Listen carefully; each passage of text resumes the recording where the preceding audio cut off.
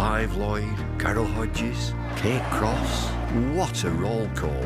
It's a hard one to measure, with future names still to be written on the Red Rose Together.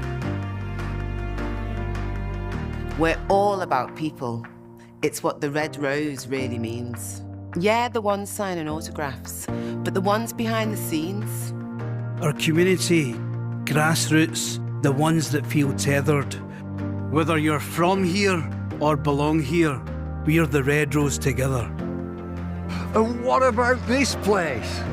Talk about world-class venues, internationals, gigs, events. You can choose from a menu of triumph, of disaster, of pain, or pleasure. We've seen it all at Emirates Old Trafford with the Red Rose Together.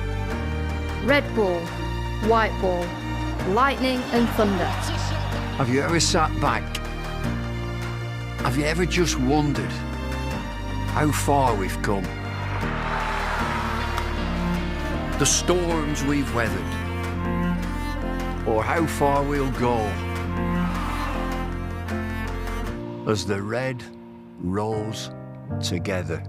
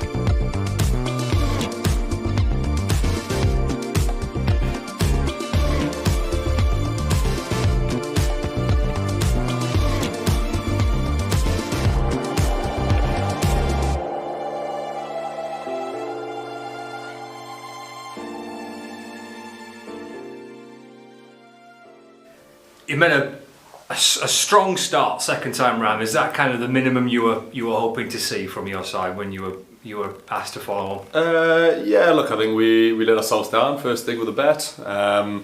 You can't look at too many of those dismissals and say it was bowler perfection at all.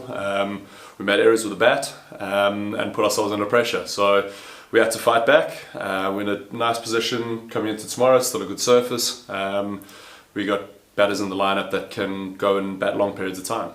That, I guess, is the message, is it, into that final day, to show that resolve, bat long periods of time and show what you can do? Yeah, absolutely. Look, I think when you sort of mess up as badly as we did in the first innings, I think you put yourself under pressure and you lose the right to take the game on to a degree. We know what's in front of us now. We have to bat the day. We have to be tough and resilient and go about it in a really professional manner. Like I said, it is a good surface. There's a bit of spin, but it's not. I don't think there's a huge amount of sort of demons in the surface. But yeah, look, I think for me tomorrow it's about making sure we go and we bat periods of time. However you want to do that as a player, that's up to you. There's different ways of doing it. For Boshi and myself tonight, it was about occupying the crease and making it tough to get out.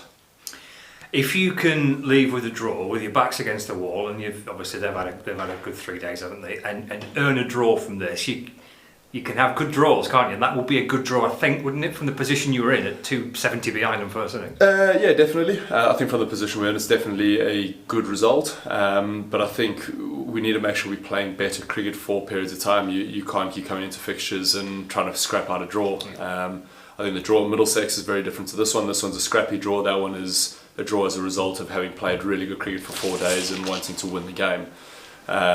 So look, tomorrow will be a tough day. We can't sort of rely on rain or anything else. We need to rely on our skill level and make sure we come tomorrow with a fresh set of bodies, fresh set of eyes, and a really good game plan to implement and make sure we bat the 6 hours in front of us. Just on their first innings, kind of your thoughts on how you bowled, how you went about it on that first day, that type of thing? Yeah, look, I thought we bowled right. There wasn't a lot of opportunity. I thought it was a good surface. It is a good surface. We didn't bowl first for the reason of trying to knock them over for 200. We didn't expect that. History will tell you at EOT that the wickets do get better. As you've seen today, balls haven't jumped. It looks hard work to get guys out. There's a bit of spin, but always from the foot marks to the left handers, you're going to get spin. So the reasoning was try and sort of get them 7, 8, 9 down overnight, try and bat once, bat big, and then bowl again towards the back end of the game, as they have, almost in reverse. Yeah. So that's a theory behind it. Obviously, when they get 500, you're back to the wall, and then when you get bowled out for 200 on a really good surface, you put yourself under massive pressure. Yeah. In terms of you personally, Keaton, I mean, you looked $1 million last week at Lords, and when you gutted with the way you got out second time round. But are you pleased with how you've started? You feeling decent touch? Yeah, look, I feel good. I've always said you want to make match-winning contributions. I felt like Jonesy and myself, that second innings of Middlesex, we were on path. I think if we had extended that partnership another hour, we were on path to sort of put them under real pressure. Yeah, look, I felt good over the last couple of weeks. That can change quickly. A week is a long time in professional sport. But no, just keep trying to put in match-winning performances. Disappointed with today. Obviously, you want to be there at the end. As a senior batter, you want to be the guy to shoulder responsibility and sort of take the game deep. So disappointed to get out tonight. But such is life, and down to the other boys to scrap away tomorrow. And you've got Josh first thing tomorrow morning, and he looked in fine touch tonight, didn't he? Yeah, Boshy played beautifully. He was back to old Boshy today, fighting, being a bit of a nuisance, which is good. So yeah, look, lovely to see Boshy in that sort of rhythm and that sort of mental state, which is amazing. So must have been that flooring you put down last night. He told me about going home and doing an hour's worth of flooring. So yeah, look, mid 4-day game, that's what Josh Bohannon gets up to. The exciting life of a professional cricketer. Absolutely, yeah. You mentioned just kind of getting things better, individually, at moments in games. It is only early on in the season, but still games come thick and fast, don't they? So I guess whatever happens tomorrow in this game, those things do need to click pretty quickly for you. Absolutely, we're professional cricketers. We travel around the world performing. You need to make sure that whether it's week 1, week 2 or week 14 in the Champo in the season, you need to make sure you are performing. Cricket's hard enough, especially as a batter. You fail often enough not to give your wicket away or not to take the easy option. So look, today was some errors were made. Guys realise that it's not an environment where people don't talk about it or sort of shy away from that. Some honest conversations ahead, which is good. But it's at the end of the day, it's about executing. It's about getting into the middle, facing that tough situation and trying to get through it the best you can. Cheers, Keith. Cheers, mate. Keaton Jennings for viewers on Lancs TV, as we welcome listeners across the BBC Sport website and app as well to Emirates Old Trafford. A very good morning and a warm welcome to the fourth and final day of this Rothesay County Championship fixture between Lancashire and Northamptonshire, and plenty of work to do with the bat for Lancashire today to try and earn themselves a draw from this game.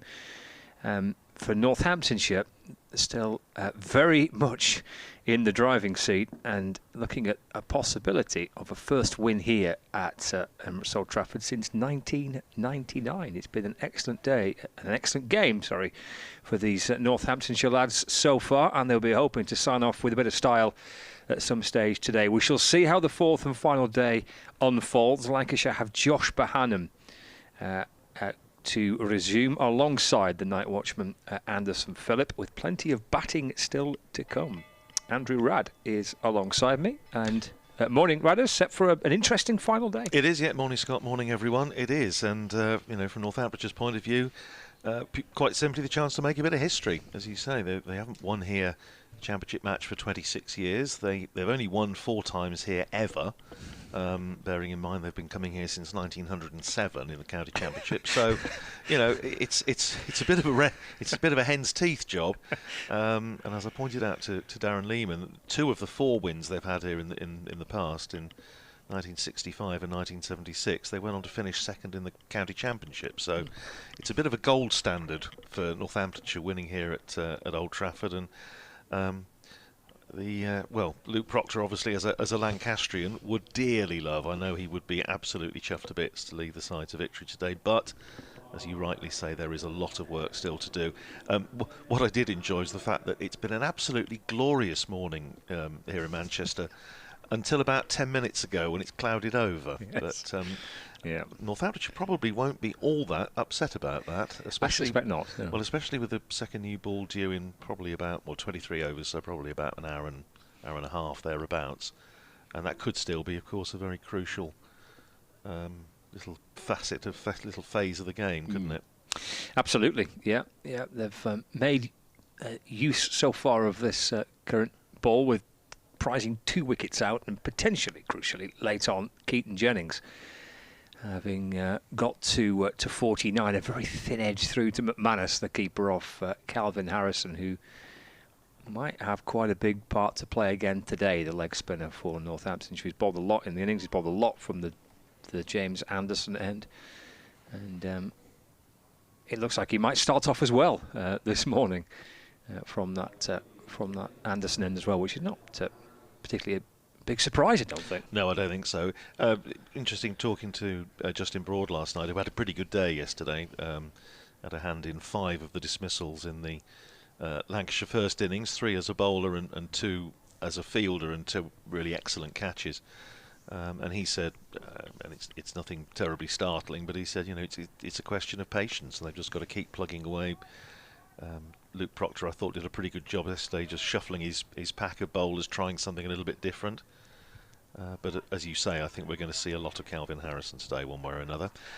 And it is going to be Harrison to start proceedings from the James Anderson end with a slip. Ricardo Vasconcelos and James Sales under the helmet at forward short leg. He's bowling to Josh Bohannon, and that's down the leg side. Not a great start from Calvin Harrison. It's running down towards the boundary. They're coming back for 2. And byes signalled by umpire Ben Debenham. That one just well, it wasn't Richard Illingworth, beg your pardon, not Ben Debenham. It wasn't Calvin Harrison's best, and it wasn't really what Lewis McManus would have wanted off the first ball of the morning. Anyway, 2 onto the total, 128 for 2. Here's Harrison in, bowls to Bohannon. That's better. Forces Bohannon to cover up, plays it back down the pitch. And there's no run, so Lancashire still trailing by 140. Here's Harrison in again and bowls to Bohannon. Forward he comes, plays it back down the pitch, and as we were discussing yesterday, Josh Bohannon with a terrific record against Northamptonshire. Average coming into this game something like 80 in matches against Northamptonshire over the years. Here's Harrison in again, bowls, and Bohannon turns that out to mid-wicket, where Rafi Weatherall fields, and there's no run, and he's already made 3 hundreds, 3 championship hundreds against Northamptonshire. Would dearly love to make it 4 here. 67 not out, faces the next ball from Harrison, and forward he comes, plays it back down the pitch, and there's no run. Cloud is pretty high, and hopefully, if the forecast is right, we should get pretty much a full day. A little bit short from Harrison, punched off the back foot up to Proctor at mid-off, and there's no run. That's the end of the first over of the morning. 128 for 2 it is. Bohannon is 67. The night watchman, Anderson Phillip, is yet to get off the mark. So Northamptonshire picked up 8 wickets in the day yesterday, and just really looking for another 8 wickets today. May, of course, have to do a bit of batting later on, if Lancashire can clear these arrears. they're starting from this Brian Statham end with the left arm seamer Liam Guthrie, who picked up the wicket of Michael Jones in the first over of Lancashire's second innings, just swinging one back in to the right-hander to trap him LBW. Looks as though he's going to be bowling round the wicket to Anderson Phillip with a slip and a leg slip and a forward short leg. Ring of 3 saving 1 on the offside. And down at long leg in front of the hotel. Here's Guthrie. Left arm round the wicket, bowls short, and Phillip sways out of the way. He goes through to Lewis McManus. Lancashire having lost, as I mentioned, Jones for naught in the first over, and then Keaton Jennings caught behind by Lewis McManus. His 100th championship dismissal for Northamptonshire since making the move from Hampshire.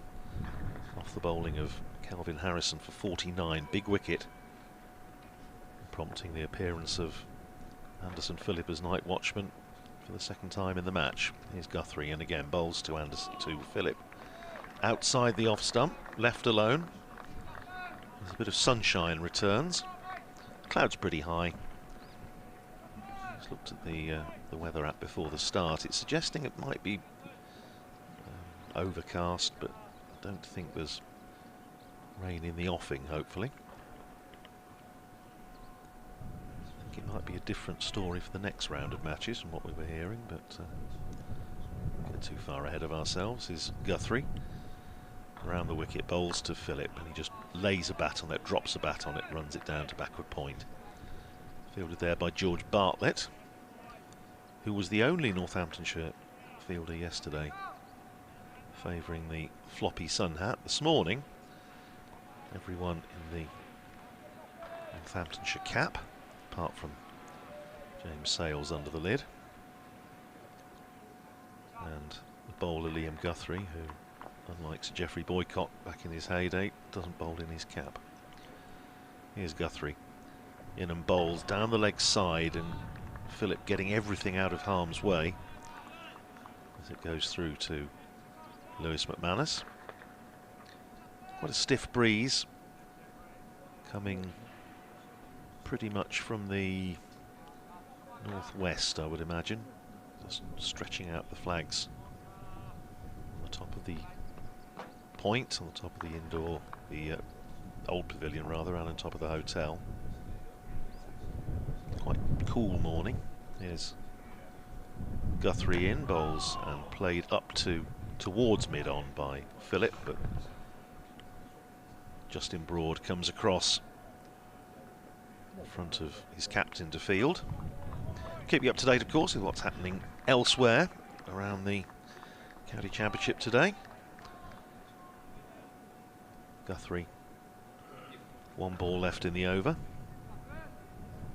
But the man in there now at Broad's just gone in a little bit into almost like a catching position at short mid-wicket.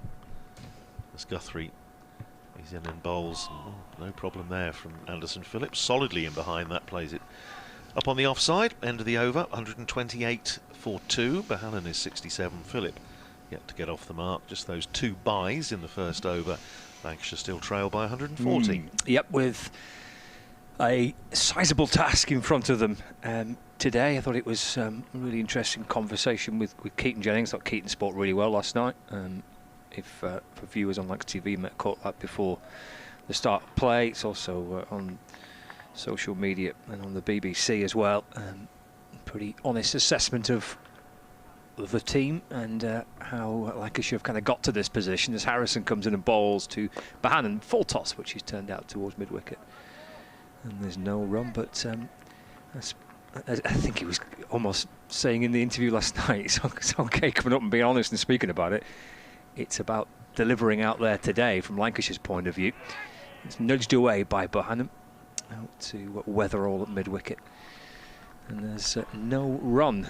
Northamptonshire have made all the running in this game. They've enjoyed 3 very, very strong days of cricket. And they're looking to cap it off. Forward again goes Bohannon. It's defended away into the onside. Again, Weatherall fields. And again, there's no run. 128 for 2. So there's a short leg in the slip. Short mid-wicket, there's deep cover, deep backward square leg. Harrison bouncing in, bowling, forward goes Bohannon and defends, and there is no run. 128 for 2, with a couple of balls left to the over for Harrison. Over the wicket to Bohannon. Played it off the back foot and just pushes that ball away through the offside. Up comes Guthrie from the cover boundary to field. Run for Bohannon takes him to 68 with one ball left of the over. 129 for 2. Bringing Anderson Phillip, the night watchman, on strike. So he's faced 34 deliveries so far, yet to score a run. I want this to go on for as long as possible. Proper cricket. Yeah, absolutely. Don't be bothering with running here, Anderson Phillip. Let's just continue. Let's continue this. Let's build it up a little bit more. Here comes Harrison to Phillip, and that's struck nicely enough to mid-on where Bartlett fields, and there is no run. So 60 overs gone of Lancashire's second innings, 129 for 2, with Bohannon on 68, Phillip on 0. Chilly today, Scott. Yes, I've gone for the jumper. Yeah, it is. Yeah. No, sorry, I meant lunch. Oh right. It's Mexican beef chili today. Excellent. Stupid boy. It is, and you're right. It is decidedly fresh. Got the fleece on for the hostage video out on the roof garden this morning. Did you? We should promote this. Where can people find this this preview of you? It's on my social media feed. It's at Old Man Rad on Twitter, and I don't know. I think it's at Andrew Rad 62. I think on Instagram. Oh my goodness, you're everywhere. It's not worth watching. Here's Guthrie in bowls, and forward comes Bohannon. Rock solid in defence, plays it back down the pitch, and there's no run. Well, it's something I've sort of, on the basis if you can't beat them, join them. Okay, right. So I just thought I'd do one, a little one every morning. Little preview video. Yeah, it's just nice. Sort of let people know I'm still alive. Still vertical. Sometimes, yeah. You stayed up and watched the golf though. That's very commendable. I gave it best. Here's Guthrie round the wicket bowls again to Bohannon, who's forward in defence, plays it back down the pitch. But no, it was epic stuff, wasn't it? It was. Catching up with it this morning. It's quite stressful watching. Yeah. I mean, it was lovely that it was either him or Justin Rose. Yeah. Better than DeChambeau. But it was lovely that it would be one of those two. Yeah. But goodness me, it was stressful because you can't even want it Rory to win.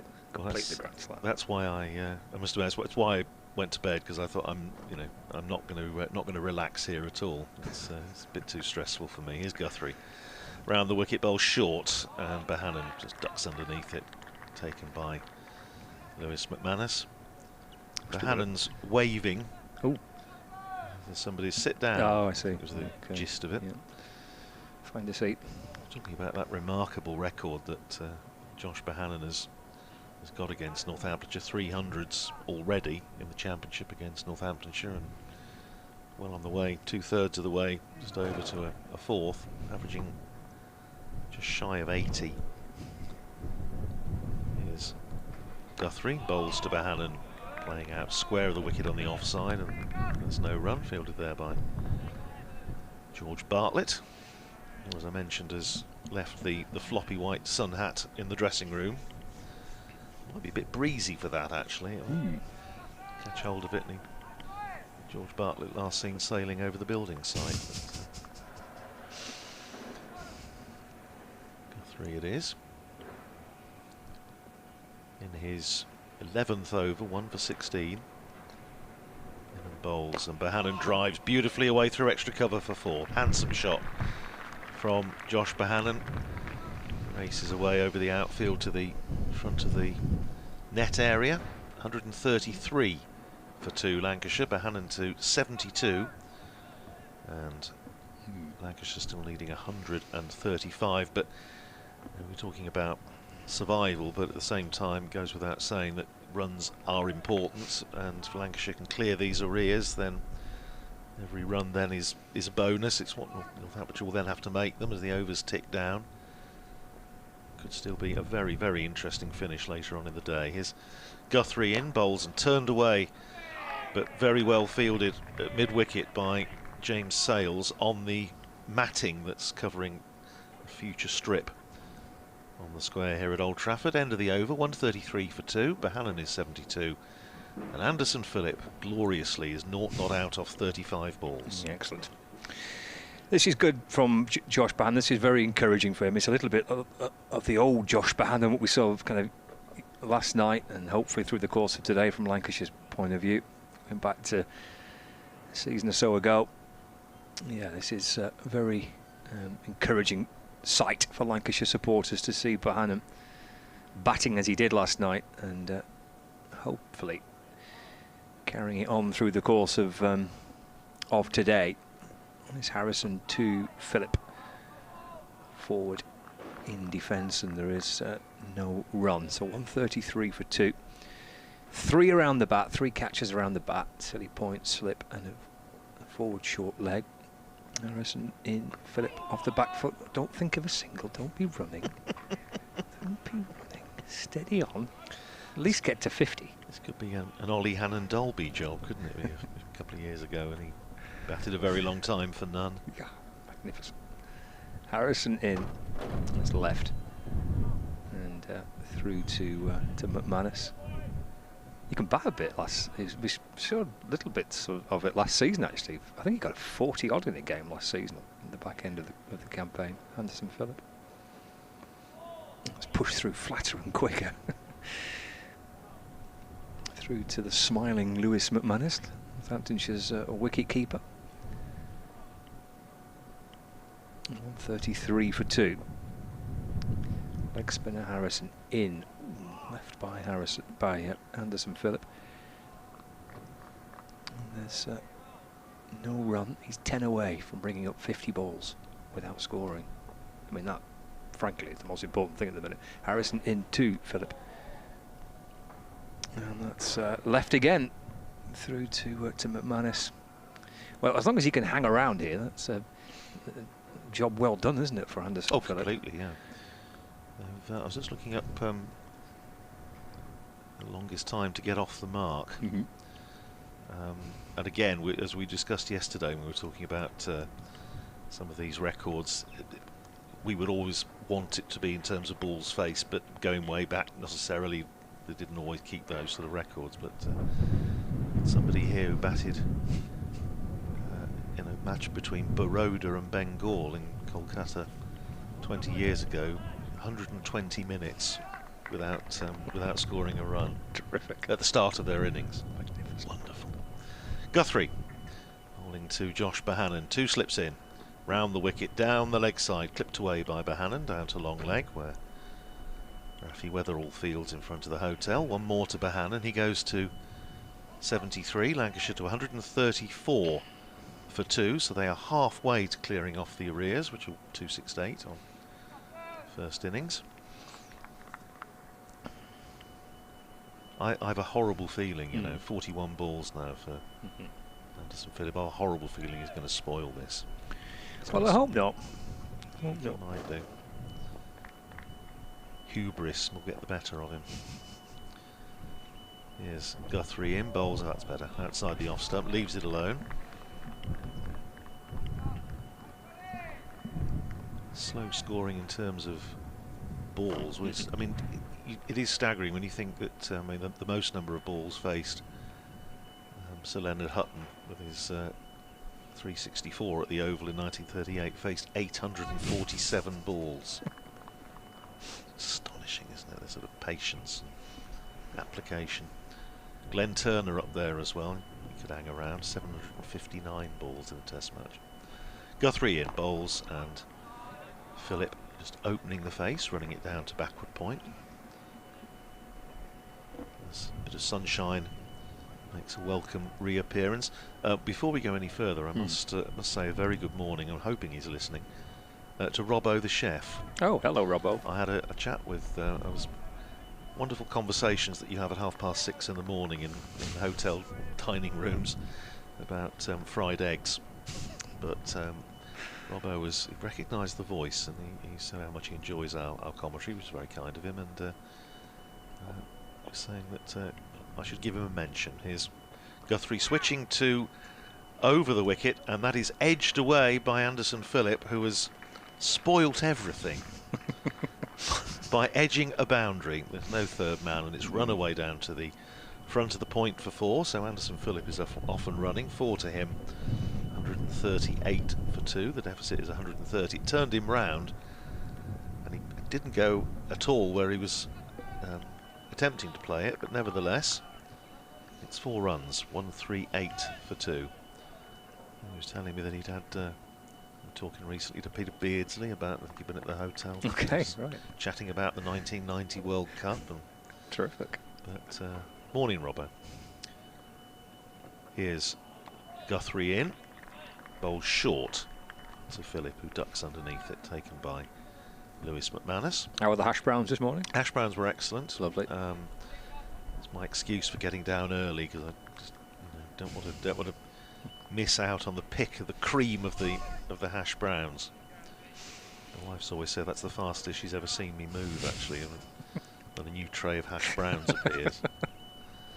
Well, they've got to be just right, haven't they? Oh, they have. They've got to be crispy. Yes, well, no. Yeah. Can't do with pallid hash browns. No.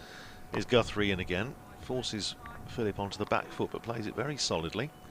Down to backward point where Bartlett fields. 138 for 2, so no alarms or excursions yet for Lancashire on this 4th and final day. 6 overs gone. 6 overs safely negotiated by Josh Bohannon, who's 72, and Anderson Phillip, who's 4. Probably judge the quality of a hotel by its hash browns. It has a lot. It has a lot to do with it. Yeah. Oh, and the sausages. Sausages, yeah. Sausages were absolutely perfect this morning. Just Terrific. A little bit of colour. Nice. Again, I don't like them. No. Were they quite herby sausages? Or No. Just solid pork. Just solid pork sausages. Very nice. Well done, Robbo and the team. Hotel here at Emirates Old Trafford, serving up a fine breakfast. Here is Harrison into Bohannon. It's off the front foot and defends his no-run. Just don't tell Bumble, because obviously he missed out on breakfast. I know. He didn't know. I wasn't sure whether we'd see him, because he was scheduled to do. That's right. Yes. He was doing days 3 and 4 at Headingley. It's pushed away by Bohannon through the offside for 1. Moves to 73, 139 for 2, and that all finished pretty quickly on day 3. So. Well, I was going to say perhaps he was traumatised by seeing Yorkshire winning that easily and setting a new championship record in the process, beating Worcestershire by 504 runs. But now he's living in Yorkshire. I suppose with his Harrison to Phillip.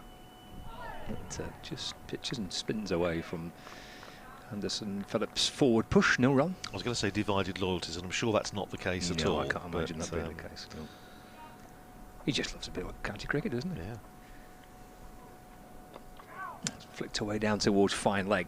He might hurry back for a couple here. Yeah, well, in fact, he doesn't need to hurry. It's easy to by the time that Saib's got to it on the fine leg boundary. So Phillip moves on to 6, 141 for 2. It was a pretty emphatic win for the Yorkies yesterday. Kent winning as well yesterday. That run chase was brutal, wasn't it? Chasing down 300 in extraordinary session and a bit to beat Middlesex. Here's Harrison in to Phillip. That's wide and left. Chatting downstairs in the press box before we started to Paul Edwards, great journalists around the county circuit, and he was saying, Division 2 is just so open. It's a fascinating division this year. So Phillip sweeps nicely for 4 to complete the over. He moves to double figures now. 145 for 2 at the end of the over. Let's have a little early look, shall we, at what is left in Division 2. I think we're down to 2 games, aren't we, that remain. Games in Bristol and in Leicester, where, let's start with Leicestershire, 331 for 9 in their second innings. That's a lead of 422 over Derbyshire. And the other Division 2 game which is in play is in Bristol, where Glamorgan are 122 for 2. And they trail Gloucestershire by 39 runs. A big first innings score there for Gloucestershire, making 546. It seems from a distance, and I know we can obviously, it's not always the case, you're not in full possession of the facts, but it seems that Leicestershire are batting on rather a long time there. Here's Rafi Weatherall taking the place of Guthrie from this Brian Statham end, and Weatherall straight away starting with the ball just outside off stumps, back of the length, and played down into the covers by Josh Bohannon. Just on seems they're grinding on a bit there, aren't they? Yeah, they are. 420 odd ahead.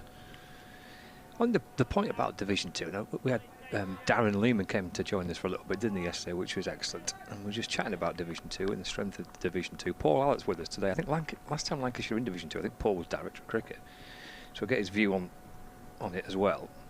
Here's Weatherall in and bowls and cut away by Bohannon. That's a magnificent shot. Stand and deliver.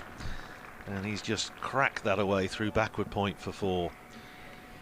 149 for 2. And from Northamptonshire's point of view, Josh Bohannon looking in ominously good form. As I say, they're in the nicest possible way over the years. They're sick to death of the sight of him, having now gone past 56 times in the 11 innings he's played against Northamptonshire, 3 of which he's gone on to make 100 with power to add here.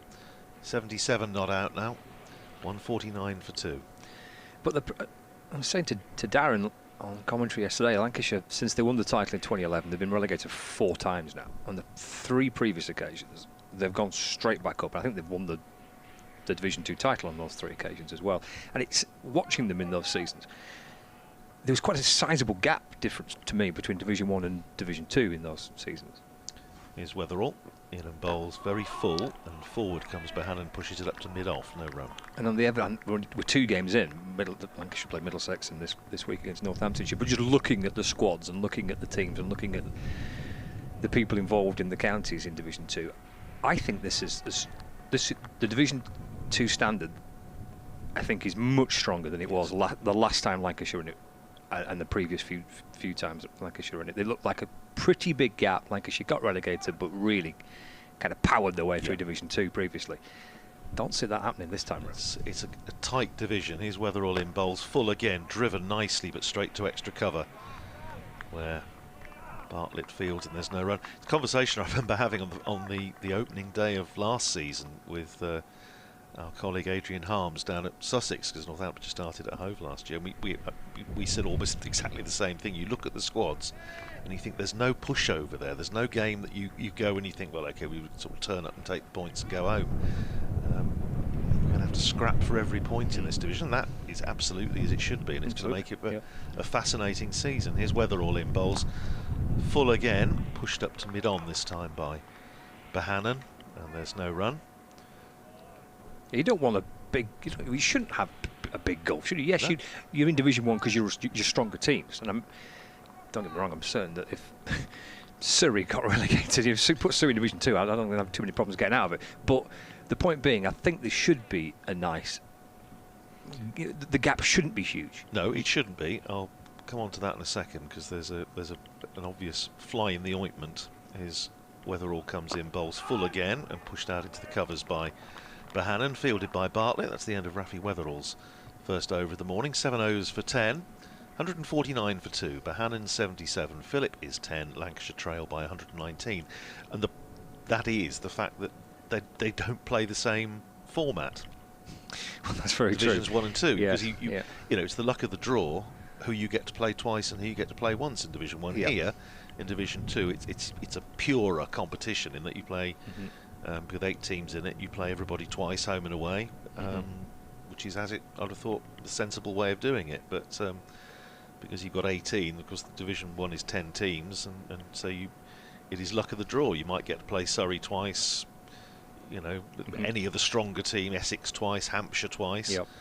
It's balmy. Frankly. Yeah, that's a great observation. Yeah, here's Harrison to Phillip. Played away towards backward square leg for no run. Yes, it does seem a little peculiar, that, doesn't it? That in the top division you're not playing each other home and away.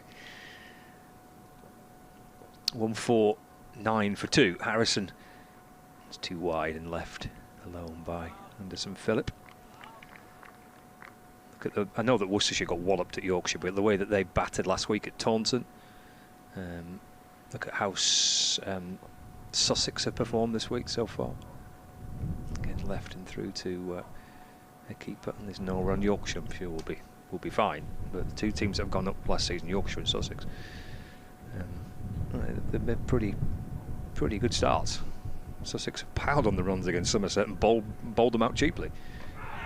Speaking of bowling them out, that's Philip gone. Harrison with the first breakthrough of the day, bamboozling Philip and bowling him for 10. So he hung around late on last night and for about half an hour this morning, facing 53 deliveries. Philip departs. Lancashire are 3 down, 149 for 3. We just watched that one back on the replay. It's just gone past his inside edge. Yeah, just through the gate, wasn't it? Fairly full, went to play a little sort of push drive and didn't make contact. But he's hung around. He's taken 9 overs out of the game. Faced 54 balls, so well done. It's a good effort. Now, if you like, down to with absolutely no disrespect to Anderson Phillip, we're down to the serious business with Marcus Harris coming out to bat, and Northamptonshire, you feel if they're going to win this game, need to split this partnership fairly quickly, because we know what we know.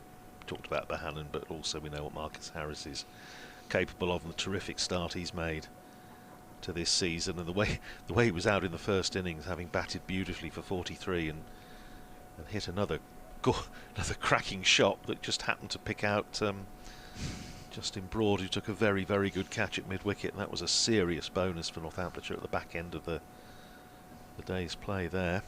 Some good catching in this game, and the Broad catch and the Zabe catch yesterday. Absolutely, and it was a very interesting observation. It's probably the most interesting bit for my money of the chat I had with Justin Broad last night, when he was making exactly that observation, and he said, the coach is impressed on us, because Northampton's catching over the last 2 or 3 years has been fallables, putting it kindly.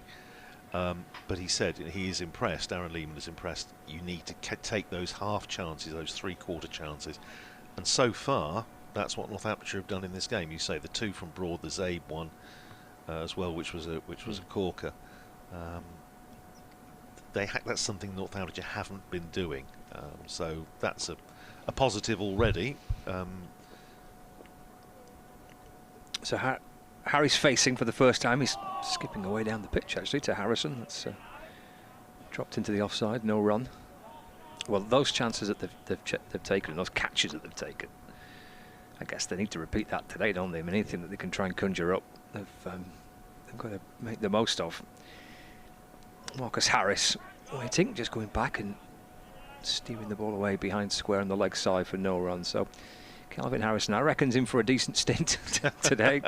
He's gone through another one, maiden over. In fact, a wicket maiden for him as well now. 2 for 48 from 22. Well, 6 wickets in the match for him now, and as full of admiration for one of our regular correspondents, very great Northamptonshire supporter, who did put on socials last night. He said, I hold my hand up, I thought it was the wrong decision, it was the wrong type of cricketer to bring in on loan for this match, and the next one, and I was wrong.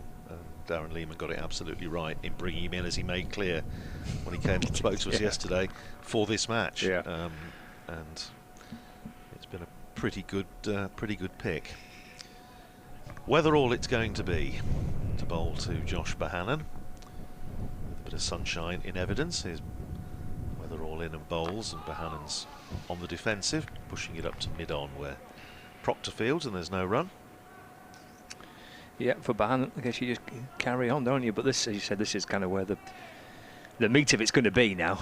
This Bohannon-Harris partnership is Hurst, but Wells and Balderson, the next 3 due in. There's plenty of batting there for Lancashire still to come, and beyond that. But this is vital partnership now.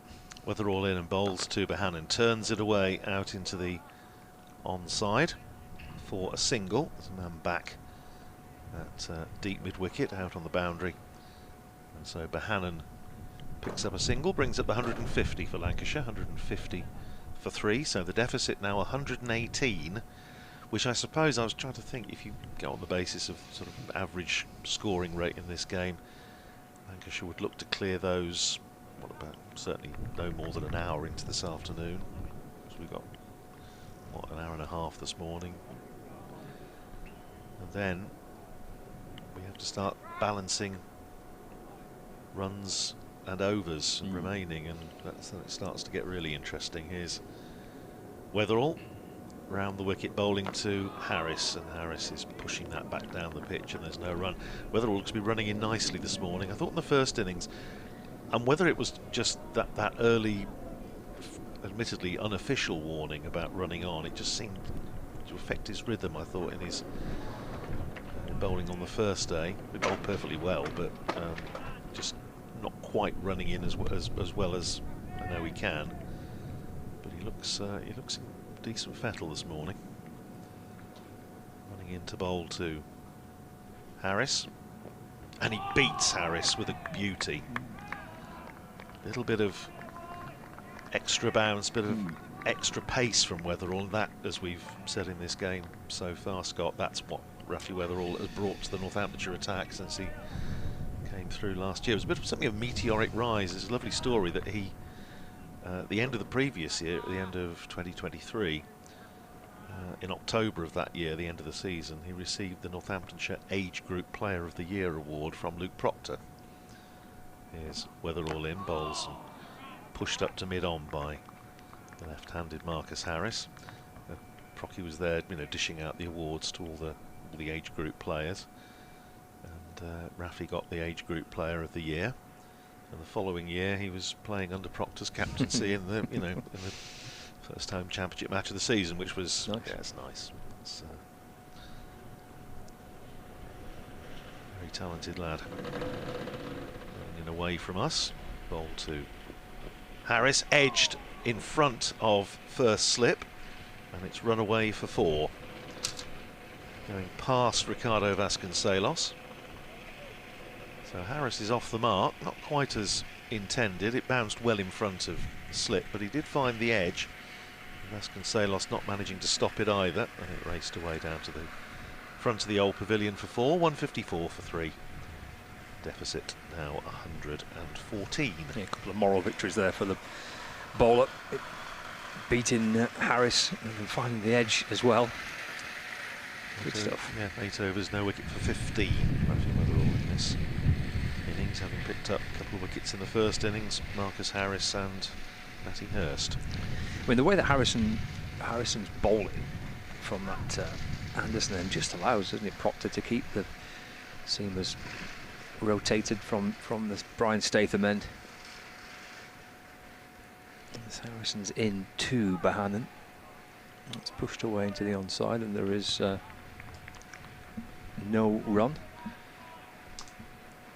Remains on 78, so 154 for 3. Just slipping a short leg in place and allows that one to travel through to the keeper. There's no run. Yeah, so I think he's bowled exclusively from that, hasn't he, Harris? Yes. I don't think he's bowled. Not in this innings, maybe. no. He bowled a little bit the first innings. Yeah, didn't he? Yeah, just switched a little bit. Defended again by Barnum. Played back to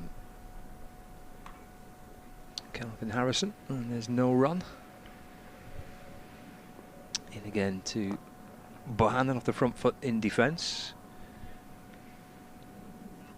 Picked up by Harrison off his own bowling. Bouncing back towards his mark, and quite a strong breeze blowing into his right side in bowling, and looking to try and use that breeze as well. It's played nicely away through backward point by Josh Bohannon for a couple. Takes him to 80, and now Lancashire to 156 for 3. With a delivery to go of the over, and Marcus Harris on 4 at the non-striker's end. Really twirl the bat from Josh Barnum. He's ready now as Harrison's in again, a bit flatter and quicker to him. Let's play back for no run. End of the over, 156 for 3. Yeah, tidy stuff from Harrison, as we say. He's going to be not short of work today. I shall make way for Paul Allett to come in and join Scott. Cheers, riders. Yeah, so just over half an hour of this final day. The night watchman, Anderson Phillip, the wicket to fall, but I think I should be hoping that there's no more damage done until the lunch break.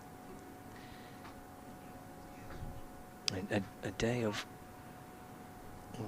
batting ahead for the Red Rose. Keaton Jennings speaking last night, saying he was pretty optimistic. They'll find a way to get through it. Here is Weatherall from around the wicket bowling, and punched away by Harris to cover. Sails fields, and there's no run. Good morning, Paul. Scott, how are you? Good, thank you. Yeah, good. How are you? Yeah, well, tired after staying up watching the Masters. Yes. It was an emotional experience, I tell you, as a viewer. And it was, wasn't it? Yeah. God, yeah. What? I couldn't sleep after it. God knows. I mean, Rory won't be sleeping for days, will he? Well, they're all around the wicket, defended by Harris, and there's no run. Yes. Poured another glass of wine when it went to a playoff. Yeah. Yeah. Yes. And they say nothing good happens after midnight. That was a great finish. It was brilliant. I'm really pleased that he won it. Gosh, put everybody through the mill though, didn't he? Not least of all himself, of course. So Lancashire going through the mill as well, aren't they?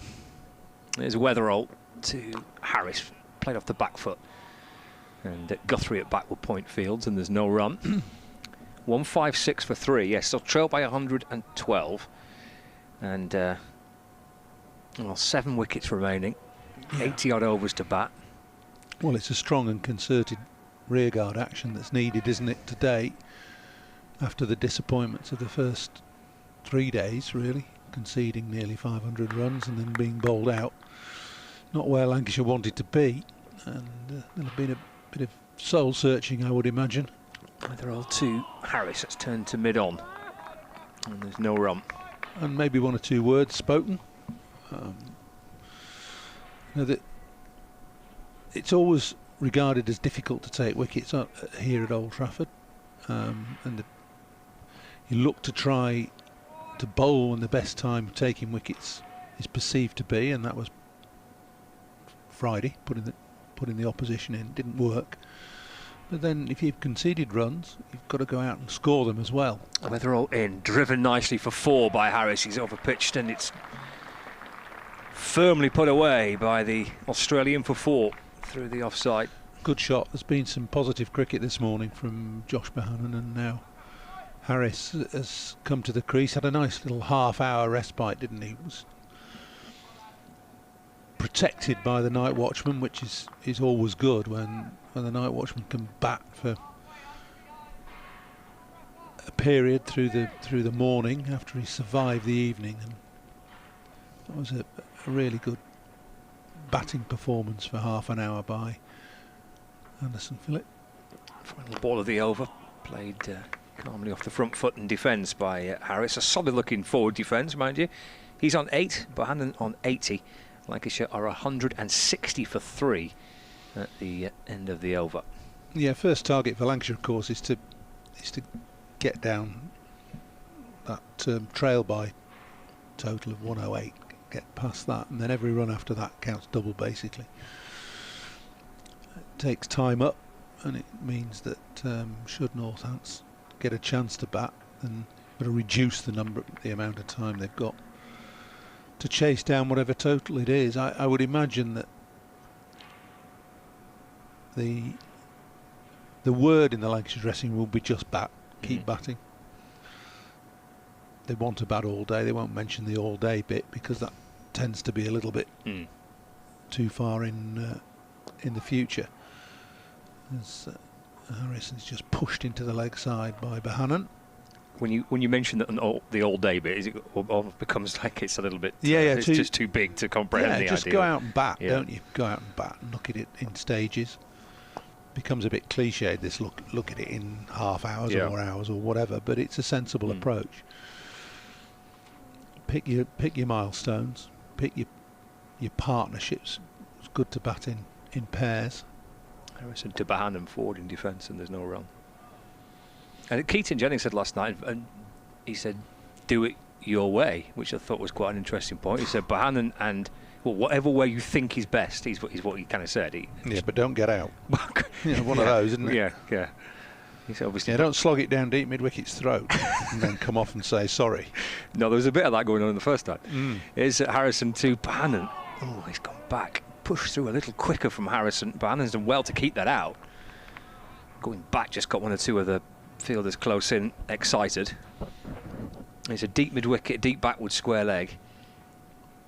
And Harrison into Bohannon.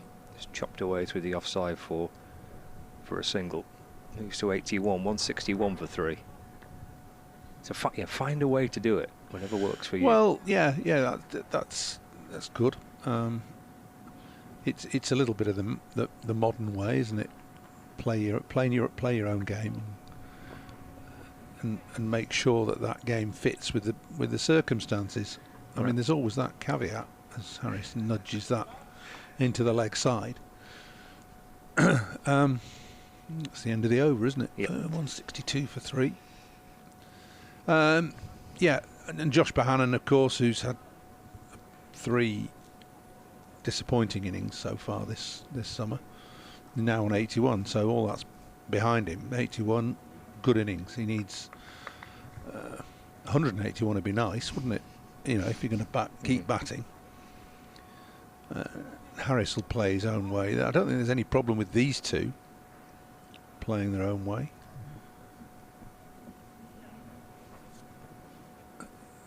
But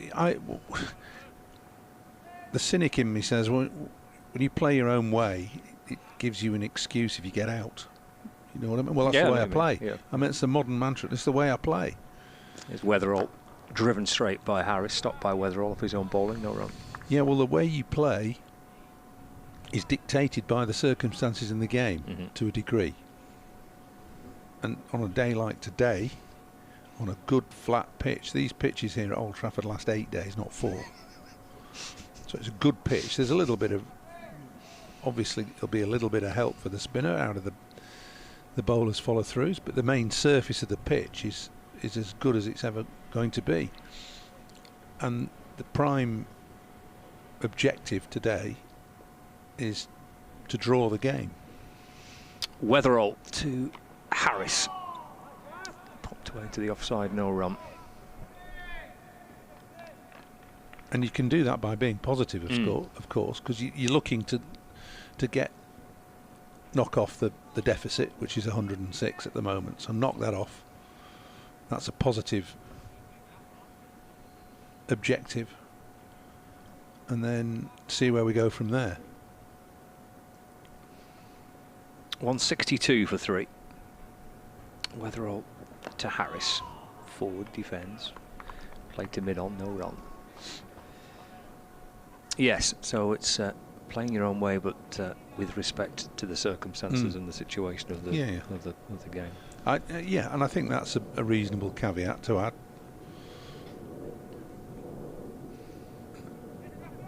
Well, that's the challenge laid down in front of Lancashire today. Northamptonshire on the hunt for more wickets. Weatherall to Harris.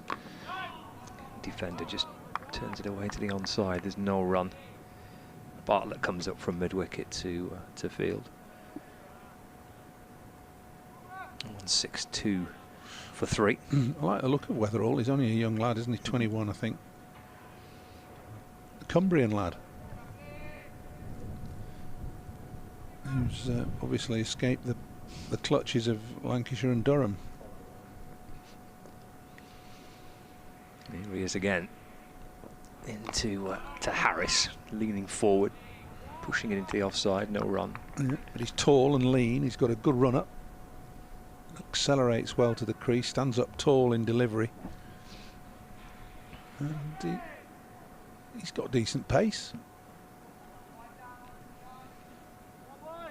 We were chatting before, me and Radders, about Division 2. Oh yeah. And I said, as Weatherall comes in to complete the over, slipping a gully in place. Harris Giuseppe on the way off the back foot towards mid-on for no run. End of the over, a maiden that for Rafi Weatherall, 162 for 3. Bohannon 81, Harris on 9. That since Lancashire's title win in 2011, this is the 4th time they've been in Division 2. And on the previous 3 occasions, they've gone straight back up and been the dominant side in the division on those 3 occasions.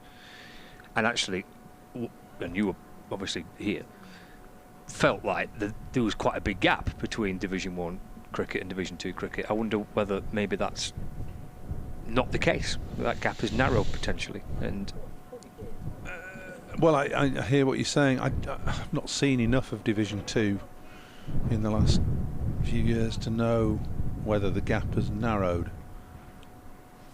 All I'd say is that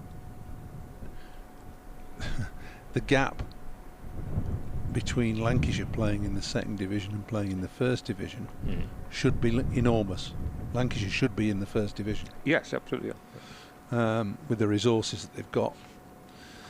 But it was more the bigger picture about whether the state of county cricket, whether you should have a Division 1 that's so far in front of Division 2, well, or whether it's narrow. There's an awful lot of talk now about, as there has been, there's been talk for 40, 50 years about how the county championship, that's well bowled, zipped past the outside edge of Bohannon's bat from the leg spin of Harrison. This tends to be veering now towards slightly fewer games and 3 conferences. Single for Bohannon, punch through mid-on for 1. Which there's merit in that, really is merit in that, and that would give all 18 counties a chance of winning the county championship at the start of the season. And if you're right in suggesting that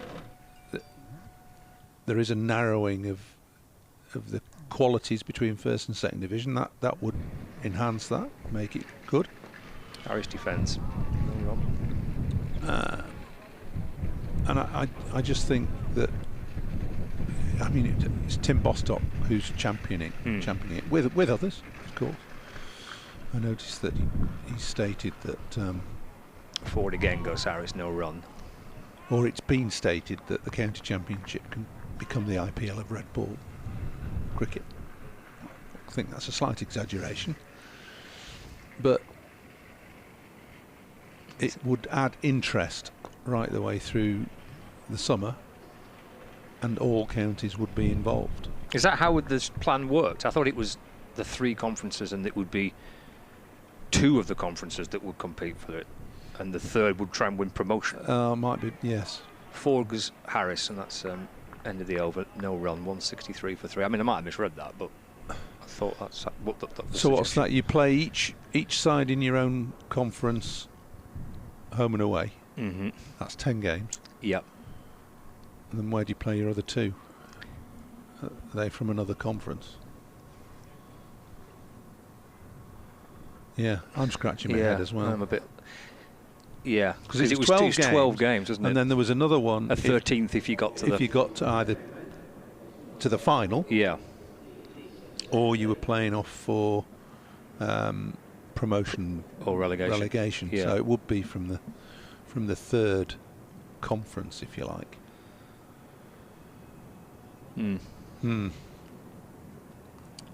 Well, confused everybody, including myself. But yeah. Well, yeah. I don't know. There was stories in the Telegraph last week, weren't there, about it? As a cricketer, one of the magazines. We'll just see a change of pace here. We're going to see some left-arm spin from Saif Zaid from the Brian Statham end to Bohannon. That's forward in defence, and there's no run. But your question is, has the standard of 2nd division cricket improved? Yeah, that's the question I'm asking. Yeah, is it flatter and quicker by Zaid? No run. Because I'm only going off what I'm with you. I've only seen Division 2 cricket when Lancashire are in it. And the previous seasons that Lancashire have been in it, they have bossed it. They've been far better. stronger squads than the rest. I'm just wondering whether, and looking at around the counties, looking at what everyone else is doing, whether that is not the case. But before last Friday, a week last Friday, Zabe into Bohannon, that's whipped away to the onside. Agreeing a quick single there, played out towards Proctor. Observers of the game were suggesting that Lancashire would bounce straight back up, would boss the second division. Well, yeah, they're certainly start as favourites, yeah. Yeah, and what you're saying to me now is you're not sure that's the case. I don't know. I'm just wondering whether. So the performances by Lancashire haven't been quite where they want to be, have they? Quite clearly, because if they were, you'd expect them to be beating Middlesex and in a dominant position against Northants. Well, they're not. Zabe in to Harris. That's led to the question about whether the second division is better or not. We don't know, do we? No. Final ball of Zabe's first over. Forward again goes Harris and covers up defensively. No run. End of the over. 164 for 3. Well, you look at look at it logically. Look at the top, the batters that we see for Lancashire. Keaton Jennings, Test match player, not in the Test match team at the moment, but still an accomplished player. Marcus Harris, Test match player, not in Australia's side at the moment, accomplished player. Michael Jones, international cricketer with Scotland. Josh Bohannon. Certainly 2 seasons ago was fringe in terms of playing for England's red ball side. So you mentioned 4 players there, and you go to the Northants top 4, and you wouldn't say they were in the same league, would you? They got 500 though. In comes Harrison, starts a fresh over. Bohannon, he's whipping that away to the leg side, and James Sales is in the danger zone there at the forward short leg, and comes hobbling back into his fielding position as that struck the Northamptonshire fielder. Harrison in balls, Bohannon forward again in defence, and there's no run. 164 for 3. I don't know that I'm answering your question. Well, I don't know. No, I don't know if it was just more of a general talking point, really. Yeah. Harrison to Bohannon looks to sweep, doesn't get it away. Well, I think the sample size from our perspective is too small at the moment. Ask us again in end of May maybe when there've been 7 games played or whatever. Yeah, that's fair enough. And it wasn't particularly a conversation which developed because of the first 2 games of the season. I was wondering it before the season started. When you look around the counties, there's a conversation taking place here between the 2 umpires. Something being said, or somebody did Bohannon get hit on the head? Maybe the ball deflected up and yes, Sam Burns coming out. So yeah, maybe on the sweep the ball just glanced his helmet. So kind of customary mandatory check required. Sam's coming out like the abominable snowman here. He's got his wrapped up, isn't he? Yeah. He's got his woolly hat on, his winter coat, hood, quilted, and he's examining Josh Bohannon now, making sure that he's okay. Well, it's not his. He's looking at his hand there, wasn't he? No, looking at the visor. Yeah. Oh, the grill. 164 for 3. 83, Josh Bohannon. Harrison's on 9. Yep, that's where it donked. Right there.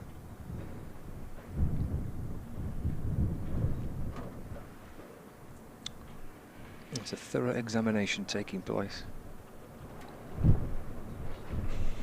Does look a bit chilly, doesn't he, Sam Burn? Goodness. So he's got to go through the tests here, the concussion tests, which I suppose is fair enough. Doesn't say much with a helmet if it's been damaged by a leg spinner, but there we go.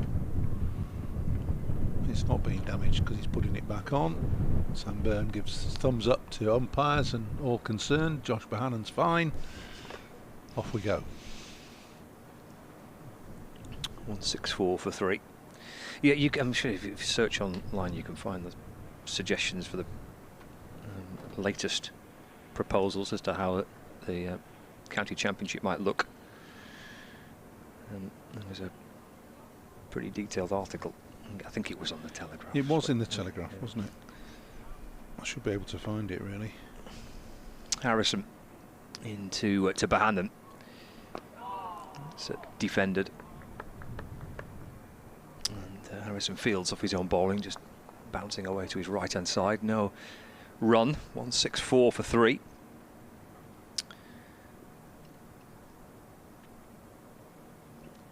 Into Bohannon. Again, gets James Sales hopping out the way of it as he gets right forward. Bohannon. There's Harrison just with a little extra flight on that delivery. Bohannon playing forward in defence. Final ball of the over. Harrison to Bohannon. Again, just dab back towards the bowler, and there is no run. So, with spin from both ends, Northamptonshire are going to rattle their way towards the second new ball, which is only 6 overs away. 74 overs gone of Lancashire's second innings. 164 for 3. Trailed by 104. The only wicket to fall so far on this final day. It was the dismissal of the night watchman, Anderson Phillip, who was bowled by Calvin Harrison. And now Marcus Harris and Josh Bohannon trying to build again here for the Red Rose. Safe save going to continue. He's had a terrific game. Century in the first innings, a wicket in the first innings, I think, with just his second ball and that pretty spectacular catch to get rid of Keaton Jennings on 96. Here he comes from the Statham end. In and bowls, full toss, and meat and drink for Harris as he drives firmly through the covers for 4. Takes him on to 13. 168 for 3. Not missing out on that. Marcus Harris, centurion in the first match, and a 50 as well at Lord's last week, and then 43 in the first innings in this fixture for Lancashire on day 2. Moves to 13. Here is Safe Zabe on his left arm. Spin from over the wicket into Harris, going back this time and defending. And the ball slowly rolls its way up towards Rob Keogh mid-on, and there's no run. 168 for 3. Zabe to Harris. To the front foot, just turned the ball away into the leg side. There's Sales again at short leg, no run. Spins the ball from one hand to the other with Harris on 13. Zabe in bowling, forward goes Harris, defends. And there's no run. Full toss for the first delivery, which was punched away for 4, and come back so far from Zabe with his previous, his next 3 deliveries. And likewise again, that's forced back towards him by Harris. And there's no run, 1 ball to go. And then we're knocking on the door of that second new ball being available. In and bowling to Harris. It's pushed away into the offside for no run. End of the over, 168 for 3. Bohannon has 83, Harris has 13. That's an hour of play in the morning session here at Emirates Old Trafford. The deficit is at exactly 100 runs now, and we have 78 overs left in the day. A lot of cricket to go. Forecast looks like it's okay. There was a suggestion it might get a little bit dicey at times, but that looks pretty solid forecast, and we could be in for a dry day. I'll leave you, Paul. I'll bring Rathers back in and I'll join you. Thanks, Scott. Yeah, good hour from Lancashire. Good batting from Bohannon and the night watchman. Harris has taken up the position now of aggression as Harrison begins another over with a full toss clipped into short legs. Padded shin, no run as the ball bounces away to extra cover. It's Harrison again. It's a better ball on the line of middle and off. Just blocked to short extra by Josh Bohannon.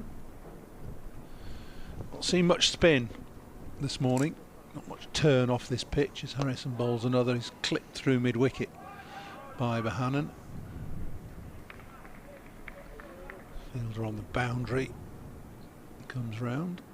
And it's just a single to Bohannon, taking him on to 84. Now then. Afternoon, Paul. Afternoon. Is it? Yes. Just 2 minutes about. past, probably. Ooh. Ooh. Harrison in and Harris down the track, but doing nothing to it really, just ricocheting off his pad towards short leg. There was a brief moment of concern as Harris was out of his ground and the ball was loose on the leg side. In again, round the wicket to the left-hander, looking to bowl into those bowlers' follow-throughs, where he may get a little bit of assistance. Nothing there as the ball was just pushed into the leg side. Harris does a brief bit of gardening, tapping his bat on the surface of the pitch. Oh, goes back and is hit on the pads, but outside the line of off stump, and he's played a sort of involuntary stroke at it, so couldn't be given out LBW. But it was a good piece of bowling from Harrison, quicker, flatter, and it spun a little out of that rough. Yeah, it's just asking a few questions. Interesting was when you were talking to Scott, Paul, I noticed that Rob Keogh was having a bit of a limber up. Now, Rob hasn't bowled this year at all. He didn't bowl in the pre-season, didn't bowl in the previous game against Kenton, hasn't bowled here, so... What does he bowl? Off spin. Right. Oh yeah, he was. Yeah. That's right. So he may be, and he was. I mean, he has been for a while. Really, Northamptonshire sort of first choice spinner, really. But we haven't seen him this year, so it may be that he's going to have a little role for the first time this season. He's Sabe, continuing with his left arm spin round the wicket, bowls to Bohannon, who's just blocking it out into the onside, and there's no run. Interested in your observations about Rafi Weatherall, Paul, obviously. Knowing all about fast bowling. He's a fine prospect. He is. Zabe bowls. And you'll be able to tell me where he's, how and why and where he's come from then. Yeah, dropped out into the onside. That was a single to Bohannon. He goes to 85, 170 for 3. Yes, I mean, he was born in, as you observe, he was born in Kendal. Yeah. But he's basically a Buckinghamshire boy. He went to school at Dr. Challoner's school in Amersham. Right. Played for Chesham Cricket Club. Okay. Just on the end of the Metropolitan line. Here's Zabe over the wicket to the left-handed Harris, who drives up to mid-off, and there's no run. And Northamptonshire spotted him playing in the Bucks age group system, and he's been involved with Northamptonshire for 4 years now. Been on the staff for a couple of years. Driven out to extra cover, and there's no run. Played for England under 19s. Yeah, I noticed that. It looks as though they've done a good job on him. Northants. He's, as I say, he's only, was he 20? 22, I think. 22. No, he is 20. Sorry, you're absolutely right, because he's that next ball blocked down the pitch by Marcus Harris, as he's in his second year at uni at Exeter University, reading law. So he'll be going back there after the Easter break. Here's Zabe in bowls, and Harris drops a bat on it, rolls back up the pitch, and Zabe fields off his own bowling. 11 overs, 3 maidens, no wicket for 13 to save, 170 for 3. So the deficit has ticked down under 100 for Lancashire. They're now 98 runs behind. I was saying to Scott earlier, Paul, that when the end of 2023, in October, they have a big presentation evening where all the Northamptonshire age group awards are handed out, and Rafi got the Northamptonshire Age Group Cricketer of the Year award from Luke Proctor, who was handing out the prizes. And by May of the following year, about April the following year, he was making his championship debut under Luke Proctor for Northamptonshire. So it's been a pretty meteoric rise. Yeah. Well, he does it, as I say, first time I've seen him, but he does everything as he should do. Run-up delivery and the consequence of that, the ball coming out nicely. So, yeah, watch him with interest.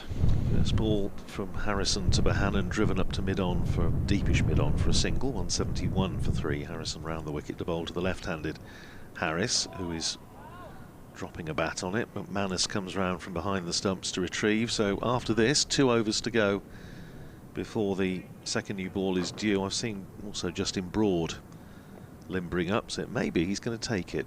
Here's Harrison in, clipped away by Harris, but straight to Broad in there tight at mid-wicket. He's had a decent game, Justin Broad. 3 wickets in the first innings, couple of good catches. Here's Harrison in, down the pitch again comes Harris, and clipped out to mid-wicket where Broad fields on the matting strip, protecting the neighbouring strips on the square here at Old Trafford. Here's Harrison in again, short, and Harris goes for the pull, and there's a mix-up as it rolls down towards the man on the 45, Rob Keogh. Leg by signalled, but there was a bit of basis for negotiation before they eventually decided to come through for the run. 172 for 3 it is. Yeah, it was Bohannon who made the call. Ball didn't bounce, and we've seen a couple not bounce as much as the batter would have expected this morning. In comes Harrison and bowls to Bohannon, pushes it out to Broad at extra cover, and that's another over ticks by. 78 gone in the innings, so 2 to go before the new ball is due. 172 for 3. Bohannon is 86, Harris is 13. If you're just joining us, the man out this morning, the night watchman Anderson Phillip, who was bowled by Calvin Harrison for 10. That was 149 for 3. It's now 172 for 3, and we're now in just one of those little holding patterns before the second new ball is due, and I would assume it will be taken straight away. Well, we're talking about milestones and targets and all sorts of things when you're approaching a day like this, with one side following on and behind by a substantial amount of runs, and targets for the batting side, take them in small increments if you like, with the precursor that you really want to try and bat all day.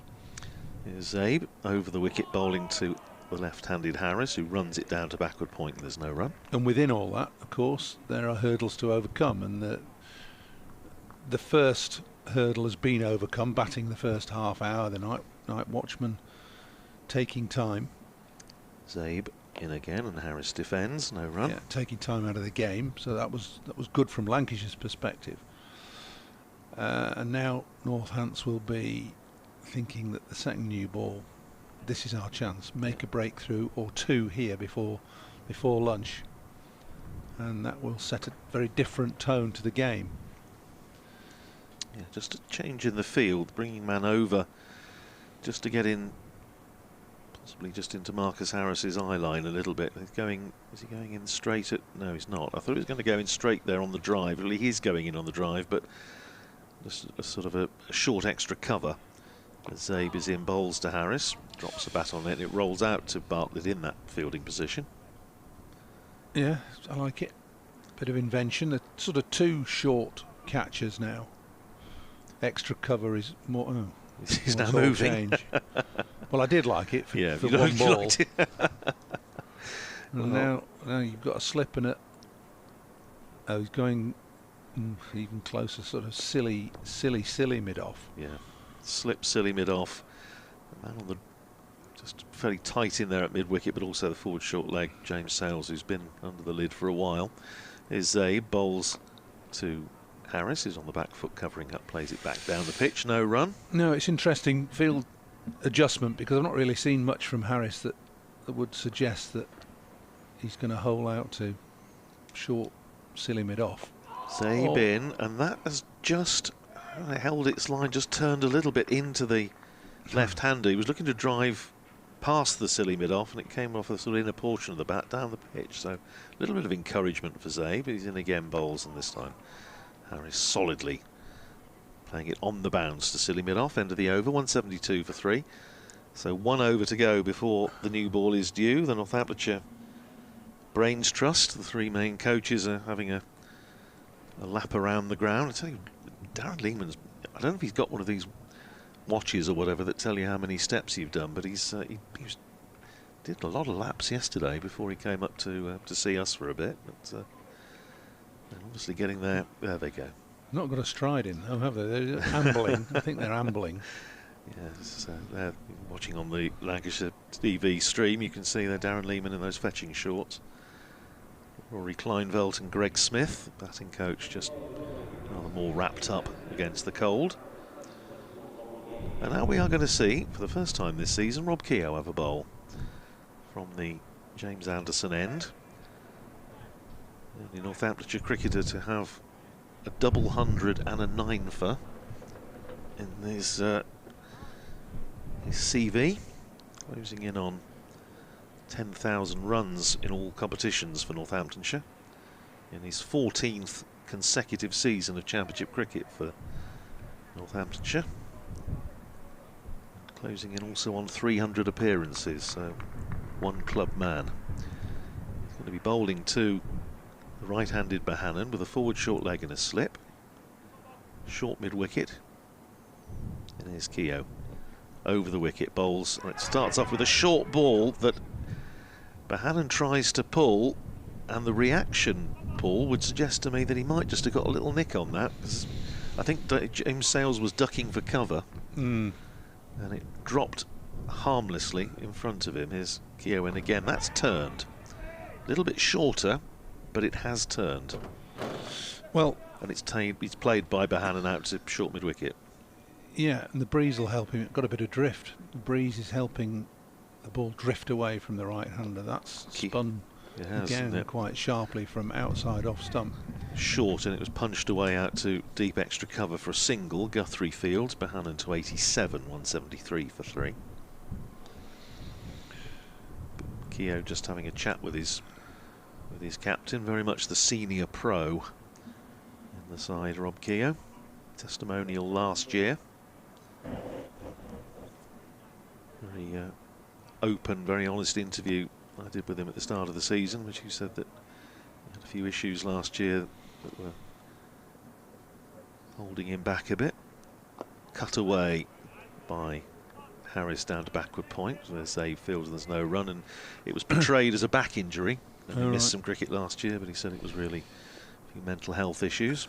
But seems to be enjoying his cricket now, and he's in bowls, and that's forced away off the back foot by Harris up to mid-off, no run. Well, he's spinning the ball a little bit. More turn for him than we've seen to date from anybody, but he's a little bit short and wayward in his line and length. That's a short again, and cut away out to deep point by Harris. Rafi Weatherall fields in front of the net area, and that's the end of Rob Keogh's first over of the season. 174 for 3, cost a couple of runs. Bohannon is 87, Harris is 14. The new ball is due. 80 overs have been bowled. And the question is, are Northamptonshire going to take it? And the fact that... Oh, they're going to take it. Yes, they are. Well, I can't think of any reason why they wouldn't. No. But if they'd got a spinner who was ripping it past the outside edge, then maybe you'd carry on. But umpire Debenham brandishing the new ball towards the scorers, and it is going to be Liam Guthrie, the left-arm seamer, who's going to take it. I'm just wondering who. I think by the fact that Justin Broad seems to have been limbering up for the last half an hour, I suspect. Well, it's a chilly day today. It is. Yeah, I suspect it may be Broad. He's going to presumably take it from the James Anderson end. Helmets being taken off by Northampton's 12th man Dom Leach, whilst Liam Guthrie has a consultation with his captain Luke Proctor.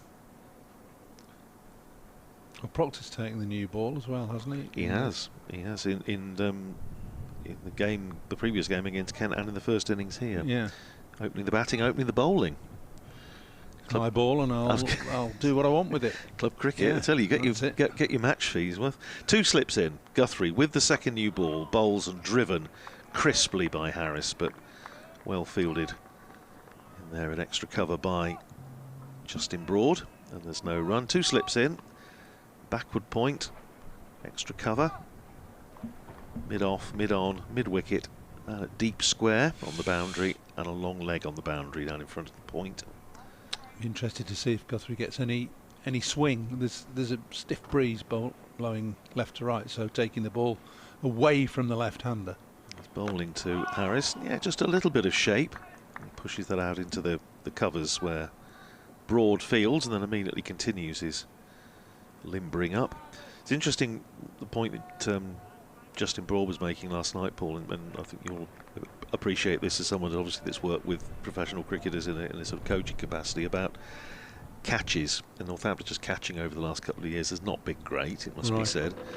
But you know, in this game they've held three or four, if you like, three-quarter chances. Yeah. Here's Guthrie in bowls and turned away by Harris, past square leg. So trots round to field. Marcus Harris goes to 15 and Lancashire to 175 for 3, trailing by 93. And he was saying that's one of the things that Darren Lehman has been very hot on since he's arrived at the club back in February.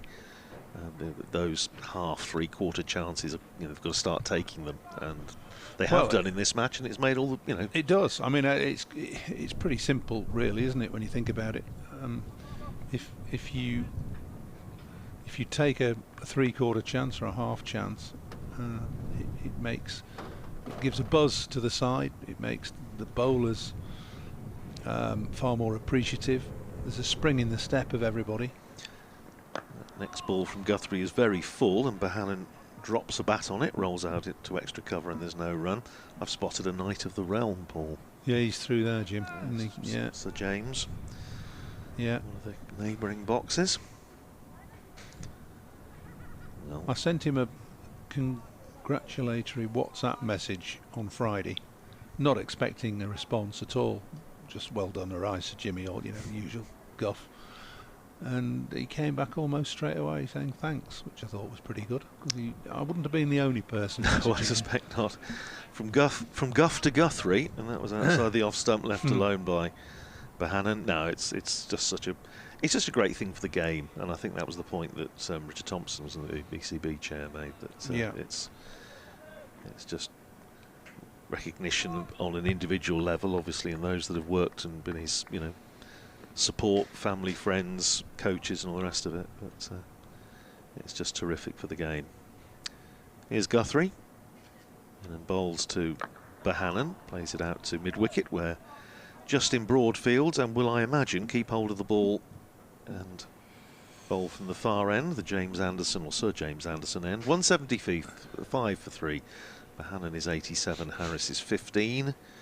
Northamptonshire, you feel, Paul, need to get another wicket before lunch, just to keep themselves a bit of momentum. Yeah, they do. I mean, they've only got one this morning, and that was the night watchman. So, yeah, they'll want to make inroads here.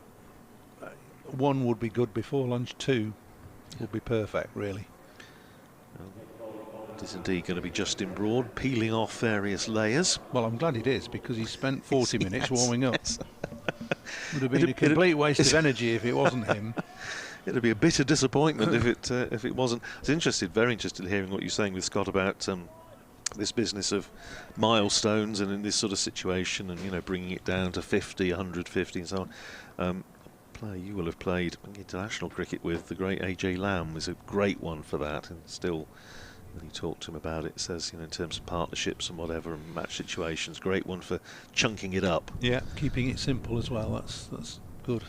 Broad round the wicket, bowling to the left-handed Harris on leg stump, clipped away down towards fine leg, where Guthrie fields down in front of us, and they come through for a single. Harris to 16, Lancashire to 176 for 3, trailing by 92. He's in good fettle, the great man, AJ. I chat with him morning after the Kent game, actually. Rang up, wanted to know what was going on. Just noted he started doing his own podcast. That's right, did one with Darren Lehman. Yeah. I haven't listened to it. We had a long, about an hour special with him last year, his 70th birthday. Here's Broad in bowling to Bohannon, pushes it up towards. He's in good nick, isn't he? Yeah, he is. Yeah. And he's still, although not in any official capacity with the club, he's still very interested in. Hence the fact, I got a phone call from him about 8:30 on the morning after Northamptonshire had lost to to Kent well inside 3 days to find out what was going on. Bright sunshine now as Broad runs into bowl to Bohannon, is beaten outside the off stump. Bohannon brought forward, just slides past the outside edge into the gloves of Lewis McManus. Give the bowler a bit of credit. I think he's just moved that a fraction away from Josh Bohannon. Almost perfect forward defensive stroke. The only reason it wasn't perfect is he missed the ball, but he was in decent position. Vasconcelos at first slip, Harrison at second as Broad comes in, bowls, and that has kept a bit low. And that's hustled through outside the off stump. It's been taken by McManus, and it's one of those, I'm sure Paul was a bowler, you say, well, the only trouble with that was it wasn't straight. Well, that's right. Yeah, if you're going to bowl one that keeps low, you've got to bowl it straight. It was that low that it clipped the bottom of Josh Bohannon's bat as it went past. So, yeah, slightly worrying from Lancashire's perspective. Still trail by 92 as Broad comes in and bowls, and that's outside the off stump, well wide of the off stump, and Bohannon doesn't have to do anything other than watch it into the gloves of Lewis McManus. Northamptonshire, as we've been saying, have only won here 4 times ever. County Championship 1953, that was by 1 wicket. 1965, 1976 and 1999 most recently. What's encouraging? I didn't play in any of those. No, you didn't play in any of them. Forward comes Bohannon, pushes it up past the bowler, just contemplated a single, but Rob Keogh is there. Tied is up, end of the over, 176 for 3. Bohannon is 87, Harris is 16, the deficit is 92. Unlike Bumble, who played in 2 of them. Ah, there you are. He played in 1965 and in 1976 when he actually got hit in the face by Bob Cottam and wasn't able to bat in the second innings. Not good. I think he said, was it a depressed fracture of the cheekbone or something? It was a nasty one. But, not nice. There was only 1 innings of any, a bit of a bowler's match, that one, early season, and D.S. Steele made 93 for Northamptonshire, which was, if I remember rightly, some distance the highest score in that match in 76. But 1999 was just a game of 3 declarations, basically, and then a last day job. Here's Guthrie starting a fresh over to Harris, turns it out to mid-wicket, Abe Fields. And there's no run. Yeah, it was. We saw 10 overs in that match in 99 of Graham Lloyd. 10 overs for Graham Lloyd bowling. 10 overs for 100 to feed Messrs Rob Bailey and Matthew Hayden. Right. And set up a target which Lancashire finished in the end well what short year of. was that? 99. Here's Guthrie in and bowls just back of a length, and defensive mode from Marcus Harris, plays it back down the pitch, and there's no run. 20 years since Northamptonshire beat Lancashire in the Championship anywhere. That was at Wantage Road. They've only ever beaten them, bearing in mind this is the 137th meeting between the two sides in Championship cricket, going back to 1907. Northamptonshire have only won 18, of which 11 have been at Wantage Road, 4 here, 1 at Blackpool, 1 at Southport, 1 at Lytham. Here's Guthrie in, turned away by Harris nicely, and he's going to split the 2 fielders out there. The deep square and a long leg, and it's beautifully timed, beautifully placed, and runs away for 4 runs, 180 for 3. When was the Lytham game? The Lytham game was 91. Oh, might have played in that. And Neil Stanley, who he sadly passed away last year, he made 100. Lammy made 100. And Northamptonshire bowled to victory on the last afternoon by Andy Roberts, Reggie, leg spinner. Okay. Bowled leggies round the wicket, got a 6 for, and won the game. Here's Guthrie in again and bowls to Harris. Plays it out to Zabe at mid-wicket, and there's no run. But we were saying yesterday, and obviously I suspect the way these two are shaping up, it may not be relevant, but Northamptonshire have only ever beaten Lancashire by an innings twice. One of them was in 1914, which even I don't remember. No, you wouldn't have been broadcasting on that one. No, it was waving a few flags around, or flashing mirrors or something. Oh, right. I can only ever remember playing against Sussex at Lytham, so And we won that one. Here's Guthrie in, bowls and defensive stroke again from Harris. So when was the other one? The other one, something? No, the other one was 1984 at Southport. Oh. When there were centuries from Duncan Wilde. Right. Got 144, I think, and Robin Boyd Moss made 100. And then Lancashire bowled out by Rupert Hanley, Spook Hanley in the first Hanley, innings. South African. Yeah, got a 6 for. Have you got a scorecard there? I have. Oh no. I'll find that for you. Oh dear. Short goes Guthrie, wide outside the off stump, and because Harris resists the temptation to have a flap at it, goes through to the keeper. 180 for 3. Just whilst you're digging up that scorecard, looking at Guthrie, he reminds me of Neil Wagner a little. Obviously not in the same, he's got 250 test wickets, Wagner, for New Zealand. But I think he could perhaps do a similar sort of job for Northampton. Bustling left arm with a bit of pace, banging it in. Wagner used to come in and bowl on dead test match pitches and still be effective. Well, Northamptonshire have signed him on a 3-year contract. Yeah, he's got a British passport, hasn't he? He has, that's right, yeah. So he's worked with Darren Lehman at Queensland. Yeah. Here's Broad in, starting a fresh over, and that's outside the off stump to Bohannon, left well alone. Yeah, he started. He was born in Western Australia and started with WA, but WA and then moved to Queensland. Moved to Queensland, yeah, that's right. So, have you found it yet? I have, yes. I've. We filled very effectively there while I was finding the scorecard. Yes, Northamptonshire first innings. 380 for 9 at the close of the first day. Put the whole thing up.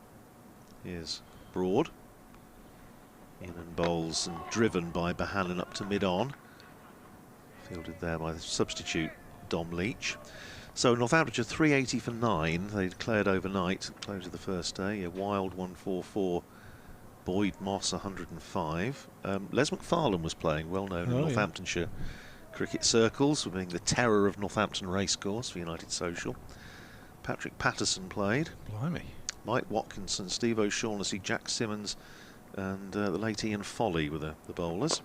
Clipped away by Bohannon for a single to wide to the right of mid-on, and Leach fields Bohannon to 88. So, no Fowler, no Allott. There must have been a test match on. Yeah. We both played most of 84 for England. Lancashire side was Alan Ormrod, David Varey, Steve O'Shaughnessy, Neil Fairbrother, John Abrahams captain, Mike Watkinson, Jack Simmons, Chris Maynard keeper, Ian Foley, Patrick Patterson and Les McFarlane. Bowled out for 70 in the first innings. Spook Hanley 6 for 21.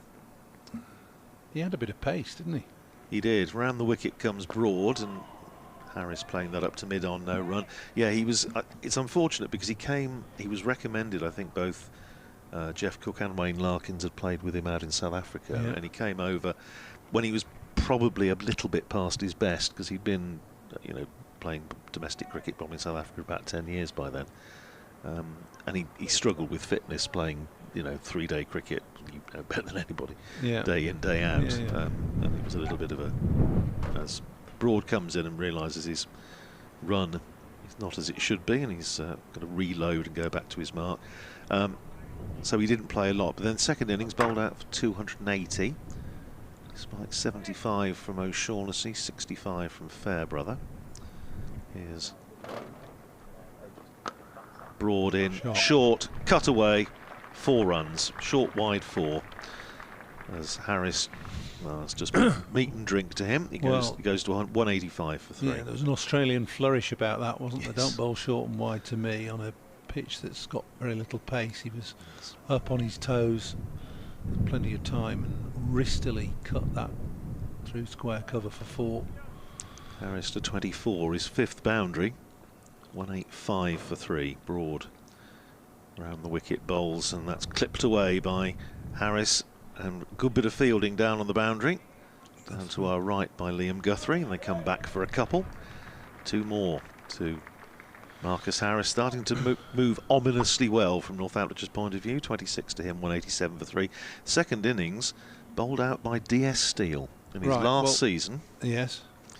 32 overs, 5 for 86. Well, on that sobering note, I'm going to take my leave. Fair enough. And keep my fingers crossed that this isn't another innings defeat. No. Well, I think 81 rather more runs required by Lancashire to avoid the innings defeat. Make sure that Northamptonshire have to bat next. Thanks very much indeed to Paul. He'll be, I'm sure, back with us a bit later, and Scott will come and take his place. It's going to be Guthrie to start a fresh over from this Brian Statham end. Short, pulled away by Bohannon, out to deep square, fielded out there by James Sales, who's still got the shin pads on from when he was fielding close in to the spinners. One more to Josh Bohannon, 89 to him, 11 short of what would be his 4th championship century against Northamptonshire. 188 for 3. Guthrie, 2 slips in place. Vasconcelos at first, Calvin Harrison at second. Guthrie in bowls to the left-handed Harris, drives out into the covers. Fielded there by Justin Broad. And there's no run. Got around about 25 minutes or so to go until lunch. Just the 1 wicket for Northamptonshire this morning. The night watchman, Anderson Phillip, bowled by Calvin Harrison for 10. That was 149 for 3. It's now 188 for 3. Northamptonshire pinning a lot of hope on this second new ball so far. We're in the 5th over with it. These two have held firm. Is Guthrie in again? Bowls and driven. Square of the wicket in the offside by Harrison. A good bit of fielding out there by James Sales, still encumbered by the shin pads. And there's no run. Hello again, Scott. You've scared him off, you see, with all those talk of innings defeats and Lancashire getting walloped by Northamptonshire at Blackpool. You scared him away now. They'll be back. Southport, was it? Oh. Southport, yeah. Trafalgar Road. Yeah, we don't play there this year in the it's Championship. It's a great shame. I don't think we play there at all this year. Here's Guthrie in and bowls and turned away out into the onside by Marcus Harris. For a moment, split second, come right across his stumps, and Guthrie might have thought he was in business, but he wasn't. Harris stays on 26, 188 for 3. The deficit is 80. Lancashire's women's side play some games at Southport this year, but the men not going to Trafalgar Road this year. It's been a brilliant venue, that, for county championship cricket in the last, well, I don't know, 4 or 5 years on the spin, I reckon, probably. Weather's always been absolutely lovely. Sunny Southport. Here's Guthrie in and bowls and forced beautifully off the back foot. That's just sumptuous timing from Marcus Harris. Square of the wicket on the offside. That's the shot of the morning for me, I think. It's raced away for 4. That's just a lovely bit of timing. 192 for 3. And Lancashire closing in on that first target of 268 to make sure that Northamptonshire bat again. And then, as Paul was saying earlier, basically every run counts double, because Northamptonshire then got to get it. 192 for 3. Harris looks good, doesn't he? He was terrific last week at Lords. That was just such a gorgeous piece of timing. It looked to be pushed it, and it raced away for 4 down to the front of the new hotel, rather. He played last season for Leicestershire, didn't he? He's played for Gloucestershire as well. Here's Guthrie and bowls to him short, and he's gone for a little uppercut, deliberate stroke. It's going to run away for 4. Just for a moment, Calvin Harrison thought he might have been in business in the gully, but it went well clear of him in the end. But it was a quite deliberate stroke. You can see there, if you're watching on the Lancs TV stream, it was quite deliberately played and very well played. 34 now to Harris. 196 for 3. Yeah, I don't think he'll be particularly intimidated by the prospects of batting on this surface today, Marcus Harris.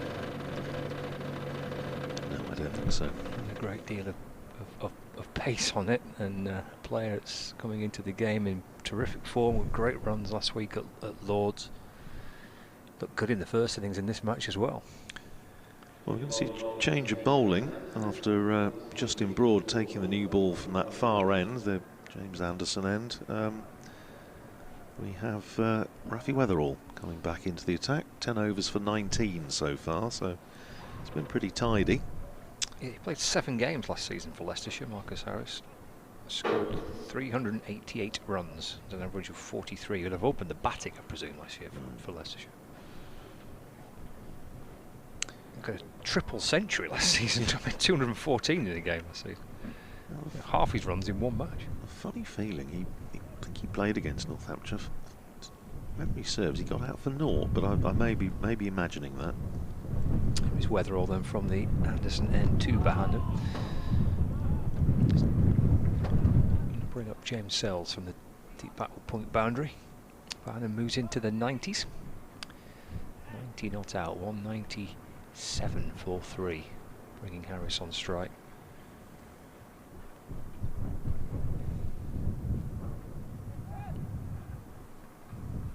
So 20 minutes remaining of the morning session. They've not had too many sessions that have gone Lancashire's way in this game, but if these two can get Lancashire to lunch, then this will be one of them. And if they can basically win the next 2 sessions, then you think they ought to save the game. Weatherall to Harris. It's down the leg side and taken by McManus. I mean, I think if you'd obviously before the start, before a ball had been bowled, if you offered Northamptonshire 15 points from this game, they probably would have been reasonably happy. But having got themselves into the position they have after 3 days, they'll, I'm sure, be a little bit disappointed if they can't wrap it up.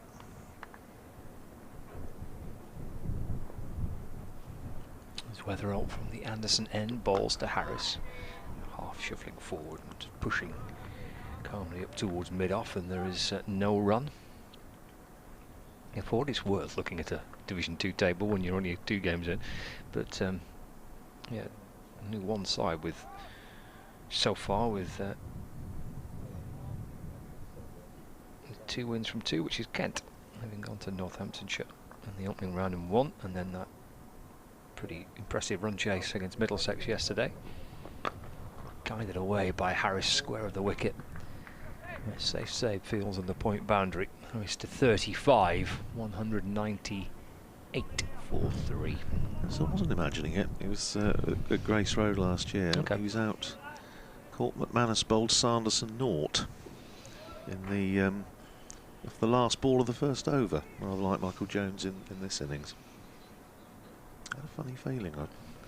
It's strange the things you remember when you can't remember what day the bins go out, but I never doubted for a second that you'd remembered that correctly. It's Bahanen plays 4 in defence and there's no run. I mean, as for the bins, I mean, who understands when the bins go out? Well, it's the different colours, isn't it? It's we have brown ones, green ones, and black ones where we are in Northamptonshire Council. It's the most complicated system in the world, isn't it? Plus your food bin. Well, of course, yeah, can't forget that. Food caddy. 198 for 3, final ball of the over. Weatherall in and bowling to Bahanen. A couple here for him, through cover. Quite a lot of grass for Sales to get across from deep point to deep extra cover. Bahanen hustles back for 2. So he's on 92, Josh Bahanen. That's a 50 partnership as well, so 51 in pretty quick time between Josh Bahanen and Marcus Harris. 122 deliveries for the 50 partnership, and it's Lancashire's 200 as well in their second innings. 200 for 3, trailing by 68 runs now with 20 minutes remaining of the morning session. Well, it's another little milestone to tick off, isn't it? 68 runs behind still. Rob Keogh was off the field, having bowled his first over of the season, promptly went off. Back on there now, so Dom Leach has returned to the warmth of the dressing room. It's quite overcast now. I don't think there's rain imminent. It's very breezy and clouds are fairly high and sort of bowling along, but we've lost the Very pleasant sunshine of first thing this morning. I opened the curtains this morning with a certain amount of trepidation before I went down to see Robbo the chef and get me hash browns. But lovely morning first thing. Here's Guthrie bowling from the Statham end, driven firmly by Harris, but half stopped by Liam Guthrie. Rather wished he's probably at this precise moment that he hadn't, as he's shaking his left hand. Yeah, I don't mind kind of staying above the shop, so to speak. You know, like when you go to Hampshire, you can stay at the absolutely Hilton. There has its benefits. Here is, I think, I mean, rather than Southampton, when you go to the Utilita Boy, I mean, you're stuck out in the middle of nowhere, aren't you? Really? Yes. I mean, here you've got. If you stay in the hotel here, you're right on the tram into the city centre, right. which is terrific. It is wonderful. There's Guthrie slipping a gully in, bowls and just squares Harris up a little bit. Maybe that one held in the pitch a touch. He played it solidly enough, and he's just that little hand gesture, just suggesting to Josh Bohannon that it maybe just bounced a little bit on him. 200 for 3 it is anyway. Yes, it is. I mean, and I suppose the other grounds, Worcester, you can stay there and with a view of the ground. Derby. I think Durham are building a hotel. I believe there. they are. Yes. Should be handy. Here's Guthrie in and bowls and turned away by Harris down to Weatherall at long leg for a single. Fielding down there in front of the point. 201 for 3. Loads of people on the balcony there, wasn't it, on the first day? But I think those that are in there are inside, from what I can see.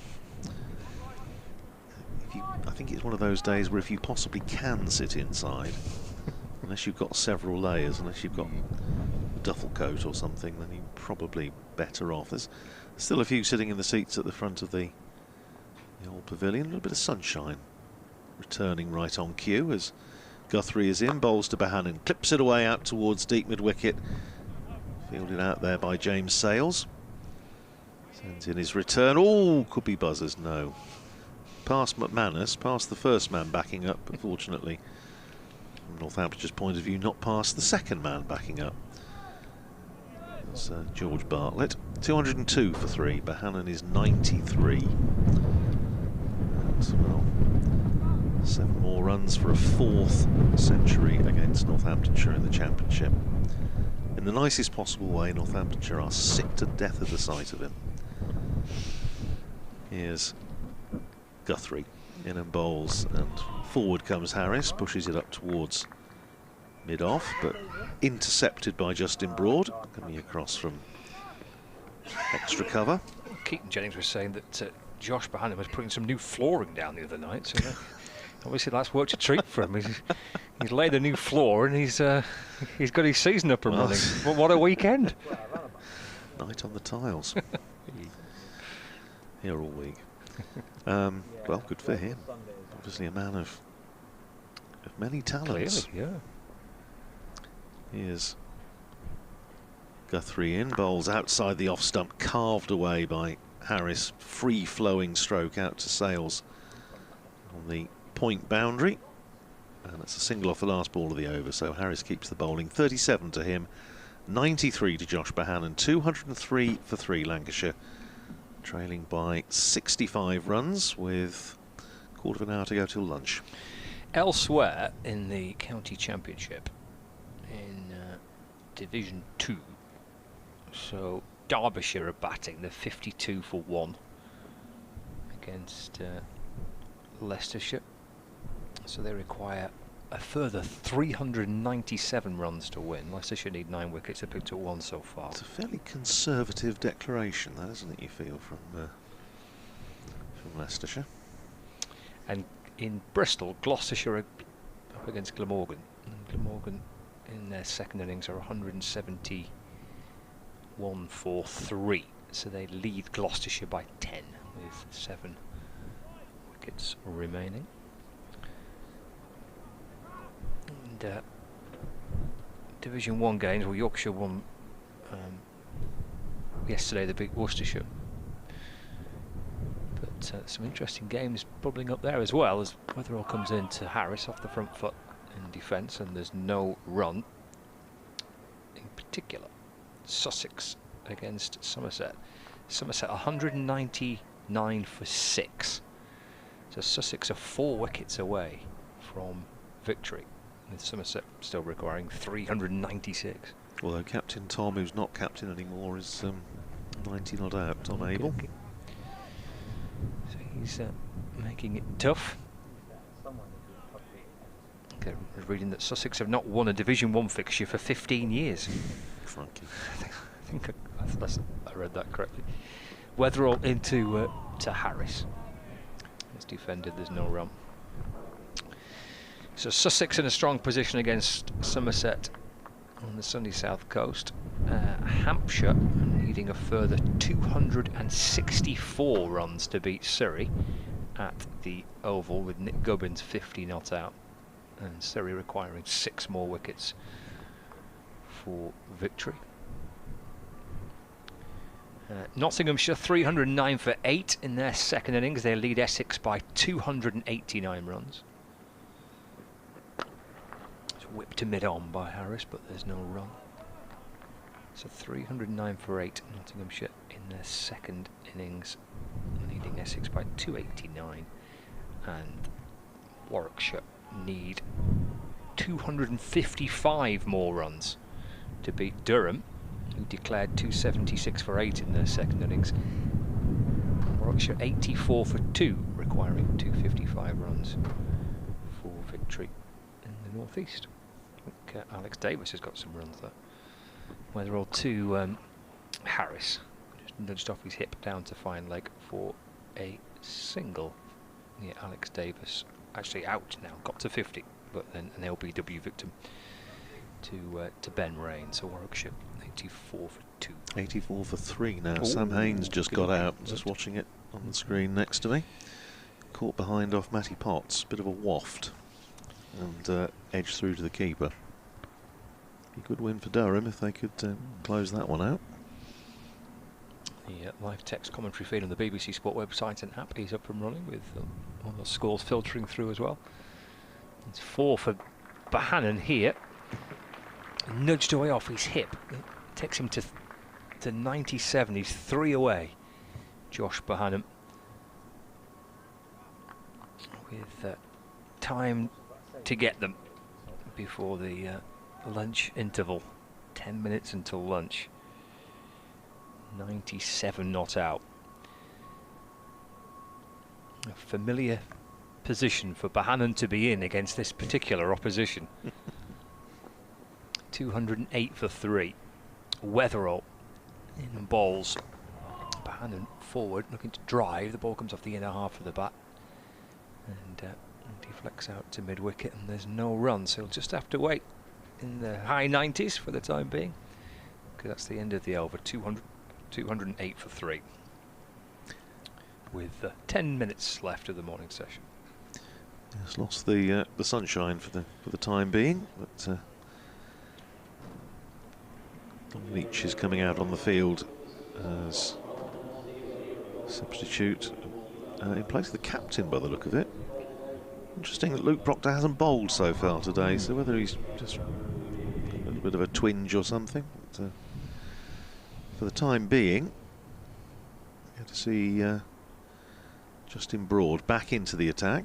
Was bowling, took the new ball from the far end, from the Statham end, and then was replaced by Rafi Weatherall and has now switched to replace Liam Guthrie. So Luke Proctor doing everything he can by way of just trying all his bowlers at each end and just seeing if he can find a formula that works.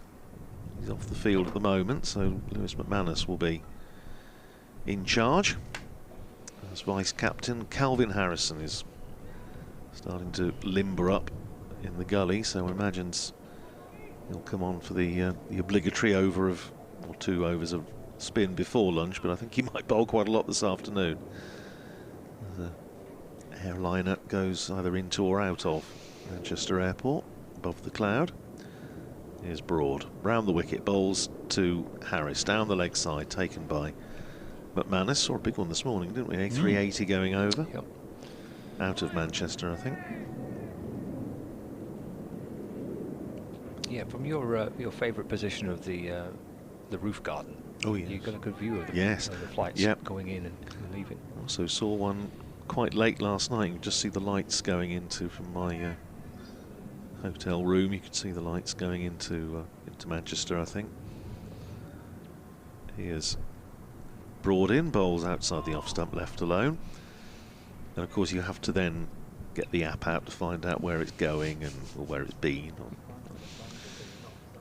It's one of the great joys of when they have what they call the Daventry departure, I think, out over where it takes a lot of the transatlantic flights up over our part of the world in Northamptonshire, and sit in the garden of a summer's evening if it's clear and watch the planes going over and get the app out and see where they're heading, which airline it is, and all the rest of it. It's a guilty pleasure, I think. You put that one down, huh? My wife's always absolutely fascinated. I can well imagine, yeah. Not. Leach is now coming on with a helmet, so presumably keeper's going to stand up. That's what McManus has decided. He's going to stand up to Broad. Ricardo Vasconcelos is swinging his arms, but I think if he bowls, it would be tantamount to admission of failure. I think Things have not gone to plan. Yeah. Surrender. Standing up then, the keeper, as Broad bowls to Harris, who works it out through the onside. Certainly one for him here. That's all there'll be. Fielded out there by Liam Guthrie. One more onto the total. 209 for 3 brings Bohannon on strike on 97. Yes. Comes down to inspect the pitch and takes guard from umpire Debenham. Can still have the keeper standing up. Lewis McManus slipping a gully. Offside fielder's just creeping in now, so there's a backward point and a cover. And a mid-off, mid-on. Short mid-wicket, and then 2 fielders on the leg side boundary. Deep backward square leg and fine leg. Broad for Northamptonshire. Bohannon waiting. Be a single down to square leg. Takes him to 98, 210 for 3. 206 for 7. Somerset now, and Tom Abel is out for 96. So Sussex taking a big step, you feel, towards wrapping that one up. It's a terrific win, wouldn't it, for Sussex? They looked a good side last year. I mean, they should have beaten Northamptonshire in the first game down at Hove if the lights had been used. Here's Broad round the wicket to bowl to Harris, and he's on the back foot, pushes it out into the cover. Zabe fields, and there's no run, and then they turn Northamptonshire over fairly comfortably at Wantage Road, which was their first win, a championship win at Wantage Road for 30 years, 1994. Paul Farbrace, isn't it? Yes, it is. Yeah, they looked a very, very efficient unit indeed. Is John Simpson captain as yes. well? Okay. Yeah. Here's Broad running away from us and bowls, and an edge from Harris. It goes into the ground just in front of Ricardo Vasconcelos and runs away for 4. So a little moral victory for Justin Broad off the final ball of the over, but it counts as 4 to Harris, who goes to 43. 214 for 3 at the end of the over. So Lancashire just 54 runs adrift now. Justin Broad 10 overs, no wicket for 46. And we are going to see Calvin Harrison come into the attack just before lunch. It kept us a little bit low too, that didn't it? We've seen 1 or 2 do that. Just need to bowl one straight. Yes, Paul Allett was saying. Yeah. Calvin Harrison, who got us going this morning from the James Anderson end, is going to get us to lunch as well. Obviously took a little bit of a break with the new ball. Northamptonshire eager to take, but so pretty new. It's only 9 overs old. They took the new ball straight away, I think, didn't they? Yes, they did. Yeah. Chance to have a go with it here. He's got Josh Bohannon, who's 98, not out on strike. Slipping a forward short leg, short mid wicket cover, deep square leg, mid off, mid on. We're edging towards the lunch interval on the final day, a day where Lancashire looking to bat some more. So far, they're almost at lunch. Here's Harrison to Bohannon, whipped away through mid-wicket, in a beautiful way to bring up 3 figures. His first century of the summer for Josh Bohannon, his 13th in first-class cricket, and it's his 4th against Northamptonshire. Josh Bohannon rolls back to form in the second game of the season. 102 not out from 256 deliveries, and that was his 11th full. Oh, well played, Josh Bohannon. Super knock. It almost seemed inevitable from very early on in this innings. He's barely put a foot wrong. Lovely knock. Harrison to Bohannon, loops away behind square on the leg side, and he'll be hoping that he'll go on and push this on to a big century here. This is still a task that Lancashire have in front of them. They're still 50 behind. Let's play back towards him by Bohannon. Harrison fields off his own bowling. Well, he's made his point, hasn't he? I mean, he's made a 4th 100 against Northamptonshire. I mean, that's enough, isn't it? 4 centuries in against Northamptonshire. Forward again in defence, and there's no run. And I think I mentioned to you the other day, I'm pretty sure that when the season where he breached 1,000 runs for the first time, that came against Northamptonshire. I remember chatting to him on the edge of the pitch. Yeah. We got runs in that match as well. Well, I say it was a wonderful. I mean, the one I remember was in that really tight game at Wantage Road, at the Heatwave game, and it was his 100 really that, although you say he got out early on the last morning, but it was his 100 really that got Lancashire up to within touching distance of their target after struggling early on. I think they'd lost early wickets the night before to Jack White, but they played so well. Harrison to Bohannon, and he's turned that through the leg side again, and he'll come back for 2. Moves to 104 not out, 220 for 3. The deficit now is 48. 1 ball left of this over, and it looks like we'll have time for one more. Still a couple of minutes away from 1 o'clock. Don't want the chili to get cold, do we? In and bowls, and that's play up the back foot, punch through square for a single.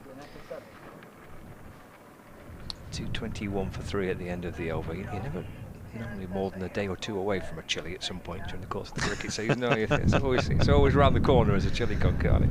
Yes. Well, so we shall be at Derby next week, so let's get very well looked after there as well. The forecast I was looking at this morning, it doesn't look actually that all right. Two people had been saying, oh, you know, it's going to be like some monsoon next week. I don't think it is. It's going to be a bit of rain around, because it's England and it's April. Yeah. But it doesn't look that dreadful. Save, it's going to be to bowl what presumably will be the last over of the session. Well, he's had a bit of a magic arm. Golden arm so far this year, Save. Northamptonshire would dearly love for him to maintain that little sequence here and pick up a wicket before lunch, break this partnership. Just so far put on 72. Here's Zabin and bowls Bohannon. Going to get past that. Very solid forward defensive stroke back down the pitch. And Zabe fields off his own bowling. Just a slip in now. Zabe again brings Bohannon forward, plays it back down the pitch, and there's no run.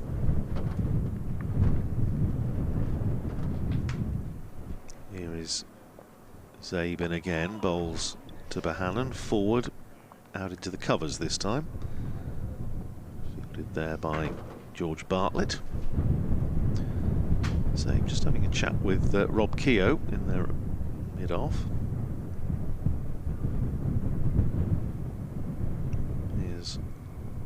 Zabe in and bowls, and Bohannon again, forward, plays it out to Bartlett at extra cover, and there's no run. Now they're just tweaking the field here for the last ball, the last couple of balls of the session, bringing up James Sales from deep square. And now with a slip and a silly point, silly mid-off in fact. Gone just a little bit straighter. Here's Zabe then. Round the wicket bowls, and Bohannon is forward, back down the pitch. Which brings us to the final ball of the session. Zabe will bowl it. Round the wicket and forward goes Bohannon. Safely negotiated, and that is lunch. Lunch on the fourth and final day here at Emirates Old Trafford. And at the interval, Lancashire go in at 221 for 3. And Josh Bohannon, scourge of Northamptonshire over a number of years, is 105 not out. With him, Marcus Harris on 43. Those two came together with the fall of the only wicket to go down in the session for Northamptonshire, which was the night watchman Anderson Phillip, who was bowled by Calvin Harrison for 10. It was 149 for 3 at that stage.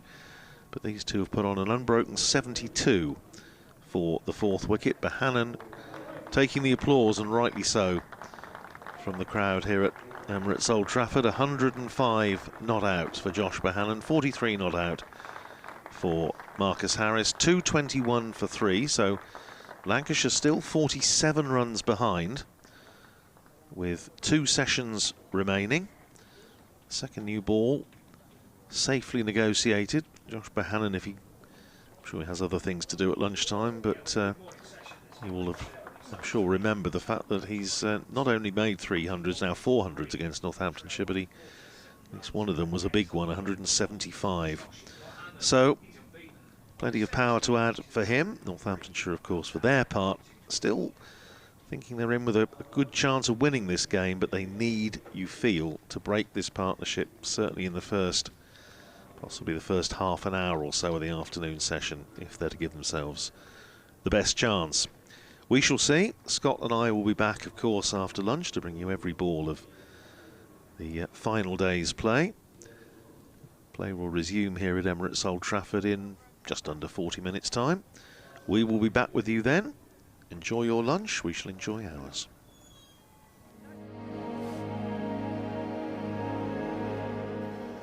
Hello and welcome along to another edition of Beyond the Boundary. This week I've got with me a man who's no stranger to Emirates Old Trafford, former Director of Cricket here at Lancashire. It's Ashley Giles. Ashley, good day to you, and it's really good that you've taken time out to come and say hello to us. Do you still have good feelings about the old place? Absolutely. It's always a pleasure to come back to Emirates Old Trafford, to Lancashire. Actually, my wife and I often talk about my time here, which is only 2 years, but 2 really important years in my career. But my wife, Stina, always comments that I was incredibly well looked after here, really well looked after, and welcomed by everyone at the club. So really fond memories. Of working with everyone from, you guys who were on the board, right through all the coaching staff and the players. And it was also a great privilege. It's a fabulous ground, fabulous history. And I feel really privileged, as I say, to have worked with 2 of the biggest clubs in the country in Warwickshire and Lancashire. Yeah, I mean, your time here came after a spell with England as one-day international coach. And I think at the time you were very much of the mind that you didn't want to just coach. You wanted to try and step up and move into a sort of directorship type role. Would that be true? Absolutely, yeah, spot on. And at the same time, I started a master's course, a degree course in sport directorship here in Manchester. I've always wanted to sort of broaden my horizons or push my boundaries as to what I could do and my experiences. I love coaching. I still love coaching, and in many ways, that's the bit I missed and miss, is that one-to-one connection you get with a player on sort of taking him on that journey from A to B, or a team from A to B. Clearly, when you make that step to directorship, you are slightly more removed, and you've got to be more removed because your role is different. It's more strategic. It's more broad. But and Lancashire was certainly a good learning curve for that for me, because I was both coach and also stepping into the boardroom. I was going to say that it was an important step for you because you were ostensibly still doing a fair amount of coaching. So there was still that one-to-one and team liaison type role. And I think you probably, I don't think it'd be exaggerating to say that you laid the foundations along with Glenn Chappell of this current squad. Although you look back to 2015, there are very few players that played in the T20 final that are still here now. Yeah, absolutely. And I did see it was important transition years, I think, for Lancashire, and we both worked through that in bringing some of these young players through, giving them opportunities, as well as making sure you looked after those very solid citizens you have in a dressing room, and some of them are still playing. I mean, Crofty's still out there, which is extraordinary. It is. Great credit to him as and playing as well as ever this Absolutely. Summer. But yeah, I really enjoyed that, and actually when I look back, because my first role at Warwickshire was both sort of coach and director, and that was a similar role to I had here, and in many ways they're the most enjoyable because you get the best of both. It's very challenging, and in the modern world with the amount of cricket we're playing in the different competitions, very difficult. But I did enjoy that role. And when you were in that role at that time, we're going back 7-8 years now, how important was it to you to develop the next layer of talent, if you like, to look at the way the academy and the age group structure was set up? Yeah, it always has been, and was, and is still. I think that's the fundamental bit of our cricket, both our clubs and internationally. We've got to be, in an ideal world, looking at a strategy that's long term, that's sustainable over a long period. And I've always tried to, and probably maybe sometimes to my detriment, move away from quick fixes and winning tomorrow. Sometimes you have to do that.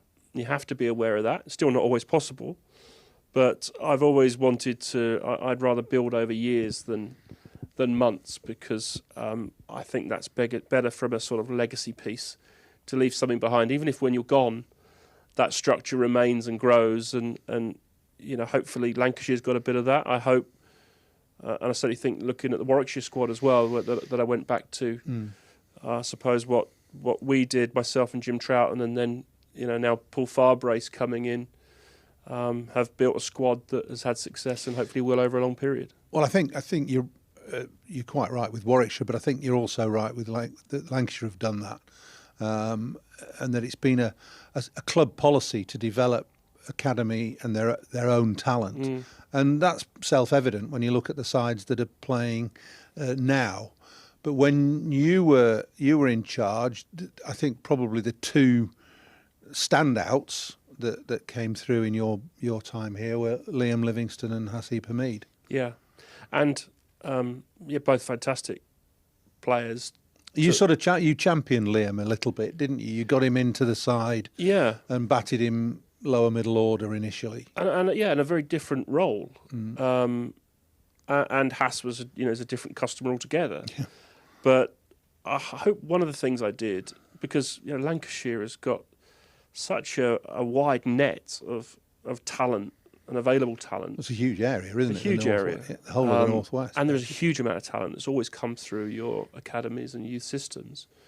It's almost creating the opportunity for that talent. And so I think Liam was a good example where, yes, when he first came in the side, he batted 7 and got runs. But I think in good sides or in mature sides, you allow yourself to do that, is to play a player that you might not be sure about, but actually it should be the senior players around him that pick up the slack. And if he does well, it's a bonus. If he doesn't, he'll learn and he'll grow from that. But you're not expecting someone to come in and smash it up from ball one. That's the ideal scenario, isn't it? To fit your one or two highly talented youngsters into a framework that contains some solid senior professionals. Absolutely. That's the difference between mature and immature teams. It's not them as personalities, it's them as a group. You know, the amount of cricket they've played. And my experiences, even going back as a player at Warwickshire in the early 90s, were exactly the same. That I was able to go into a team that had had success, that knew its game, and not feel the pressure of having to get 5 wickets every time I bowled or runs. But if I did, it was a bonus. But I was learning from the best as well. It was, I think they're the best environments to work in. Plenty of commentators, the public, supporters say, well, you've got to give the youngsters a chance. But you can't give them all a chance at the same time, because that just leads to inexperience and not almost inevitably, but very often failure. Absolutely. You can ruin them. You can burn youngsters, and getting that timing right. So sometimes you put people in. I think back then, even Saqib was another example who we played, but always with the mind, well, you might have to pull them out. They might not be quite ready, but you want to. I'd rather err on the side of giving them an opportunity to pull them back than never knowing, just sitting on the sidelines. But it's got to be in a controlled way that doesn't, as I say, and you said, burn them. Do you think our county system, from a county perspective, allows the development of talent to come through sufficiently? And I'm not necessarily pointing this towards England. Yeah. Whilst everybody probably admits that the county system is there to try and provide England players of the future, it would have to do that. Would be part of it, but it has to stand on its own 2 feet as well, as far as I'm concerned. Yeah. So. And is it set up to do that now? Well, if I just talk about that, I think I always saw my role as a head coach, director of cricket, and I think you did as two-pronged. You absolutely your responsibility to try and win things for that county. That's why you're there, and that's what you're being paid for. But we also have a responsibility to try and produce England cricketers, and you've got to try and move these two things along together, which isn't always possible. And there are times when the short-term pressures become really big. And so the choices between playing a young player, giving him opportunities, giving him time, perhaps, are somewhat conflicted by winning tomorrow. And I think many of the counties have faced that problem. Many of the directors of cricket have faced that problem. And in a system that has promotion, relegation, not saying that's right or wrong. We're not going to get into that debate, I don't think. But it can place those pressures. Well, there are so many different variables and systems that are promoted, proposed, talked about in terms of divisional cricket for the county championship. Whether it should be 3 6s, 10 and 8 as we've got now, or 12 and 6, or whatever. I mean, you can talk, and we've been talking about this in my lifetime in cricket, sort of 45 years, never come to perhaps a satisfactory conclusion. But having said that, you're probably ideally positioned now and placed, having spent enough time in the county game and having an elevated position in England, within the England setup, to realise that there is always going to be a bit of a conflict between county and England. Always. And I'm not sure how you can get over that. Well, yeah, and I'm not sure, but I made the point during the winter, which I don't mind repeating, is that there's got to be, both sides have got to come together on this. There's got to be collaboration on what the best thing for the English game as a whole is. At the moment, I'm not sure those things are aligned. We're obviously playing a lot of cricket, a lot of different formats of cricket, and I think we've got to... I mean, ultimately for Championship cricket, which is what we're here for, which I'm watching today, which is great, because we're watching two good teams on a good pitch at a great ground. It's really, really going to be... It's tough cricket. I think we've got to find a way to play more Championship cricket spread through the summer. Mm-hmm. You know, we again probably spend an hour or 2 hours working out how we might do that, but we've got to find a way to do that. Well, I hear what you say, and I'm encouraged by the county cricket that I've seen already this summer. We've been blessed with a dryish April.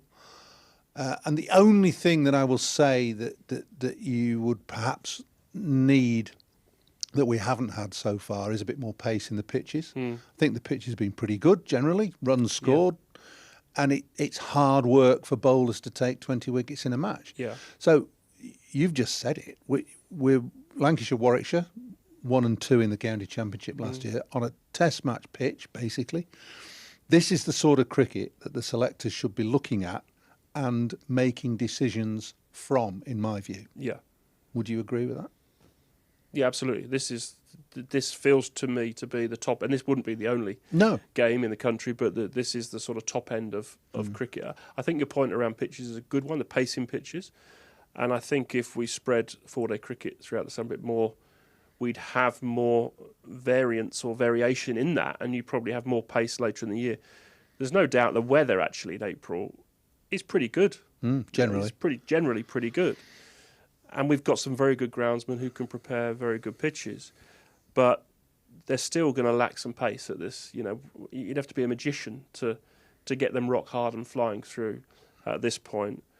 And we know, well, what you want to do is play on varying pitches in varying conditions. But at the very top end, you want some pace and some carry, and guys who can bend their backs being rewarded for doing that over long periods on generally good wickets, good surfaces. If you had a magic wand, and you've already said we need to try and play more 4-day cricket in the summer, I think there are 5 games actually in June and July this year, which is not bad, better than it has been. But if you had a magic wand, would you continue with all forms of the game that there are now? I think it's a given that we've got to carry on with 100 because you know the amount of money and time and effort and marketing and that has gone into that. I think I'm answering my own question. I think T20 cricket's essential for the counties, and we've got to play 4-day cricket. So we've got to try and fit it all in. Absolutely. And that's the eternal question. It is, and then 50-over cricket. You know, we've got a World Cup coming up next year. We're world champions, and whilst in this current generation it won't have such an impact, but if we're continuing to play World Cups that are 50 overs, and you know there is a chance some of the next generation of players won't even play 50-over cricket, and you know I know that the way we set up for our 50-over cricket, which is fantastic, is more suited to the shorter format anyway. But I suppose if I had a magic wand, what would I do? I'd still find a way to play a more consistent, championship cricket through the summer. So blocks, basically. But I would, and this is me talking. I would think about, how we could do the T20 slightly differently. It's a very good competition. The quality of cricket's good.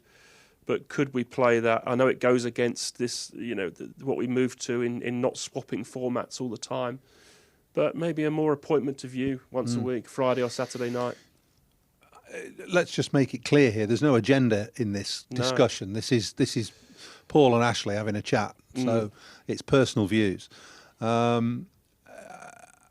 It's interesting what you say about 50-over cricket, because one of your the finer achievements, I think, in recent years was to be head of England cricket when we won the World Cup in 2019. And you talk about 50-over cricket. I remember covering the 2015 World Cup out in Australia and New Zealand.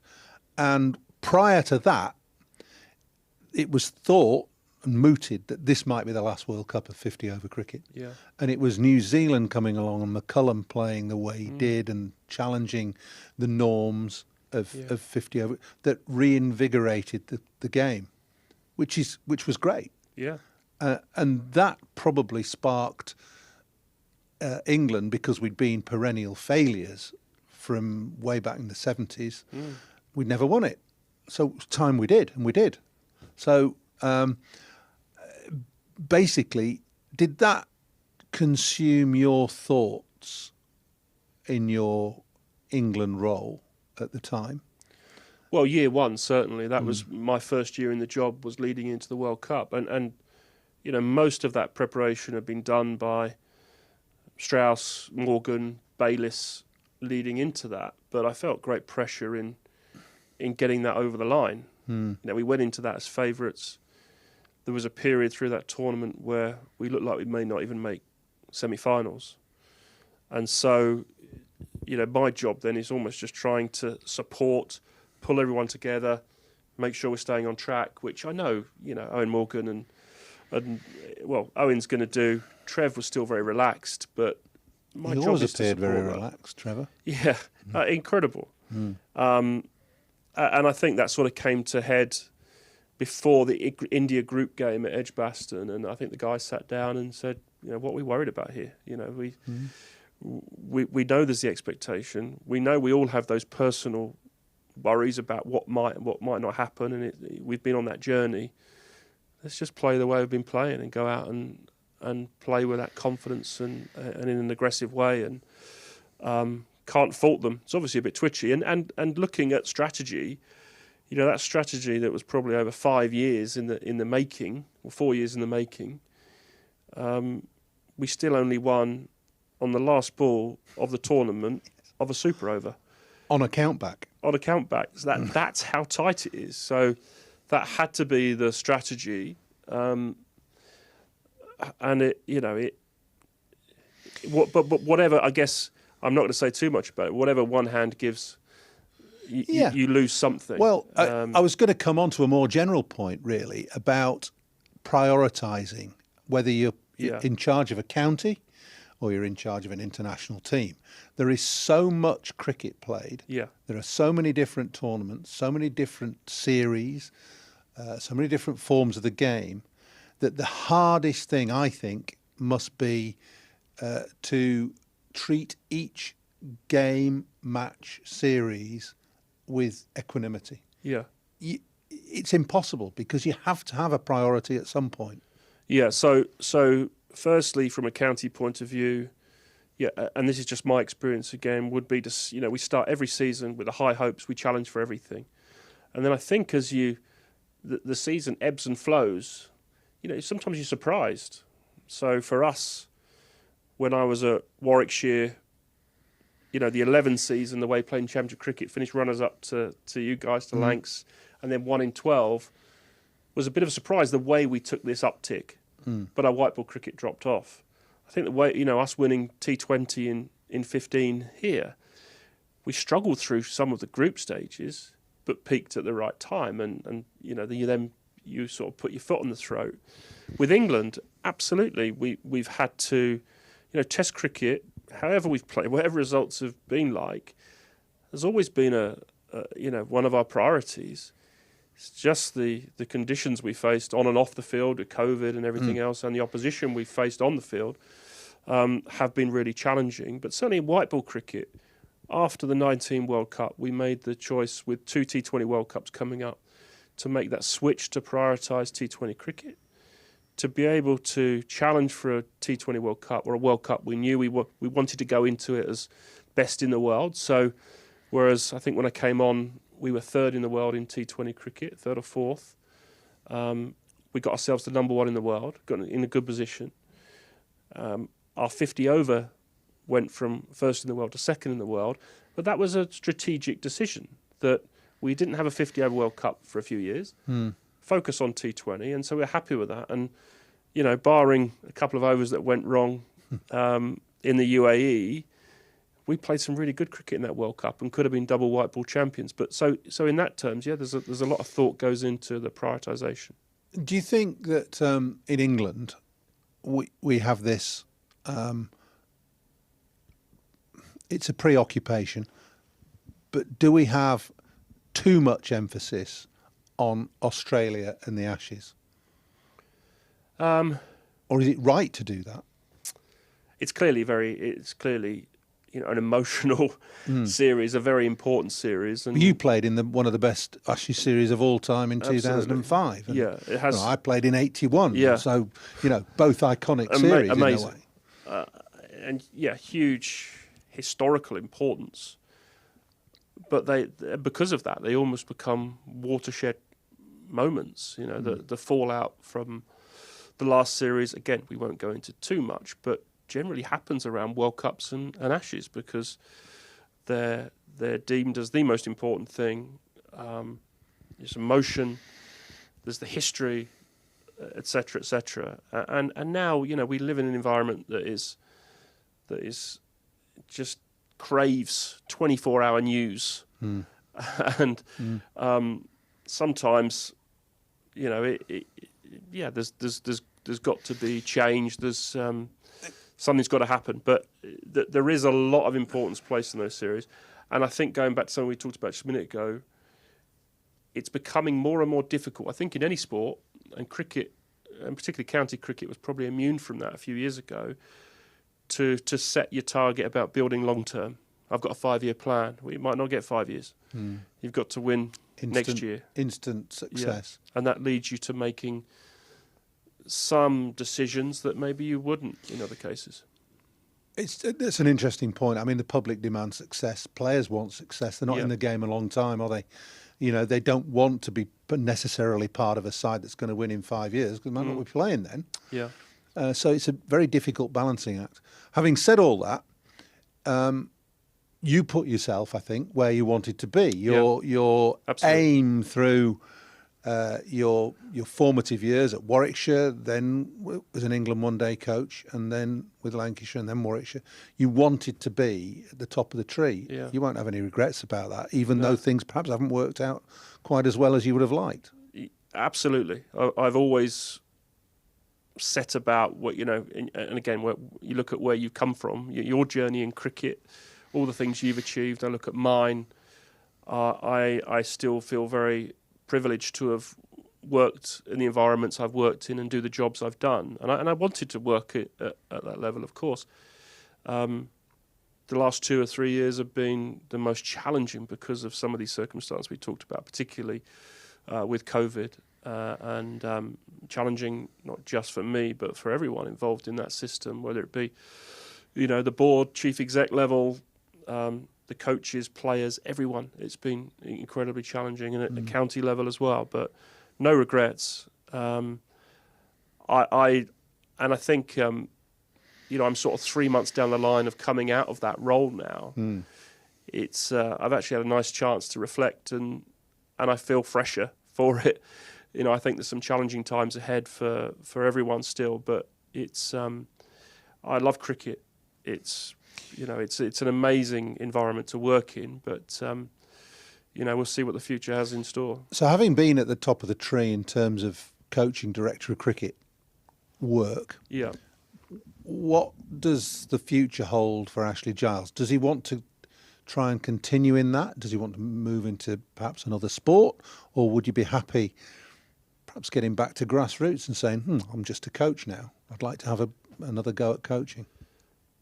Yeah, well, I think that's the process I'm still going through at the moment, which is great. Yeah. You know, I've got some time to do that thinking, but you know, when I reflect, I have done all of those roles. I've been a head coach, I've been a director of cricket, I've been the sort of national selector, I've been a one-day international coach, I've been the more director suit sort of role, and MD. So I have a lot of experience across cricket. Cricket is, well, the world's a massive place. The cricket world's quite small. You know, it's the sort of, it always reminds me of going to Lord's for the test match. You always see the same faces, don't you? The same characters wherever you turn. That's what the cricket world's a bit like. So the moment, you know, I certainly haven't fallen out of love with cricket. As I just said, I love cricket. So it could be cricket, could be going into form management, coaching. I'm pretty much open at the moment, but you know, I'm also open to looking outside the box and working across sports, across countries, because ultimately the things we work with, Walt, are, you know, the fundamental thing is good people, structures, strategy. But I think the people thing's the most important thing. You get the right people around you, you've got a chance. Ashley, thank you very much. It's been a pleasure to chat to you for half an hour or so. We could probably have gone on for hours and hours and hours, but I'm glad to see you have come out of your England experience okay, and you're looking refreshed. And who knows what the future holds. Thank you very much. So thanks, Ashley, and we'll see you again soon on Beyond the Boundary.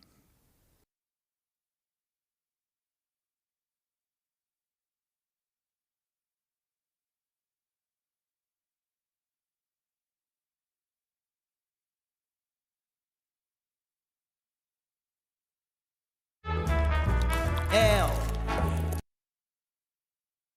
is for the way you look at me. O is for the only one I see. V is very, very extraordinary. Welcome to the opening day. Oh, that is a wonderful shot.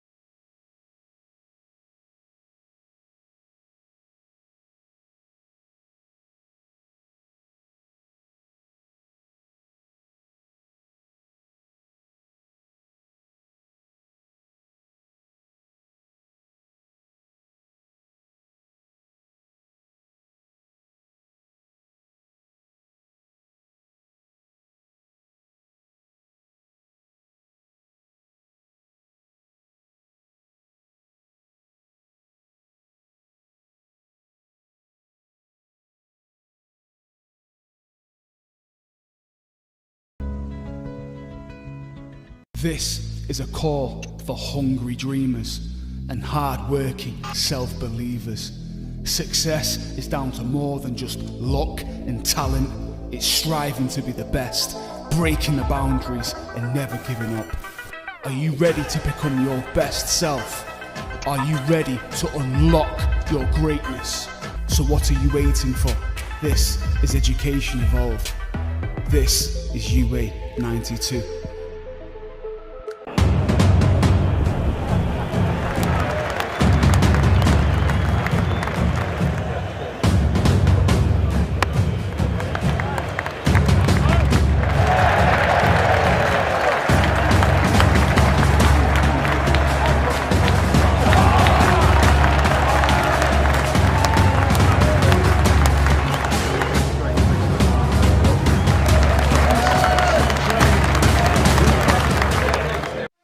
When I was a kid, there was no professional women's cricket. I didn't even think that women could be professional sports people.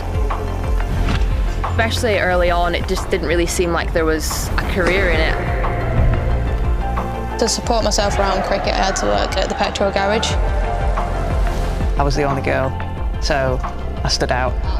I'd love for young girls to be able to dream about being an athlete and it to be achievable. Thanks to the Hilton funding my contract, it's allowed me to play the game that I love all day, every day.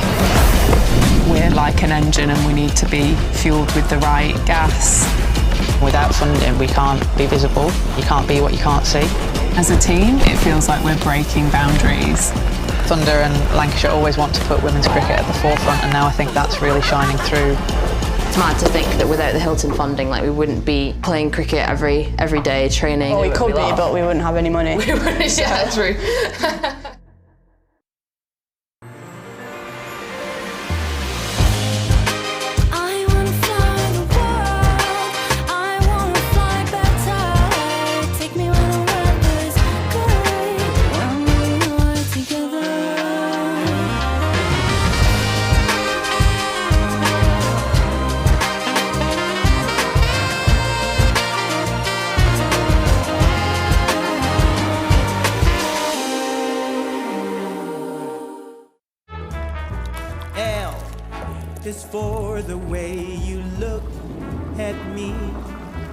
O is for the only one I see. V is very, very extraordinary. Welcome to the opening day. Oh, that is a wonderful shot.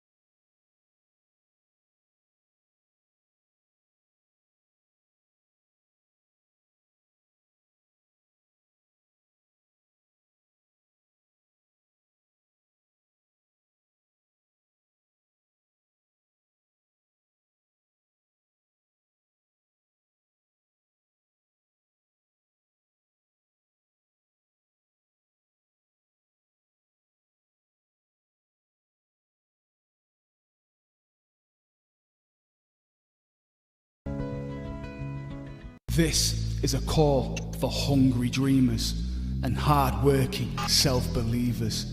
Success is down to more than just luck and talent. It's striving to be the best, breaking the boundaries and never giving up. Are you ready to become your best self? Are you ready to unlock your greatness? So what are you waiting for? This is Education Evolved. This is UA 92.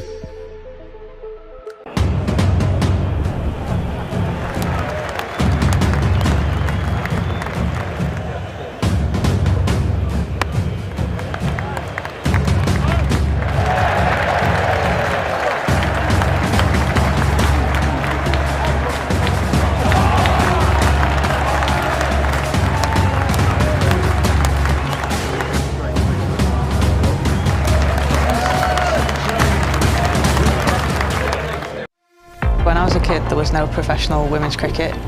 I didn't even think that women could be professional sports people.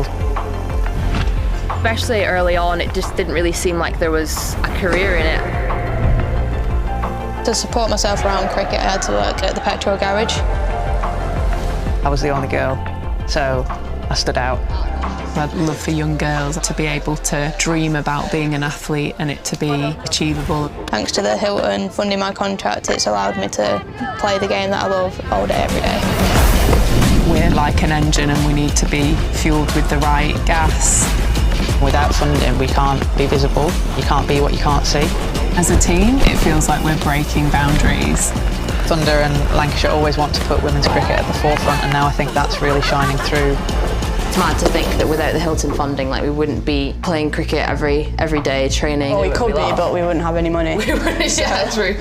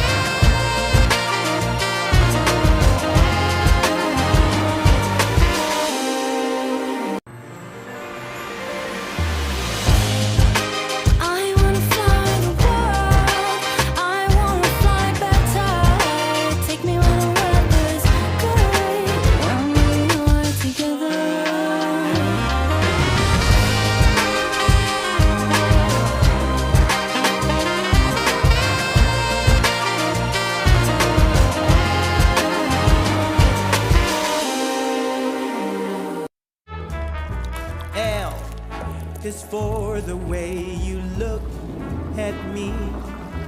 O is for the only one I see. V is very, very extraordinary. When I was a kid, there was no professional women's cricket. I didn't even think that women could be professional sports people. Especially early on, it just didn't really seem like there was a career in it. To support myself around cricket, I had to work at the petrol garage. I was the only girl, so I stood out. I'd love for young girls to be able to dream about being an athlete and it to be achievable. Thanks to the Hilton funding my contract, it's allowed me to play the game that I love all day, every day. We're like an engine and we need to be fueled with the right gas. Without funding, we can't be visible. You can't be what you can't see. As a team, it feels like we're breaking boundaries. Thunder and Lancashire always want to put women's cricket at the forefront, and now I think that's really shining through. It's mad to think that without the Hilton funding, like, we wouldn't be playing cricket every day, training. Well, we could be, but we wouldn't have any money. We wouldn't, yeah, true.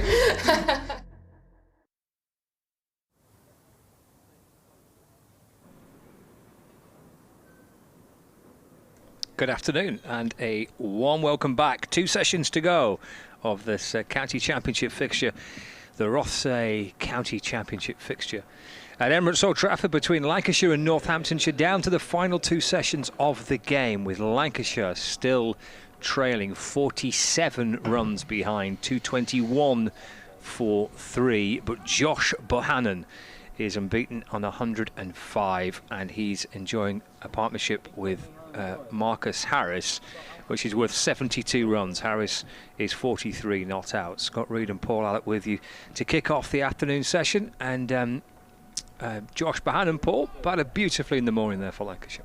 He did indeed. It was a much better performance by Lancashire this morning. Very impressed with Josh Bohannon. He had 3 poor returns in his 3 previous innings this summer, but he's in form now. As Harrison gets us underway after lunch with his leg spin from the Anderson end, bowling to Harris. So yeah, it's a solid session that for Lancashire. They've not won many in this game, but they've enjoyed the morning, and with it a bit of lunch, I'm sure. Harrison from around the wicket in and bowls. Skipping forward is Harris, no run. He's got a really good record against Northampton, Josh Bohannon, hasn't he? 4 of his 1300s against them. Yeah, I think, as Andrew Rudd was saying, I think Northampton's sick of the sight of Josh Bohannon. He's got a pretty impressive record. Yeah, that's just pushed away off the front foot by Marcus Harris to cover point, to cover rather, where Weatherall fields and there's no run. 221 for 3. It's Calvin Harrison. His leg spin around the wicket, a little dance down the pitch by Harris, and that's clipped away through the leg side for the first run of the afternoon session. Harris moves to 44, 222 for 3. I think if you'd have offered that to Lancashire at the start of play, that you're only going to lose your night watchman in the morning session, they'd have snatched your hand off for that. They certainly would. Be interesting to see how Northants approach this afternoon session. Started with Harrison and his leg spin. I think might be an idea to bowl him from this, the Statham end rather than the Anderson end. The breeze might help him drift the ball. Into Bohannon, that's defended. Fielded by short leg, no run. But having said that, whether it's going to be seam and spin, which I suspect it should be to start the session, rather than just spin and spin. Harrison to Bohannon, takes a single, striding forward, working the ball through cover point. Up comes Guthrie to field, single for Bohannon, moves to 106, ended the first over after lunch, 223 for 3. Trailed by 45. We've seen nothing of Luke Proctor today with the ball. No, I wonder if he's injured. Weatherall has taken his sweater and cap off and will mark his run out. Because he took the new ball in the first innings. Yeah. Bowled pretty miserly, 9 overs. He must have a niggle, otherwise he'd surely have bowled. Yeah. First innings for Proctor, 13 overs, 7 maidens for 12, and he's bowled 9 overs in Lancashire's second innings, but hasn't bowled today. is he actually even out there? He has been predominantly at either mid-off or mid-on, and he's in neither of those two positions. In fact, Dom Leach is fielding at mid-on, so maybe Proctor's not even on the field. Yeah. So it will be Weatherall to get us underway from the Brian Statham end. 2 slips in place, and Bohannon on strike. Weatherall striding in.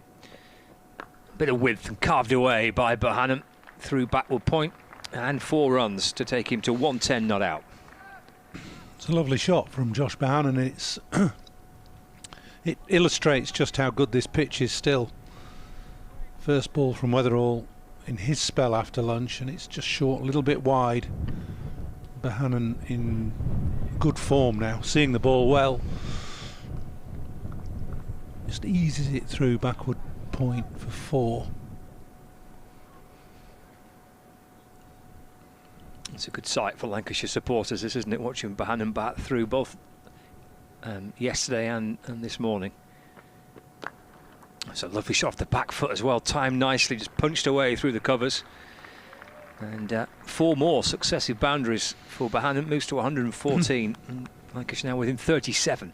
Well, that's an even better shot from Josh Bohannon. The first ball was short and wide. This one was short but straighter.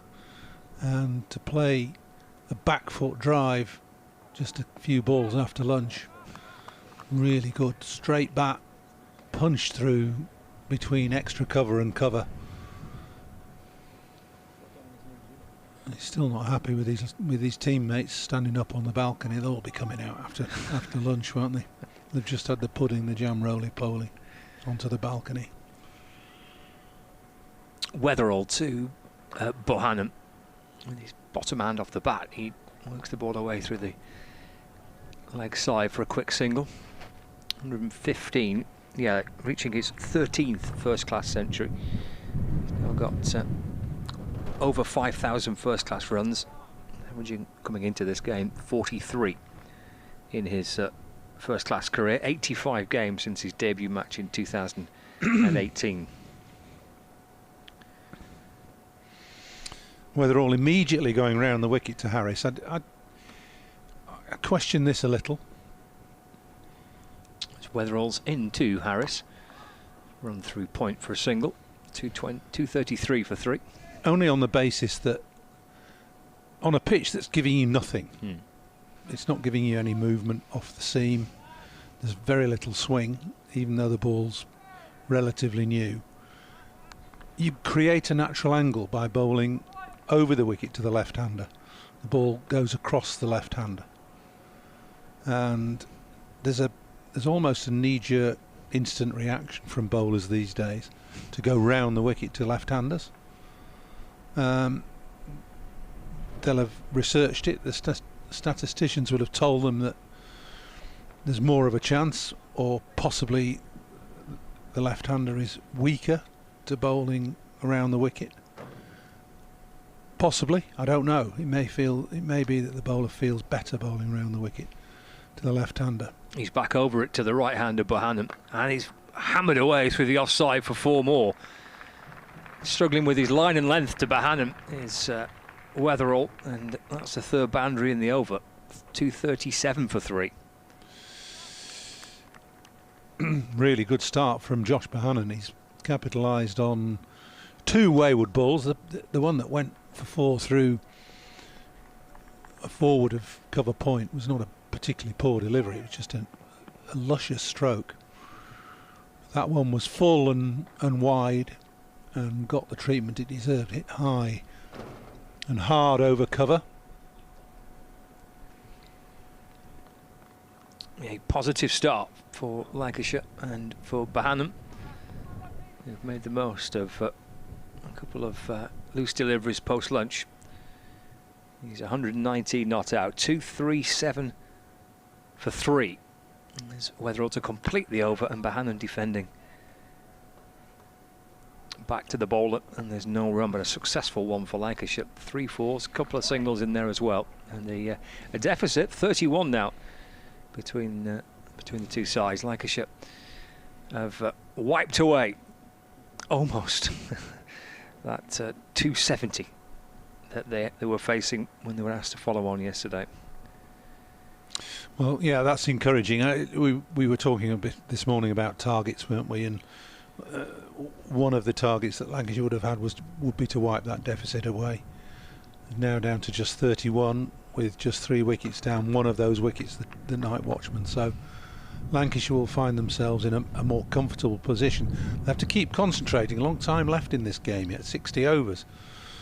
And you know, if they continue to score quickly, bat another 30 overs and score at 5 and over, no, they can't make it uncomfortable for Northants, can they? It's just a bit too much pie in the sky, that, I think. I think so. But I like the positive thinking. As Harris uses his feet to Harrison and plays a lovely shot, whipped away through wide mid-on for 4 runs. Oh, well, we've seen 2 of the very best of strokes in a dozen balls after lunch, 13 balls after lunch. One from Bohannon, standing tall and punching with a straight back through cover. And this one from Harris was beautiful, almost in its nonchalance. He just took a couple of paces down the pitch and picked the smallest of gaps between short mid-wicket and mid-on. Takes him to 49. It's clipped into the onside by Harris, who again is on the skip towards the bowler, but there's no run on this occasion. Justin Broad's there to field. 241 for 3. Harrison 2 for 68 in and balls to Harris rather. That's worked through point for a single, and that will bring up a 50. Having got to 49 in the first innings, he goes one better and reaches his third rather. 50 of the summer. He's gone past 53 times so far in this campaign. Of course, once at Lord's last week, going on to reach 3 figures, but he's 50 not out from 94 deliveries. 242 for 3.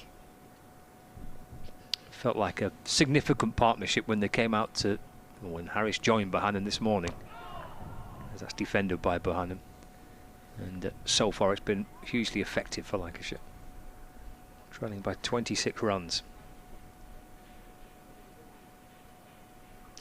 Harrison over the wicket to Bohannon.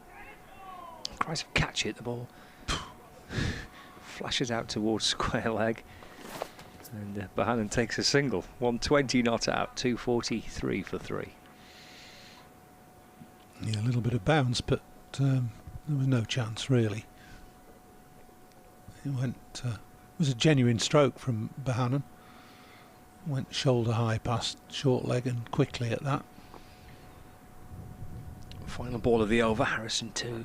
Harris, that's turned to Sales. And Harris departs for 50, caught by Sales under their helmet at backward short leg, and Calvin Harrison trying to create another twist to the story on the final day.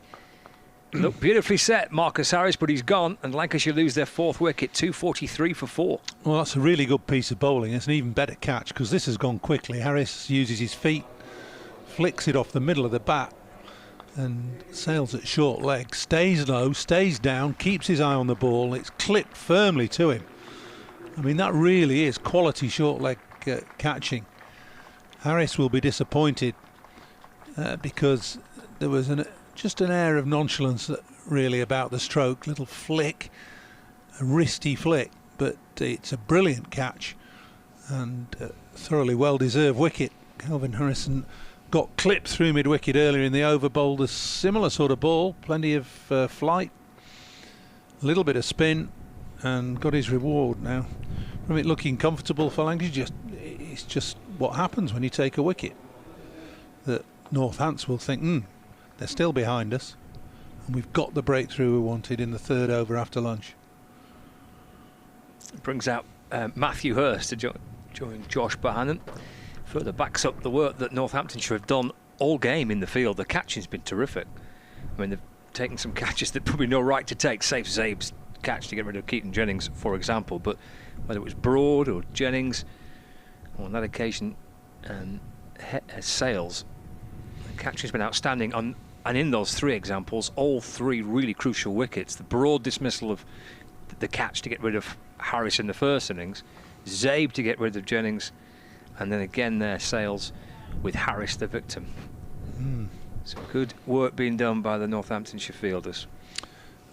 Well, we've had a tester for Josh Bohannon today, and he's come through it. He's got 100 after 3 poor starts. Matty Hurst had 3 poor starts as well in this county championship summer. He's the non-striker. It'll be a test for him.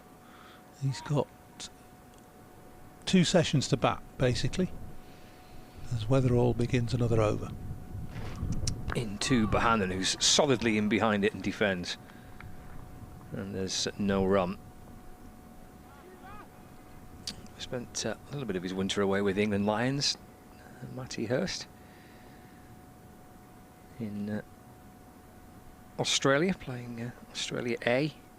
He was in the Big Bash as well, wasn't he? Played for the Perth Scorchers. Yeah. In fact, that was Keaton's team, wasn't it, as well, in the Big Bash? 2 4 3 for 4. Weatherall to Bohannon. Shoulders, arms.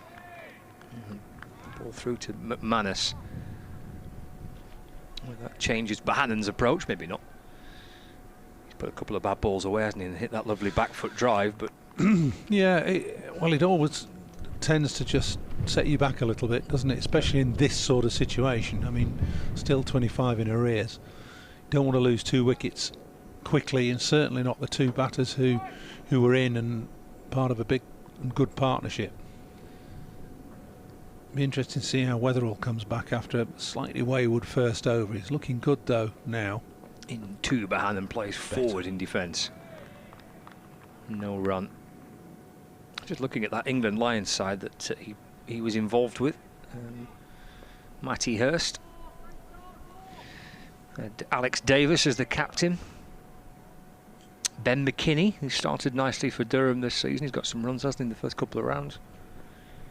James Roos had a good few years with Somerset. And Rocky Flintoff got a century as well for the Lions in that game that he featured in. Weatherall to Bohannon, forward again, defending to mid-on. And there's no run. There's quite a bit of Lancashire involvement because Hurst was there, Flintoff, and Mitchell Stanley played in that game, as well as John Turner. Of course, he's with the short-term loan deal. So if Flintoff was fit, where would he fit into this side? I don't know. He'll have to play, won't he?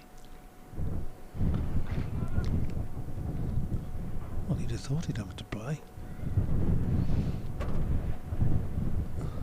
2 4 3 for 4.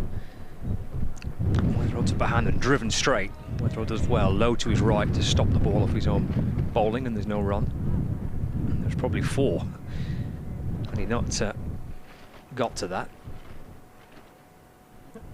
243 for 4. Of course, Flintoff batted at 4 last season for Lancashire. That role being occupied by Marcus Harris. Hurst at 5, Wells at 6, Bolson at 7. Final ball of the over. Short this time from Weatherall, and Bohannon creeps underneath it, and that's the end of the over. And Northamptonshire post-lunch have got the tails up a bit here. The wicket of Marcus Harris certainly out for 50. Means it's 2-4-3 for 4, and they're still behind Lancashire, 25 runs behind, with a stack of overs to go in the day. 58 still remaining in the day's allocation.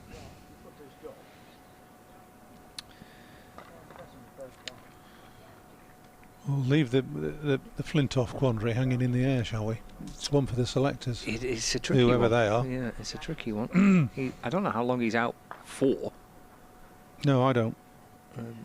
With this little... Well, I think they've kind of caught it early, haven't they? It's a lumbar. Is it a hot spot or a stress? Is it definite stress fracture? I think it could have developed into it had they not kind of got a hold of it quickly. I'm no expert on these things, but that's kind of the thing I was being told. Thank you, Dr. Reed. Yeah, that's all right. I'm going to go and see my other patients now, and Radders will come and join you. Yeah. Well, Scott's off on his ward rounds. There's an attacking field set now for Matty Hurst, who plays forward to his first ball from Harrison and drives it firmly and solidly to mid-off. There's a silly point just in front of square, short leg, slip, short extra cover. Harrison in again, short and wide, and that's a gift for Hurst to get off the mark with a square cut that he really only had to get bat on. Onto deep cover, Guthrie out there mopping up, so just a single, but Hurst away. Afternoon, Paul. Afternoon. Have you lunched well? I lunched very well. Well, I heard an awful lot about your breakfast, so I thought salivating in the back there with talking about hash browns. Bohannon pushes that to short leg, a bit flatter and a bit fuller from Harrison. The silly point has been dispatched for Bohannon. Short again, it's an easy single. Guthrie patrolling the cover boundary. I often wonder why I couldn't read Scott's writing. Obviously it's because he's didn't realise he was a medical doctor. Mm. He can prescribe me a few more hash browns. That'll do nicely. Oh, there's macaroni cheese for lunch as well. That's good. With mushrooms. Mm. And chilli. Did you have those potato wedges? No. What do you mean no? No, went for the rice. Keep the carbs up. You know. Good grief! Well, there's enough carbs in a potato wedge. Very true. Leg side feels interesting. Short leg and two men in the deep. Good fielding from Zai, but silly point as Hurst just pushes that into the offside. It's the end of the over. 245 for 4, 96 bowled. Bohannon 121. Hurst is off the mark, and Lancashire trail by 23. Decent catch by James Sales. Excellent, brilliant catch. It really was. Because the initial reaction when the batsman comes down the pitch to a spinner is to turn away, basically. But he stayed down, stayed low, looked, kept his eyes firmly on Marcus Harris, who basically flicked it straight to him, but it went quickly. Unfortunately for Sales, it went at knee height, which is where his hands were. Stunning catch, really good. Good cricket. I thought it was well bowled as well. Well, that's 3 in the innings for Kelvin Harrison, 7 in the match so far. His first game for Northamptonshire as Rafi Weatherall starts a fresh over from this Brian Statham end. First ball is clipped away down to long leg by Josh Bohannon for a single. Bohannon to 122. Lancashire 46 for 4, so 22 runs behind.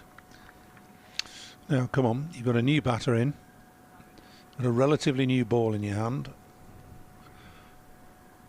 You don't seem interested in your field at the moment. You need at least 2 slips. He's only getting 1. He's got 1 slip and a 4th slip, 5th slip. But nobody else attacking. Here's Weatherall in and bowls to Hurst, and then just nice little release shot down to long leg for a single. Again, Guthrie comes in off the boundary to field, so Hurst to 2, 247 for 4. Luke Proctor off the field at the moment. I know you were saying with Scott a few moments ago, it looked as though he must be having a little niggle or something because he hasn't bowled in this innings, and he's off the field at the moment, which means that Lewis McManus, the keeper, will be in charge. Have they not informed you? They Northampton's haven't. News sleuth. I shall.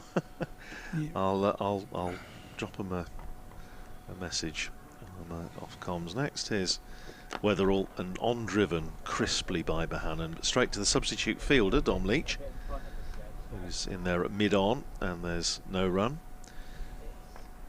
Well, we'll just send Dr. Reed down and he'll sort him out. Healing hands. Clouds high, Fairly bright afternoon, odd little flicker of sunshine, but the forecast that was fairly dispiriting yesterday, fortunately hasn't been borne out by events. Is weather all in, bowls short, and ducked underneath it. Bohannon goes through to Lewis McManus. Northamptonshire, well, I'm sure they'll be thinking if they could just nip one more out before the arrears are cleared.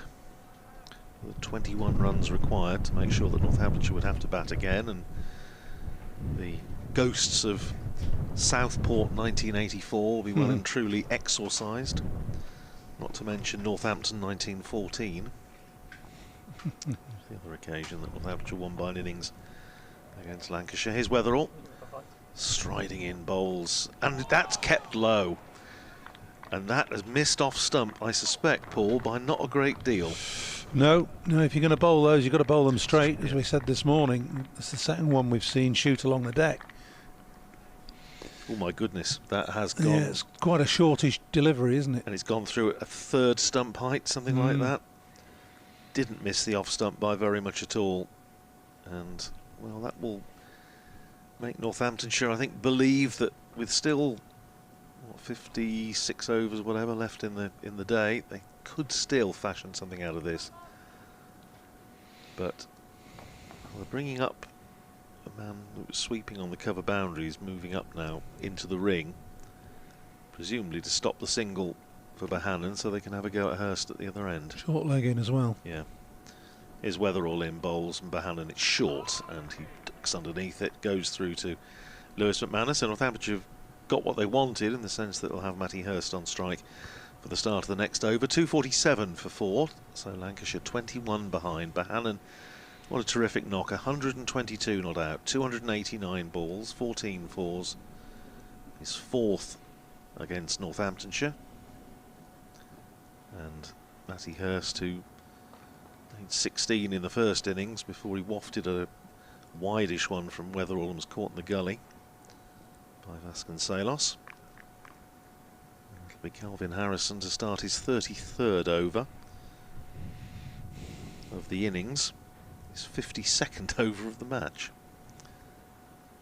He came here for some bowling. He's getting it, isn't he? Getting it. First ball of this fresh over is pushed out into the onside by Hurst. Harrison himself fields and there's no run. Dr. Reed's back from his ward round. So here's Harrison in, bowls short and pulled away for 4 by Hurst. That was a bit of a gift. And Calvin Harrison disappointed with himself there. It was a short ball. And Matty Hurst latched onto it, pulled it past Sales. That forward short leg out to the boundary, down by the point. 250 up for Lancashire, 251 for 4. So just 17 runs required to make sure that Northamptonshire would have to bat again. Silly mid-off, forward short leg and a slip as Harrison from the Anderson end bowls short again. This time Hurst on the back foot plays it out into the offside where Weatherall fields a short extra. And there's no run. So have a backward point. Mid-off. Wide mid-on as Harrison is in bowls, and Hurst trying to give himself room and run it down. Missed the outside edge by not much and could easily have cost Matty Hurst his wicket. It didn't. But Yeah, interesting choice of stroke. Don't like that at all. No. Well, it was an indeterminate stroke, wasn't it? It was neither forward nor back. He looked as though he'd misjudged the length, to be honest, because it was too full a delivery to go back to. There's Harrison in again, bowls to Hurst, and this time he's solidly enough in behind it, pushes it up just past Sales at forward short leg. Yeah, that was better. Much better. A little bit of sunshine breaking through here at Emirates Old Trafford, and here's Harrison in again, bowls, and again just bounces a little bit on Hurst, but he plays it well. Just in front of square on the offside. Weatherall comes round, but there's a single to be had. Hurst to 7, and he nicks the bowling because that was the last ball of the over. 7 to him, 122 to Josh Bohannon, and Lancashire 252 for 4, needing another 16 runs to avoid the innings defeat. Here's Luke Proctor back on the field as Dom Leach trots off, and immediately he's debriefed by Rob Keogh as senior pro. Another chat with the bowler, Rafi Weatherall, who's got through, what, 15 overs in this innings. 15 in the first innings as well, picked up 2 wickets. I think he's, if I remember rightly what he was telling me, he's available for the next game, which is Derbyshire, starting next week. But then he's got, then Northamptonshire have a week off anyway, as do Lancashire. But then I think he's back at uni after that. They don't do much at uni in the summer term these days. Well, any time really. I seem to remember just playing cricket all the time. Oh, you were at Durham, weren't you? Yeah, like my son. We played, played UAU cricket and then played college cricket in the British colleges for Bede. Came down here, played second team cricket, bit of first team cricket. Bede boy. Here's Weatherall in, starting a fresh over on leg stump, and that may just have taken Matty Hurst on the pad. It's rolled out into the onside. Any bat involved? Nah. Leg by signalled, 1 more onto the total, 253 for 4. You said Bede boy with a disdain of somebody who's related to somebody who's at Hatfield. My son is at Hatfield. There you go. Yeah. Huge intercollegiate rivalry between Hatfield and Bede. Yeah, my lad's going back 40, well, longer than 40 years, but that's when I was there. Yeah, my lad's at 50 years nearly. My lad is at Hatfield, yeah. No, 50 years. Crikey. And that again has had Bohannon in a little bit of trouble as he was pushing forward, little inside edge, I think, onto the thigh pad.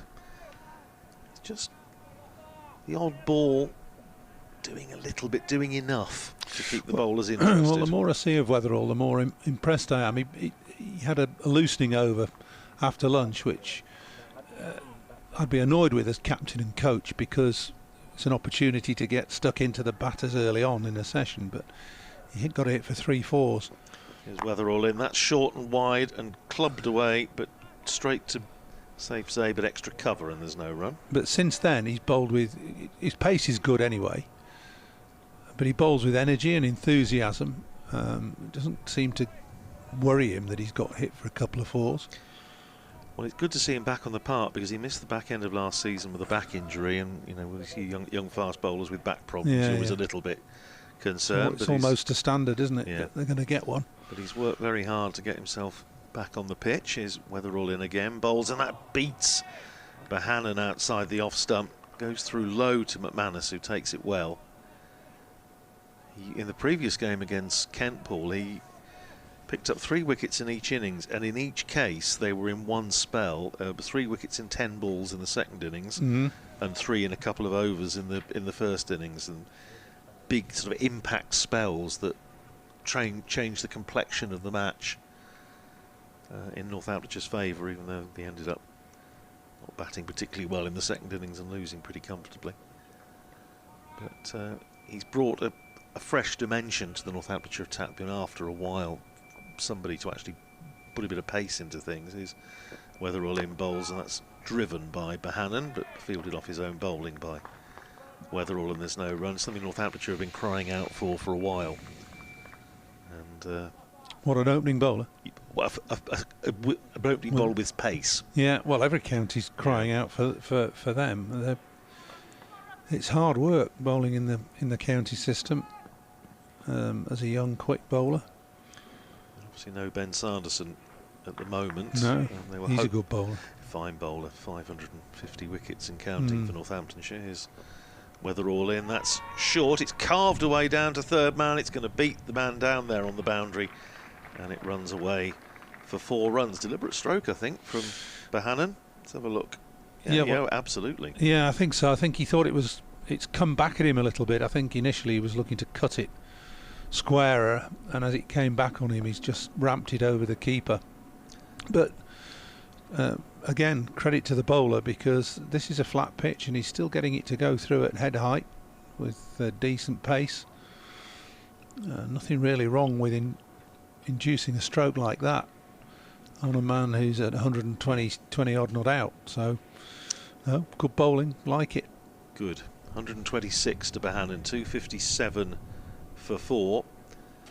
Yes, Sanderson got a bit of a sort of ongoing knee problem. Missed the first couple of games, obviously. I know initially, certainly after the Kent match, Darren Lehmann was saying he hoped he might be fit for Derby. He's playing, I think, for the seconds today at Loughborough. So we'll see how he comes through that. I know he would love to play against Derbyshire, not least at Derby, because he's got it's a bit like a Bohannon-esque record against Derbyshire. So he would love to be there if at all possible. Harrison starts a fresh over. First ball is driven by Hurst up to mid-off, and there's no run. But I'm not sure if he's going to be there yet. George Scrimshaw also is on the sidelines, side strain.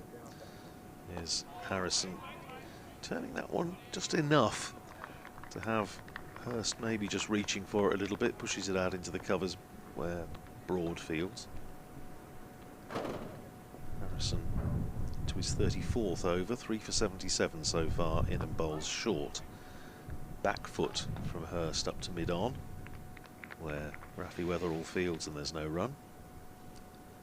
So Northamptonshire just a little bit light at the moment in the seam department. Here's Harrison in again, dropped down in front of Sales at forward short leg. Dom Leach bowled nicely, certainly later on in the match against Kent, struggled a bit at the start. Here's Harrison in again, driven by Hurst. Harrison takes the way off it. No chance of a single. Struggled a bit bowling from the David Capel end, the old pavilion end at Northampton, and bowled a lot of no balls in his opening spell. Switched to the other end and looked altogether more of a proposition. Turned away by Hurst up to mid-on and misfielded by Rafi Weatherall, but I think the umpire already called over.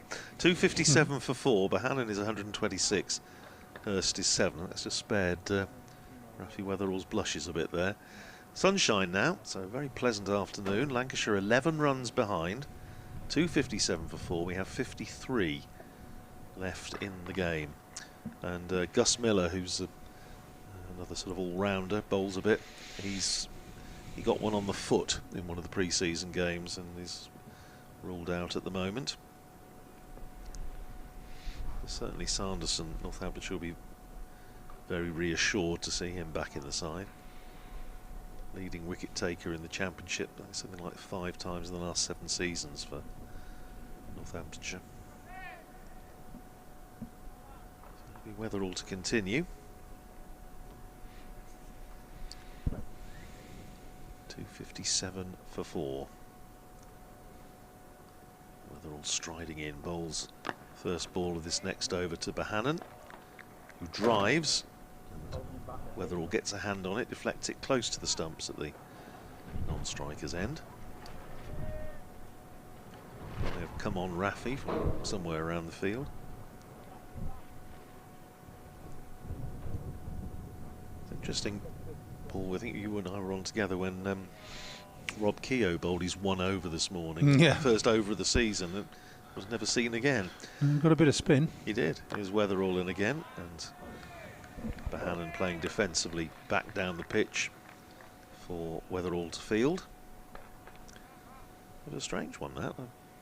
Say he hasn't bowled at all this year, but bowled the 1 over. Did get some turn, bowled a little bit short, but then that was the end of that. That was the end of that. George Bartlett's been bowling a little bit of speculative off spin. Bowled a couple of overs against Kent in the first match, bowled 1 over here, first innings. Here's Weatherall, in and bowls short and down the leg side. Bohannon just lets it go. And McManus takes behind the stumps. Yes, I think there's at Durham University there's certainly a bit of intercollegiate rivalry, isn't there? Just learning. Well, my son's in his first year, so we're sort of learning about all this. But well, there certainly was. I mean, right, there is. It was a healthy competition. The intercollegiate games of soccer, rugby, and cricket. Here's Weatherall in, bowls, and Bohannon stands tall, drops a bat on it out to mid-wicket, where James Sales not under the lid at the moment, where he took that excellent catch earlier to dismiss Marcus Harris. He fields. Saib's coming on across to have a chat with the captain, who puts a fatherly arm around him, although I think he's only, what, 6 years older than Saib, or thereabouts, 6-7 years. But maybe just saying to Saib, keep loose. Maybe we may see a bit of him in at some point. Weatherall's going to go around the wicket. I wonder if that was the message that was communicated from Saib to Proctor to the bowler. Could be, couldn't it? Just have a go round the wicket, see what you think. Could be. Well, they're going to have a go. Still with this Gully, who's the only close fielder, almost like a sort of short ball ploy, do you think? Could be. They've got 2 men back, deep backward square and a long leg. And on the offside as well. Here's Weatherall in. Well, that's not the short ball. That's a good length ball, which Bohannon defends. Still quite breezy this afternoon. Slightly blustery afternoon. You see the flags at the far end of the ground being buffeted by the wind. Captain having a word again with Rob Keogh as senior man. There aren't too many one-club players knocking around these days, Paul, now, like no, Rob you Keogh. mentioned that about Rob Keogh, didn't you? Stephen Croft was here, of course. Sean Bailey? Well, yes, that's true. Short goes Weatherall this time, but Bohannon just ducks underneath it, goes through to the keeper. Yeah, I was wondering about that. It was signalled, was it? Yeah. So one more onto the total, 258 for 4. Saw a few of those in the game at Northampton against Kent. Liam Guthrie in particular had 2 in and over, which both went for 4. So 10 runs gifted to the opposition, and LD McManus keeping wicket, not massively enjoying himself. No. As you can imagine. Now, I think we are going to see short leg go in, so maybe the short ball ploy will be continued. Still going to be bowling round the wicket. Now they do have James Sales back in under the lid, just in front of square on the leg side. And here's Weatherall running in again to Bohannon. Hits him on the pad, drops down, could have possibly rolled close to the stumps, but doesn't. And that's the end of Rafi Weatherall's 17th over. No wicket for 49, 258 for 4, Bohannon 126. Hurst is 7, and 10 runs the deficit. You think of somebody like Dennis Brooks at Northamptonshire, and I'm sure every county has got comparable figures, but Dennis Brooks, they had a dinner for him in 2002 to celebrate his 70 years of association with Northamptonshire. Came on trial as a 16-year-old in... You're not still bowling, in 1932, and was still with the club and at the ground pretty much every day in 2002, 70 years on. Doing what? Just being there. Just being there. Good lad. And passed away just after his 90th birthday. There's Harrison starting another over to Hurst, who drives out into the covers. They'd have thought about a single, but Justin Broad was quickly to the ball, and there's no run. He was virtually every day, summer or winter, you would walk round the ground, and towards the end he had to use a walking frame, but he was still there every day. Fantastic. Forward comes Hurst, pushes that one up to mid-on, and there's no run. Fielded by Weatherall. And even, the likes of Alan Lamb said there how much they learned from him. Just if they had a technical problem, he would have an observation. Clipped by Hurst again, up to Weatherall at mid-on. Harrison sending down his over number 35. Now dropping out mid-wicket, out to deep mid-wicket. Still the forward short leg in, and the slip. And Harrison in, bowls and forward defensively Hurst. A remarkable man. You would talk to Dennis about pretty much any of the matches he played. He played 492 first-class games for Northamptonshire, just one Test match, and he would remember pretty much all of them. how many he got, how he got out. Cut away, shorter ball by Hurst. Extraordinary that. Neil Fairbrother's got a similar sort of memory for the game, and I'm the exact opposite. I can't really remember too much about it at all. Certain things I can. Yeah. Here's Harrison in, drops that one down in front of forward short leg, does Hurst, and that's the end of another over. 258 for 4, 126 to Bohannon, 7 to Hurst. I remember asking him about his debut, because he made his Northamptonshire debut against Yorkshire at Bradford in 1934. And he looked at me sort of sadly, and he said, I said, LBW Verity 1, it says in Wisden, and he says, yeah. And this was what, 70 years later or whatever. I was back, should have been forward.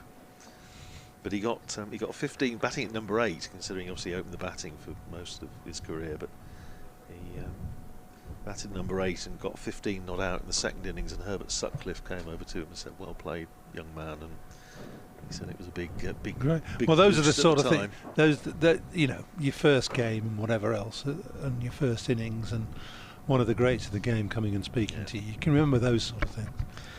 Here's Weatherall. Round the wicket, bowls and steered away wide of gully by Bohannon. Good diving stop. And there by Vasconcelos. But they're through for a couple. 260 for 4. Bohannon to 128. So just 8 runs behind now, Lancashire. 6 wickets in hand. Interesting field this, because he's going round the wicket, the ball's angling across Bohannon, who's looking to get it down the offside. I'd take mid-wicket out and put him at slip. But one too many fielders on the leg side as far as I can see. There's Weatherall in bowls and short. Bohannon ducks underneath it, taken by McManus. Yes, he's got a long leg on the boundary, deep backward square on the boundary, forward short leg, mid-wicket and a mid-on. And the offside, mid-off, the fielder at gully, third man, and a deep point loitering on the boundary down in front of the main scoreboard. Weatherall turning at the end of his run, down below us. He's in, bowls to Bohannon, full toss and clipped away down to deep backward square, where Justin Broad is fielding in front of the hotel, and they're through for a single. Bohannon is 129, 261 for 4 Lancashire, 7 runs behind. And as you said this morning, Paul, anything that they get after the 7 runs is effectively counts double, because Northamptonshire have then got to get them. Yeah.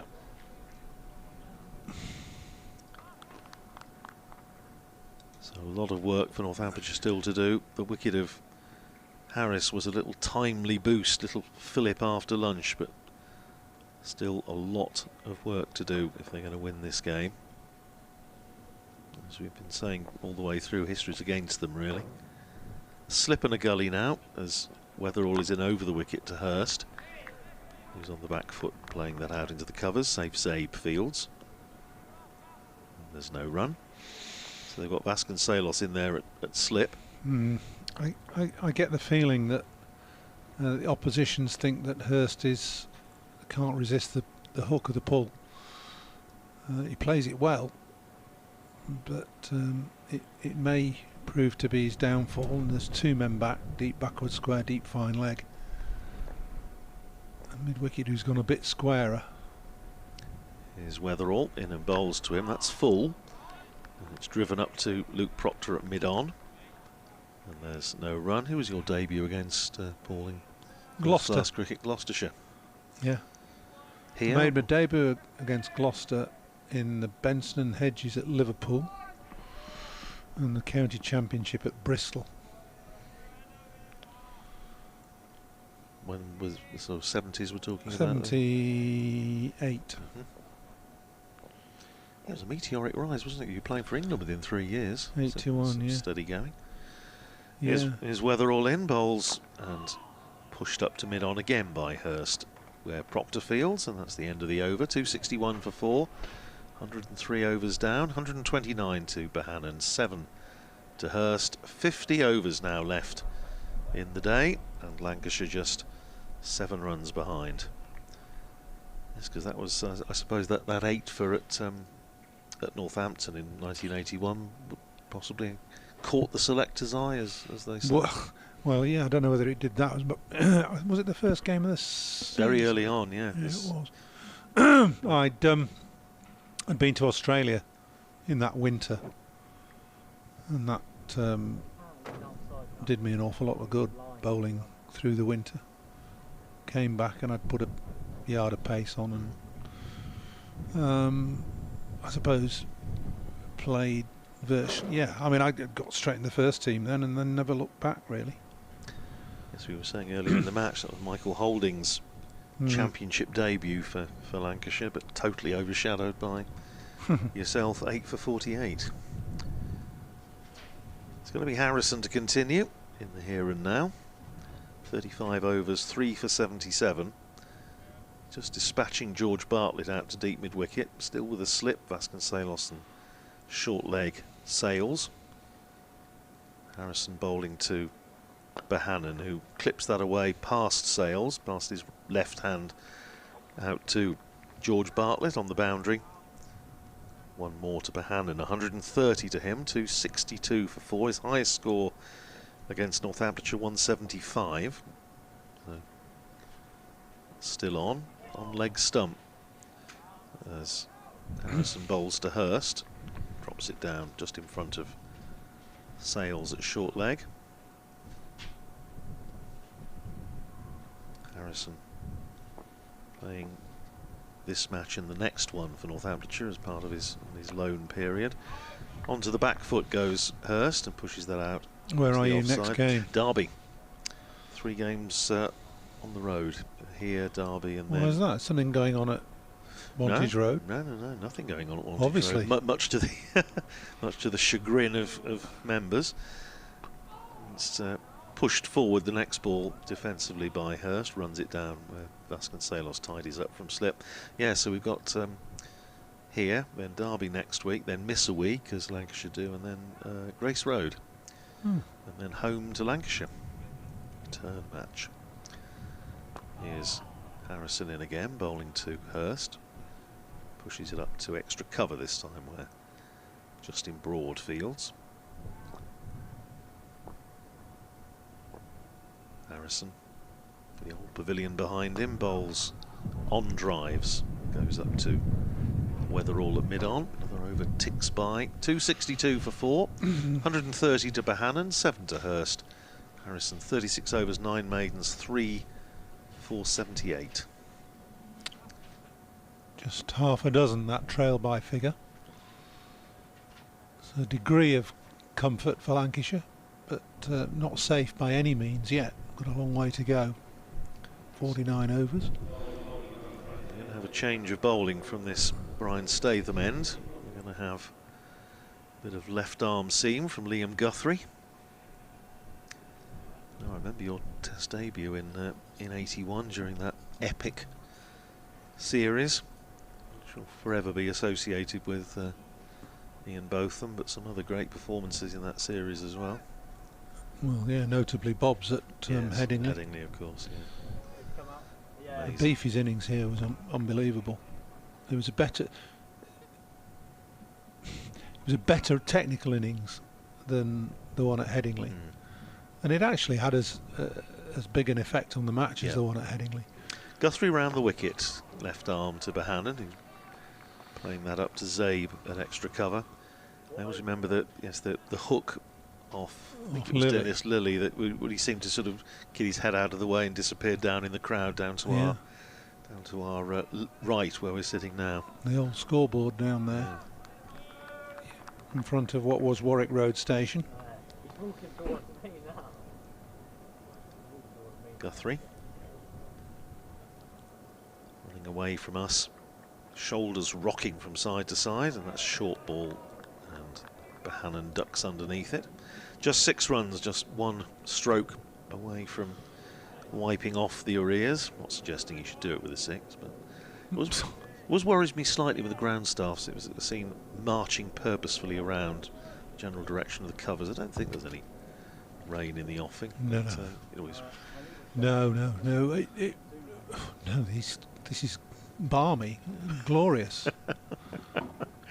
We've had a wonderful 4 days here. Is Guthrie in bowls much fuller, and Bohannon's playing it up to mid-on. It might rain out of white, fluffy clouds in Northampton, but I tell you what, it doesn't here. Well, I go on what Dave tells me. Dave on reception downstairs. Oh yeah, he's good, Dave. Oh, yeah. He's wonderful. And he said he reckons, later on we may get some, like early evening, but not during playing hours. So if that's what Dave says, that's good enough for me. I reckon Jim Watts, who you would remember. I remember Jim. They reckon Jim was the greatest one for predicting what time it was going to rain. Round the wicket comes Guthrie, and clipped by Bohannon out to mid-wicket. There's no run. David Steele always says that if Jim arrived at the ground with his Mac, then you knew you were in for a monsoon. But, yeah, super captain Jim Watts. Bumble was reminiscing about him the other day. He turns 85 in June. He was batting on the day I was born for Northamptonshire, Trent Bridge.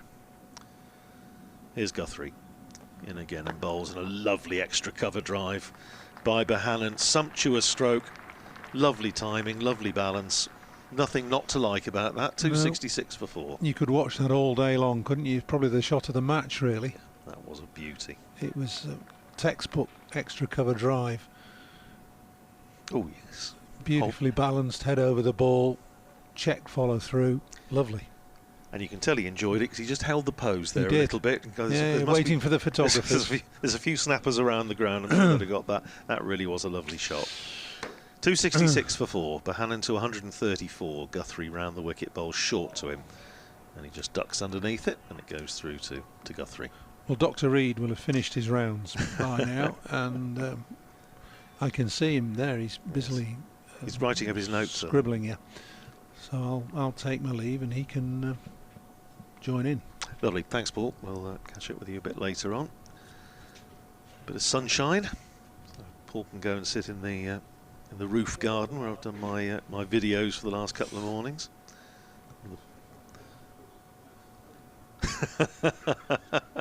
I get the impression that PJW Allet isn't a huge fan of the roof. I think it's lovely, but I didn't have to pay it for it. Sunshine. It is lovely here now at Old Trafford. As I say, we've had by and large 4 pretty good days weather-wise. A little bit chilly at times and a bit of cloud, but the first couple of days certainly were beautiful. And it's going to be Harrison, the leggy, to continue from the Sir James Anderson end. With a slip and a forward short leg, and onto the back foot goes Hurst to a short ball. Cuts it out to point for a single. Hurst to 8. 267 for 4. Lancashire just 1 run behind. Afternoon, Scott. Good afternoon. Finished your rounds? Yes, I've done all my rounds. Yeah. That's good. Very busy today. Well, I can imagine. It was difficult enough to get a GP's appointment.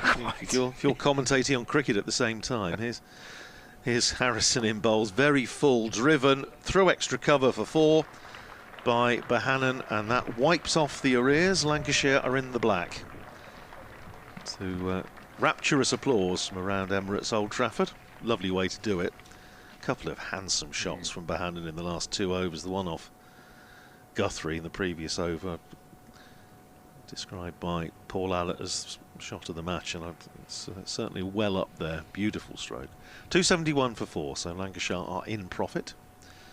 Anything they get from here on, Northamptonshire are going to have to score, and now we have to start keeping an eye on the equation, the balance between overs to go and runs in front. Here's Bohannon on the back foot defensively. I suppose obviously the thing is, in Northamptonshire aren't getting wickets, then it doesn't really matter anyway if these two just keep batting. And the whole thing is academic. Lancashire will save the match with a degree of comfort. That's again a short ball that's whipped away by Bohannon behind square. Zabe is there to cut it off, and there's no run. So Darren Lehman's on his lap around the... He is, field, yes. isn't he? He's started after lunch, post-prandial. Pulled away by Bohannon out to deep mid-wicket. George Bartlett is lurking within conversational distance of the head coach. 272 for 4, 1 ball to go in the over.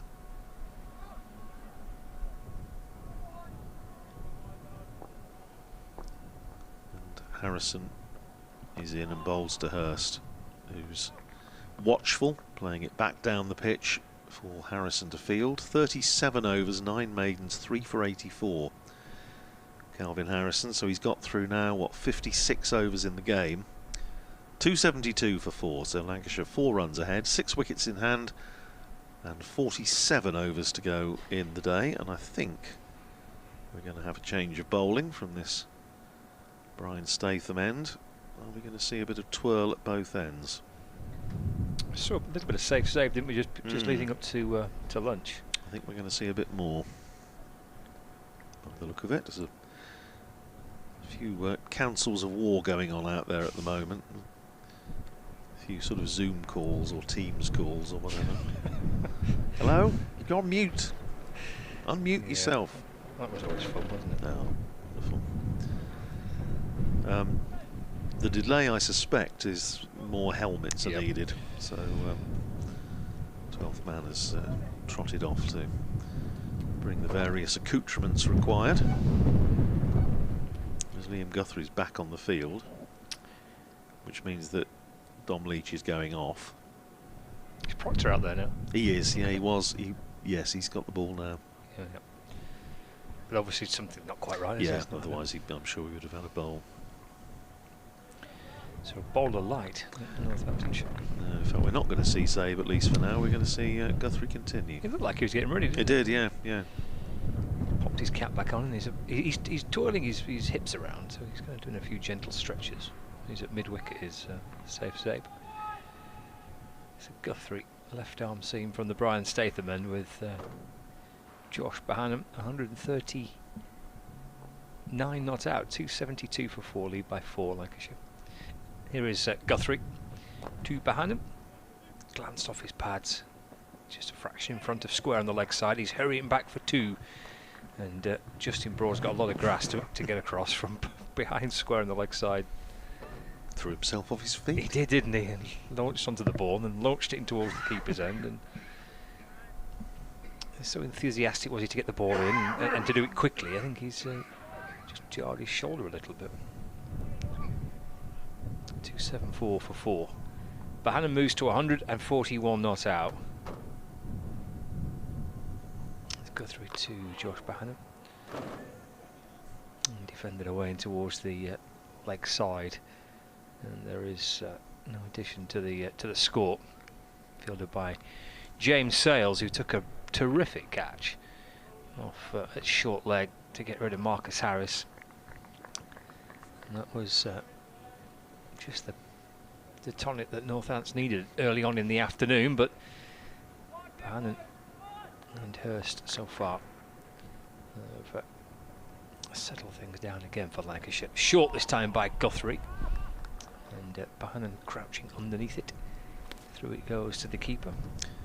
Always nice to receive messages from listeners, and a note from Chris Harrison, who's watching and listening to us with Trish Hankins, former Northamptonshire captain, the only player to play over 200 games for Northamptonshire women, who's retired from playing last year but still very much involved with the game around Wantage Road, and both listening this afternoon, so I hope you're enjoying it. It's Guthrie. And short. That's a good option this by Guthrie. This left arm seam from around the wicket, just trying to dig it in short. He's not getting much assistance, but he's off the pitch. I think Paul mentioned before, drawing comparisons with Neil Wagner, who done it to great success at Test level with New Zealand. He was great fun to watch on these flat pitches. He came tearing in. Played for a few counties as well. He played a few games for Northamptonshire. Guthrie to Bohannon. Single nudged away through square leg. It's 142 not out, 275 for 4. I think that might have been the year of the Jackson Bird fiasco, when he was supposed to be coming and playing and didn't, and Northamptonshire really struggling to get anybody to come and play, and he played a few games that year. I was just looking at Trish Hankin's record. He's played at 197 games for Northamptonshire across all formats. Got through to Hurst, get it dug in, and Hurst gets up on his toes and on top of the bounce and just taps the ball away into the onside for no run. End of the over, 275 for 4, a lead of 7. Which is very nearly 70 games more than anybody else. 1,469 runs, 203 wickets. Again, comfortably more than anybody else. Captained the side for 14 years, I think. Correct me if I'm wrong, thereabouts. And he's heard from time to time doing some commentary with us as well. So nice. We get to see Harrison continuing, which is no great surprise to anyone. We did think that once he was on this afternoon, he might not. It might need the proverbial wheel wrench to get him off. Just about to start his 38th over, 275 for 4. Lancashire 7 runs to the good. Harrison in bowls, and Bohannon is going to get an easy single. Field back, so they seem happy to give Bohannon the single and just have a go at Matty Hurst. But Matty Hurst's been in there a while now. He's faced 35 balls, 8 runs. It's 276 for 4 now. Harrison to bowl to Hurst with short leg and slip, and a little bit of slow turn for Harrison, but forward comes Hurst and just runs it down towards backward point.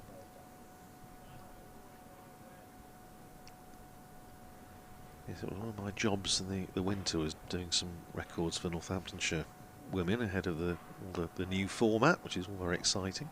Next ball is driven out to extra cover by Hurst, fielded by Broad, and there's no run. Start a week on Sunday, I think, 20th. First game against Leicestershire. That's in the 50 over competition. Couple of double headers at Montage Road, June the 1st, and there's one in the beginning of July as well. I think every county's kind of doing a double header, aren't they? Harrison in bowls, and Hurst drives it back down the pitch. Harrison fields. They've done double headers here for a while. They've had. Yes, I know. Yeah, and they're always very well attended. Both games. I've been here for 1 or 2 of them, and here's Harrison in bowls, edged and caught by Vasconcelos at slip. So Harrison has got his man. Hurst pushing forward, taking the outside edge. Good low catch by Ricardo Vasconcelos, and Northamptonshire still just about in there. Lancashire 8 runs ahead, but now 5 wickets down. Harrison's picked up 4 of those 5 in the innings. 8 in the match now for Calvin Harrison. It's a good low catch too, isn't it? It was. It only just carried. I think Hurst just had a little look to make sure everyone was happy with it, which they were. So 276 for 5. There are still, what have we got, 45 overs left thereabouts. And there we go. It just turned enough, didn't it? Took the outside edge. It's a good piece of bowling. Was. And it's a really good catch. Went quickly, went low to Vasconcelos. Got his fingertips under that. Just fizzed a little bit quicker by Harrison. Just gripped enough. Spun away, took the outside edge of the bat. Good low catch. Chipping away here in Northamptonshire, and there's still lots and lots of time still to go. Yeah, 45 overs and 1 ball as Luke Wells comes to the crease. Wells out for 20 in the first innings. That was the skied catch off Harrison again. That was the one that Justin Broad took coming over his shoulder, which was again an excellent catch. So Lancashire, I suppose, effectively 8 for 5. but they have still, what, 45 overs left, so Northamptonshire is still in with a sniff here. They definitely are in with a sniff, yeah. But it's the immovable figure of Josh Bohannon, 143 not out. And, well, how dearly I know they can chip away at the other end, but how dearly Northamptonshire would love to see the back of him, which is something we've been saying about Josh Bohannon for about the last 5 years. But he's played beautifully, he really has. It's been an innings of great skill and resilience and character. He's watching from the non-striker's end as Luke Wells is going to face his first ball from Calvin Harrison. Forward he comes, pushes it out into the covers, and that's the end of a successful over for Calvin Harrison. 38 overs, 9 maidens, 4 for 85.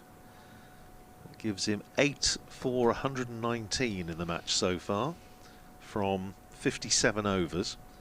276 for 5, Lancashire lead by 8. Yeah, well, that's pretty emphatically makes that decision to sign Calvin Harrison on a short-term loan deal, effectively with this game in mind, as Darren Lehman said to us on commentary yesterday. A pretty shrewd piece of business. Whether Northamptonshire go on to win or not, he's had a very, very good contribution in the game. Absolutely.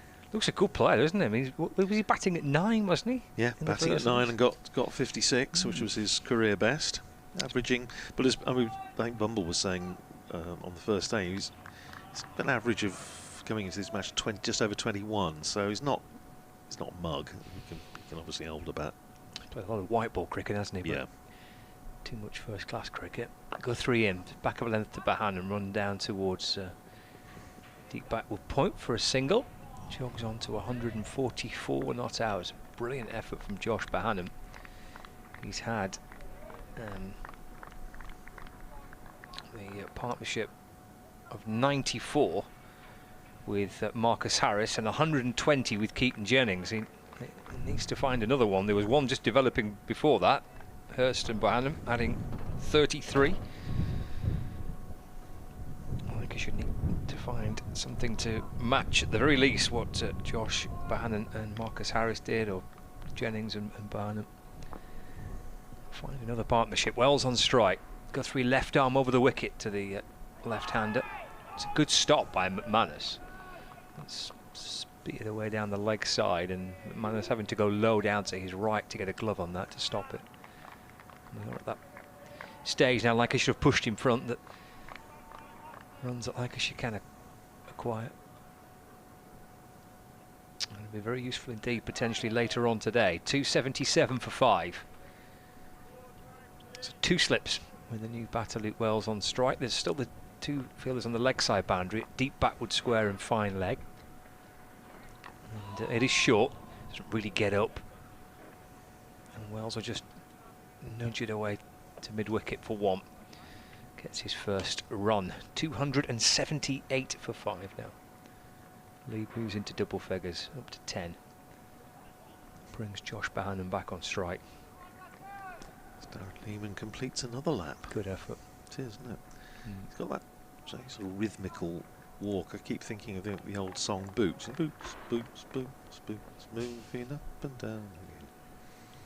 Never heard of that one. Not. Go 3-2 Bohannon. It's shortened down the leg side. And he has nothing to do with it. It's just in time with the music that he's walking around. Oh no, it's a very old song. Okay. Is it a chart hit? It might have been in about 1910 or something like that, but made famous by Peter Dawson, the great Australian baritone. Words by Rudyard Kipling. But, gripping stuff.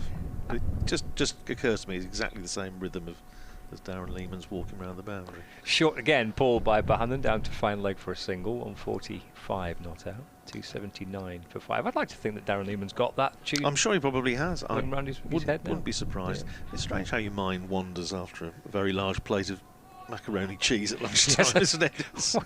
What happened to the chili? I thought you were going to... it just looks so nice. Okay. I'm very, very partial to mac and cheese and some nice vegetables in there. I thought, well, that's one of my 5 a day.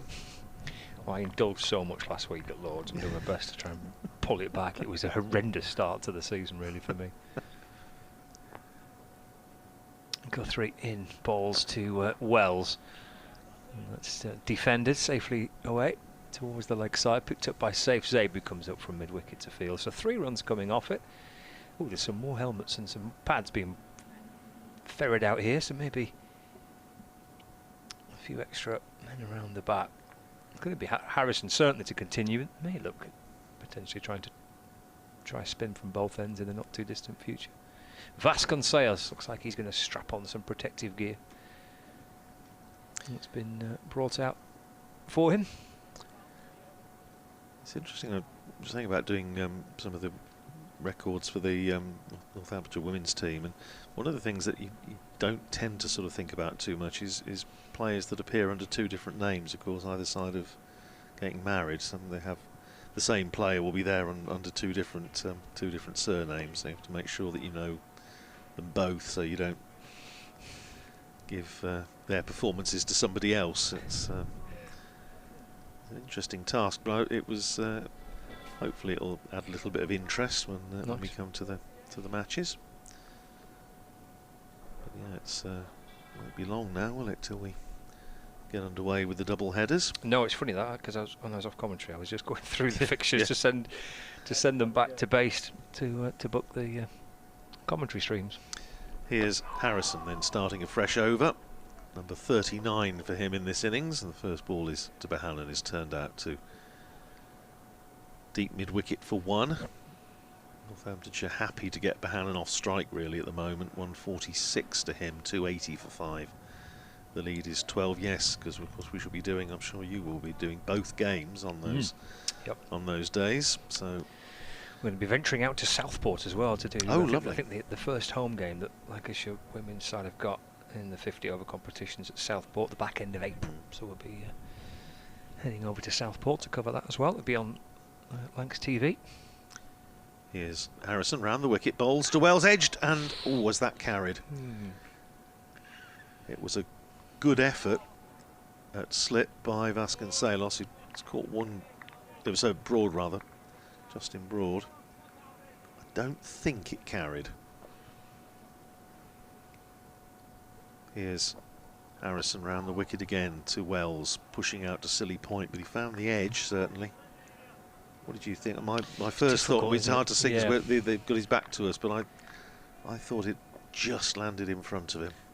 I'm going to replay that maybe. That's off the back foot. Punched away by Luke Wells down to Bartlett at backward point. 280 for 5.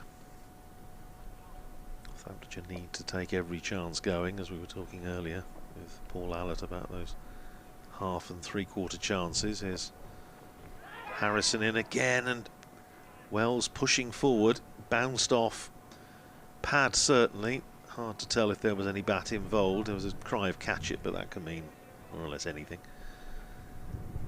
Didn't go anywhere near the fielder in the air. Tidied up by Rob Keogh, who's there on the 45, saving 1. Pushed out into the covers by Wells, who's going to add his second run. Way through the covers, he goes to 2, and he keeps the bowling, so Northamptonshire won't be too sorry about that. 281 for 5, Wells is 2. Behannon is 146, Lancashire lead by 13, and we have 43 overs remaining. Yeah. Intriguing that, isn't it, by Harrison? He really has bowled well. And he's just doing enough, isn't he? He's got the left-hander as well now, so he's got those footmarks outside the off-stump, which he can try and land the ball in. The ball to spin back to Wells. There's something for Harrison to work with to both left and right-hander, and the dismissal of Hurst, if anything, would be the most, also equally as encouraging, because he's got one to grip and turn away from the right-hander. So he really is a threat from that Jimmy Anderson end. And he's just settled in, hasn't he, to what looks like another pretty lengthy spell. So we've got the leg spinner from one end, and we've got the left arm seamer probably just trying to bang it in at the minute from this Statham end. But it goes for a fuller ball first, snaking away down the leg side. Good tumbling stop by McManus. Got 2 men out in the deep on the leg side. Should Wells try and take on anything that might be short. Deep backward square leg, fine leg. Slip and a gully. Backward point, cover. Mid off, mid on, and mid wicket. And there's quite a lengthy conversation here between the bowler and Rob Keogh and the skipper Luke Proctor.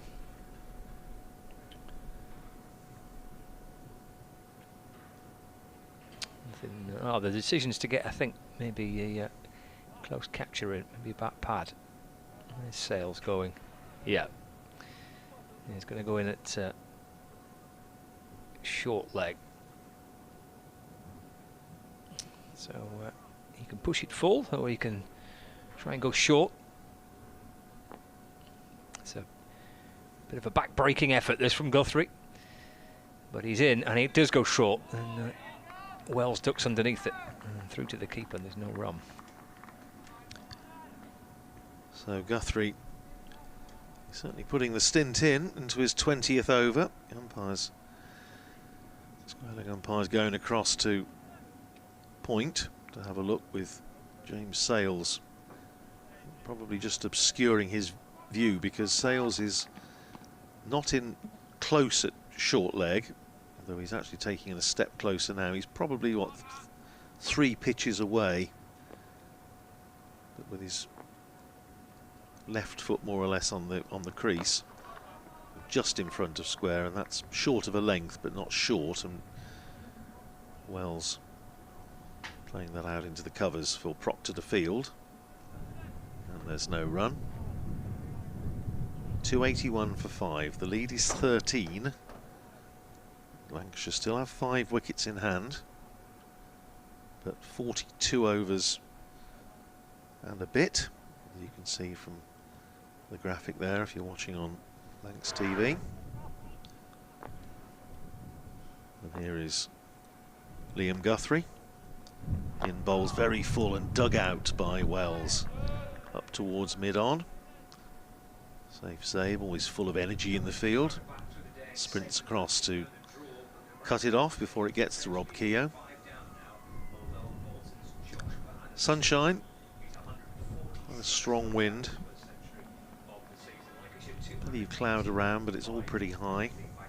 Don't think, famous last words of my weather forecasting, don't think that's going to be an issue. I think we shall get through to a conclusion one way or the other.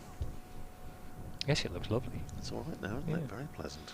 Not exactly cracking the flags, no, but you no, know. It's all right, isn't it? Better than what they thought. Guthrie in again and bowls full to Wells. He clips it out to mid-wicket where Zabe fields, and there's no run. It can't be that cold because there's a few in my sort of position A seats down in front of the new hotel. There's a few people out there now, so it can't be that cold. I mean, they're huddled up with woolly hats on and big coats, but yes. Well, the thing is that they say where they are, they can just lean backwards and order another mug of Ovaltine. That's very true. Yeah. Bit of Bovril. Yeah. Here's Guthrie, and again bowls short, and Luke Wells sways out of the way of that one. It goes through to McManus, and another over goes by. 281 for 5. Bohannon 146 not out. Luke Wells is 2. 42 overs left.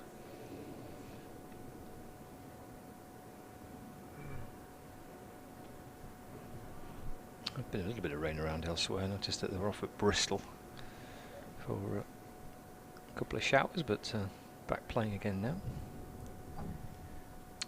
Somerset are on the brink, 9 down now against Sussex, 306 for 9. Lewis Gregory's still there. Jack Leach is in there, so anything is possible.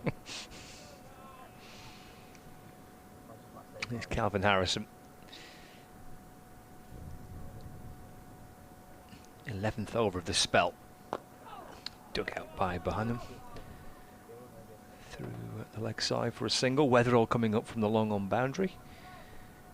Moves to 147 not out. Josh Bohannon, 282 for 5. Wells is back on strike.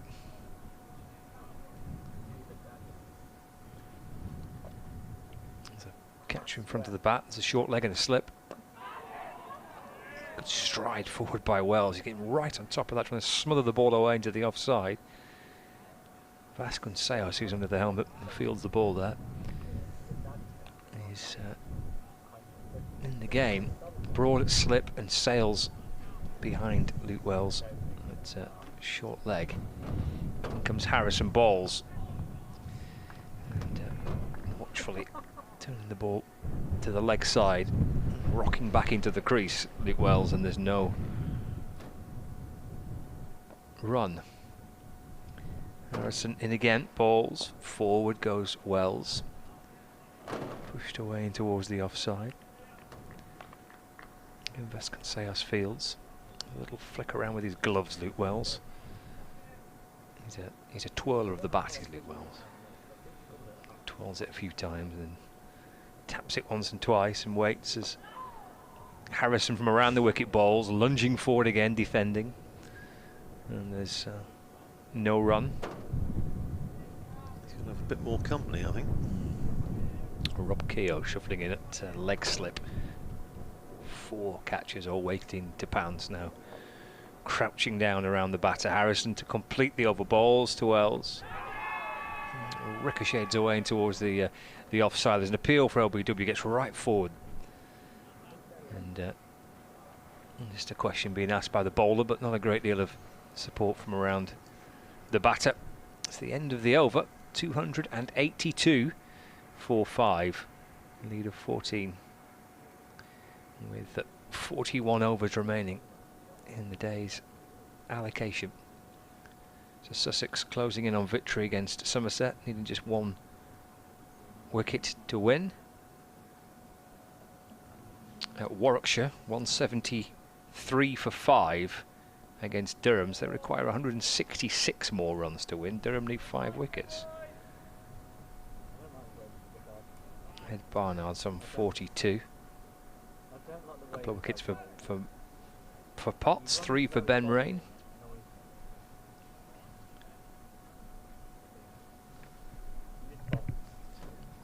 Here's Guthrie. Running and bowl to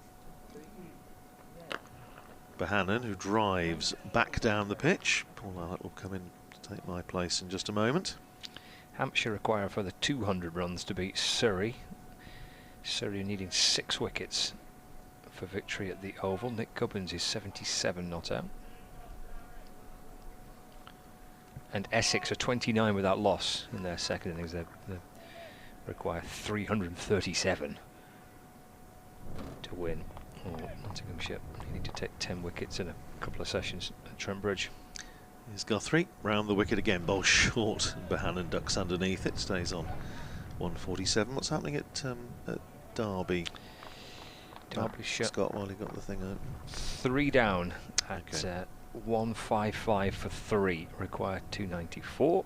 And I think that's got a draw written all over it, wouldn't it? Leicestershire needs 7 wickets. They batted on for quite some time, didn't they, Leicestershire? Yeah. It seemed a very conservative declaration. Wayne Madson's on 53 not out. Here's Guthrie, round the wicket bowls, and Bohannon's up on his toes, playing it out into the cover. Safe save. He's just seems to have energy to spare in the field. Safe save. Picks it up and threatens to throw down the stumps. 283 for 5, so that's a lead of 15 for Lancashire. Around about half an hour to go until tea. Here's Guthrie. In again, bowls to Bohannon, who thinks about a little pull at that one. It's a short ball.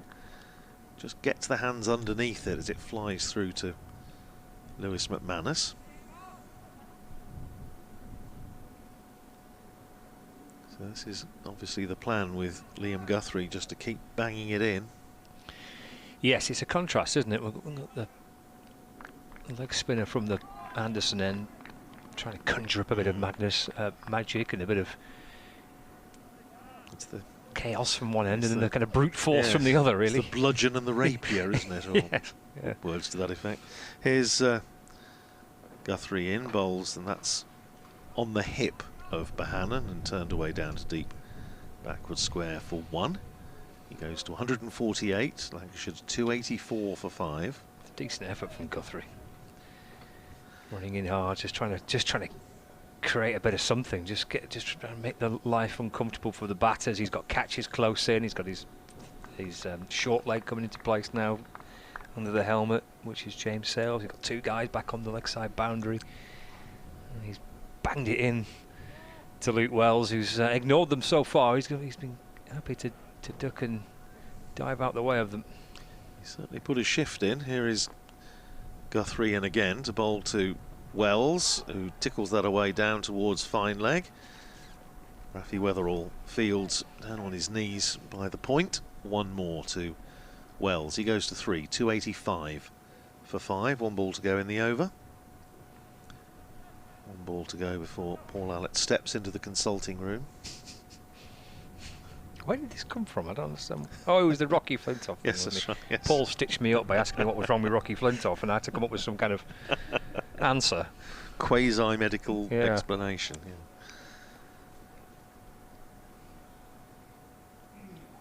Here's Guthrie down below us. A bit of sunshine just casting a shadow now as Guthrie runs in and bowls, and that's outside the off stump, left alone by Josh Bohannon. He stays on 148. Luke Wells is 3, 285 for 5, so Lancashire 17 runs ahead, and I shall make way for Paul Allett. Cheers, Riders. A lumbar stress reaction is what was being reported, which happened during pre-season. So resting so the injury doesn't worsen, while also having rehabilitation. You see, that could be. This is proper. Sit down, Mr. Allett, and I shall tell you all about your lumbar stress reaction. He's been rested so the injury doesn't worsen, and having his rehabilitation. You're turning down my microphone there. It's all right. Hear this one, mate. We've got the headphones mixed up. Yeah. Okay. It's unravelling. 285 for 5. As far as doctors go, it's not particularly good, is it, when I'm sitting down fiddling with the controls in front of me and I'm actually fiddling with your headset rather than mine? It's sort of not. It's not encouraging news, you know. No, if you're taking my blood pressure and stuff like that. No, it's not. No, you wouldn't. But I wouldn't really believe much that. Anyway, I was to say. We'll forget the doctor bit now, shall we? Seeing as we can't work out what buttons what buttons what in front of us. Will be Calvin Harrison to Luke Wells, and 4 catches creeping down around the bat. In and balls to Wells, who looks to hammer that away through the offside, and Vasconcelos is doing his best to try and hop out the way of it. It crashes into his shin guards. I think Wells trying his best to remove some of these close catches. Good effort this by Harrison, isn't it? It's a career best, I think. 7 for. Don't think he's got 7 in a match before. Balls to Wells, who's forward in defence. And there's no rump. 4 fielders and the keeper round the bat. I think Wells will look to attack. I'm sure he will. 3 not out. Harrison well in and then just pulls away.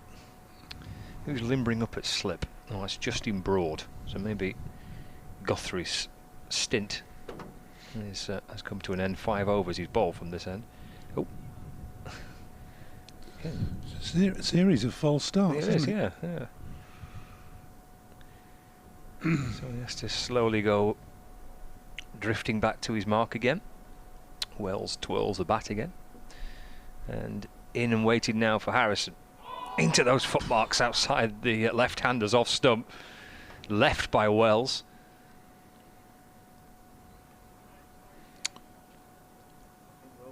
.285 for 5. Well, you've got to cover up if you're going to leave that way outside off stump. Straight at this time from Harrison. Wells having to defend. Oohs and ahs every ball, aren't there now?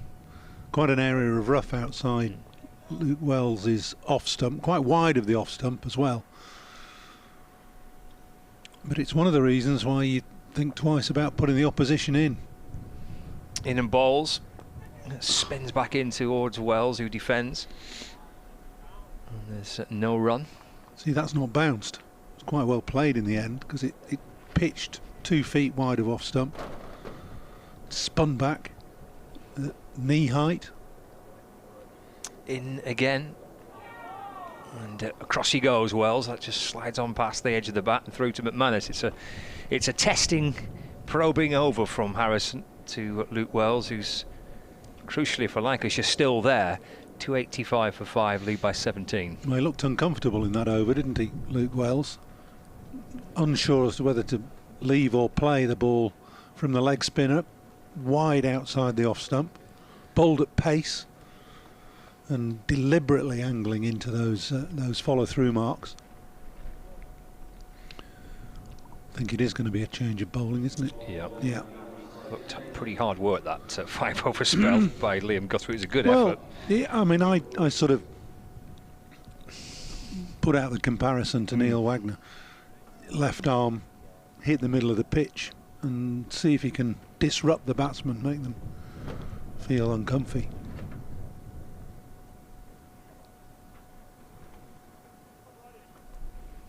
Will be Broad to replace Guthrie. 5 overs, 1 maiden for 13 in that spell from the Brian Statham men. He's got the keeper, McManus standing up. Josh Bohannon's on strike. Broad sets off and Bohannon pulls away with a little bit of movement behind the bowler's arm. This means everyone turns around and starts gawping in this direction, don't they? Well, I think it's the lads on the dressing room balcony. Is it? All right. Yeah. 285 for 5. Broad in, balls. It's chopped away down to third man by Josh Bohannon for a single. Moves to 149 not out. 286 for 5. There was a game at Chesley Street a few years ago when Shiv Chandra Paul was playing for Lancashire. And we were on commentary, you know, it's like with the commentary positions at Chesley Street. And they're quite low down, aren't they? And oh, there we go. You could just see on Lex TV maybe some of the lads that are causing Josh Bohannon some problems. Anyway, it turns out that we were the issue in the commentary box. It's brought around the wicket and balls to Wells. That's what, in the media centre at Durham? In the media Chesley centre Street. at Chesley Street. No, come on. Yeah, in the broadcast boxes. That's the level below the press room, isn't it? And the pitch was right across to one side of the square. What were you doing? The window jumping was up and down. Well, no, we were just chatting, weren't we? But whatever we were doing was enough. Oh, was it the commentary that was offending them?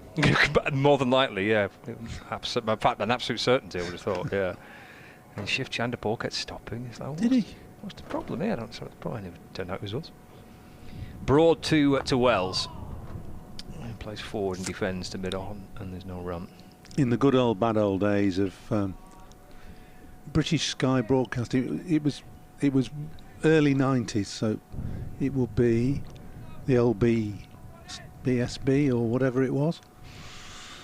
Charles Colville was commentating at Grace Road in the height of the summer, and they had the commentary box windows open, which they never brought in, left by Wells. Certainly in my time we never had commentary box windows that opened in the TV boxes anyway. And Charles was spouting off about something, and I could hear him. And I'd stopped at the end of my run and turned and looked at him and said, "Charles, what do you know about it?" Which was a somewhat unfair comment, but I'd probably been smashed for 3-4s or something. Broad to Wells, he's just hopping back and able to guide it away to square leg for 1 run. 287 for 5. But it's annoying when it's your own team jumping up and down on the balcony, isn't it? I mean, crikey. He's got 149 and the lads are... It actually... It depends what you like as a batter. You see, he's off again now. there's an indoor set of seats in the dressing room. Brought over the wicket to Bohannon, and that's his 150. Just tucked away to the leg side for a single. 150 not out, 288 for 5. The details are 332 deliveries. He's batted for 431 minutes and 17 fours. Top effort from Josh Bohannon. Really, really good. Because, as we say, he had a bit of a rocky start to the county championship season. 2 failures at Lords, 1 in the first innings here. And this is a real backs against the wall effort for him today.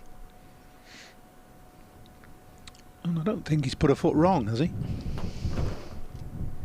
No, I can't think of a chance. No. I'd like, if we can, one of our cameras to zoom in on the Lancashire balcony at some point. Maybe next over. Harrison to Bohannon, that's worked to the leg side, and there is no run.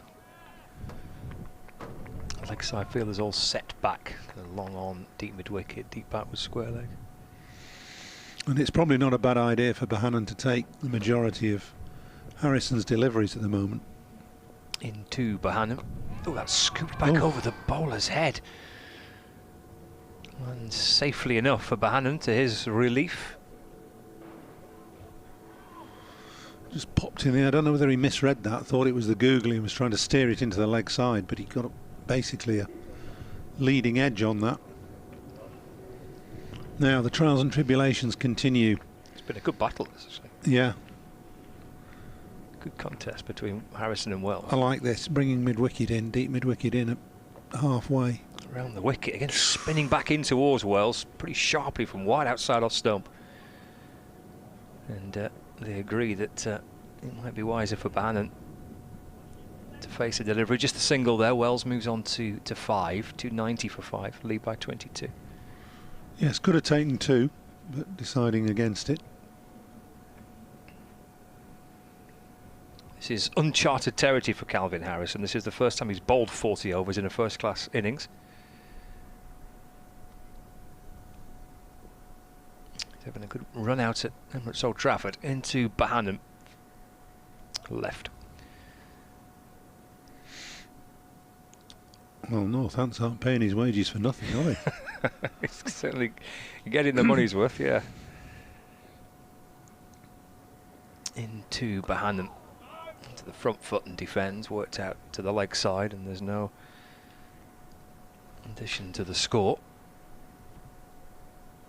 Same for this match, and then the trip to Derbyshire. Darren Lieben came up on commentary with us yesterday and said he basically signed him because they were playing here. Yeah, I was going to say Derby's not really conducive, or hasn't been over the years, to bouncy leg spin. Into Bohannon. Whipped away down to fine leg, and Broad chases after it, puts the dive in just in Broad, but the ball beats him. It's gone for 4. It's the end of the over as well. 294 for 5. It's a quick ball, that. Fired it in. Just a conventional leg glance from Josh Bohannon. Picks him up another boundary. Lead moves to 26 with well, there's 15 minutes or so now to the tea break, and then 1 session for Lancashire to bat through. Well, yeah, I suppose the way the game is, 37 overs left, then they'll need to bat the majority of those. The side's happy to chase 10 and over.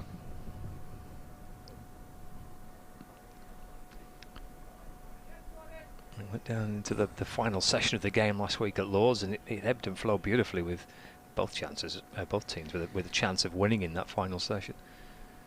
Any word of what might have happened to Proctor? No, I've not heard anything. No. He was off for a bit, wasn't he? He's back on the field now. No sign of him bowling. Broad around the wicket. Yorker to Wells, who brings the bat down, jabs it away into the onside. There's no run. I just think he might have come on because he wants to bat, or Oh, I should see, okay, should the situation arise where he has to open the batting, he'll be able to do that. In which case, it's probably good news because he's not badly hurt, is he? So might be just a bowler's niggle he's got. Broad to Wells off the back foot, punching away to cover point. Liam Guthrie fields and there's no run. He's cramped for room, Luke Wells here. McManus, the keeper, standing up. There's a short mid-wicket, slip, gully, backward point. Short cover, mid-off, mid-on, and 2 fielders out on the leg side boundary still. Deep backward, square leg, fine leg. Broad's a tall man, and he's in bowling to Wells. Full ball, which Wells again turns neatly away to the leg side where Safe Zabe fields, and there's no run. 294 for 5. It's a rearguard approach from Luke Wells, which reflects the match situation for Lancashire. 35 balls faced for his 5. Sets off Broad, but maybe Wells wasn't quite ready. He's not quite gone through his twirling exercises yet. He's a good twiddler, isn't he? He absolutely is, yeah.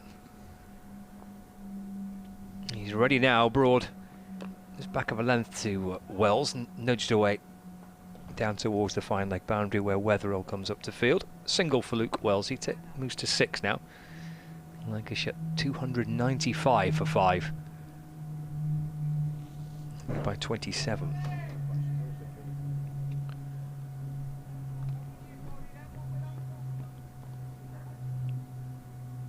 Barnum looking over his shoulder. We'll see 2 fielders on the leg side boundary. Third man deep point as well. It's work to mid-wicket where Sales fields in a slightly awkward position there. He's sort of one of the matting which is protecting one of the pitches here. That's the pitch for Friday. Yep, back here on Friday. Got a bit of grass on it. Leicestershire to come on Friday. Northamptonshire with a trip to Derbyshire. Back-to-back games. First 3 games on the spin. Forward goes Bohannon and defends, and there's no run. Then there's a break for a week. I think Northants break for a week as well. And then back with the Gloucestershire game here as well. So 3 home games on the spin for Lancashire. 7 games in the first spell, is that right? I think it is, yeah. Yeah. Yeah, because it's half the season done, isn't it? Before Before the end of May. Before the end of May, yeah, basically. Yep. Do you think the 50 over comp should be played in this spell now? Well, that's part of this idea, isn't it? Well, it has been in this period. They have played the 50 over comp in April. We used to play the 55 over competition at the start of the season. Seemed to work all right. Yeah. That's going back 30 years, mind. It's been played. The one day cut's been played in April. Before? More recent, yeah, since then. I'm sure of it. It may have been like the 40 over. Right, yeah, well, like we've gone from 55 to 50 to 40, back up again. I don't mind that. With some championship games in August. Yeah, good. The spell from Calvin Harrison comes to an end because Safe Zabe's going to replace him. He's bowled 13 overs, 3 maidens, 2 for 32 from the James Anderson end. I wonder why that is. Because he was causing Luke Wells all sorts of issues. He's on strike now. Anyway, who's to say that Zabe won't cause a few issues? Into Wells. Punched firmly away and then through for a single. It was a bad run. It was to the right of where Weatherall's fielding at mid-off. He did well to stop it. And they got through for a single in the end. Well, there were no alarms in the end, but it wasn't a good run because it was hit straight at, well, to the right, but straight at the fielder. Anyway, no damage done. 296 for 5. Zabe with his left arm spin around the wicket to Bohannon. Away to the leg side. No addition to the score.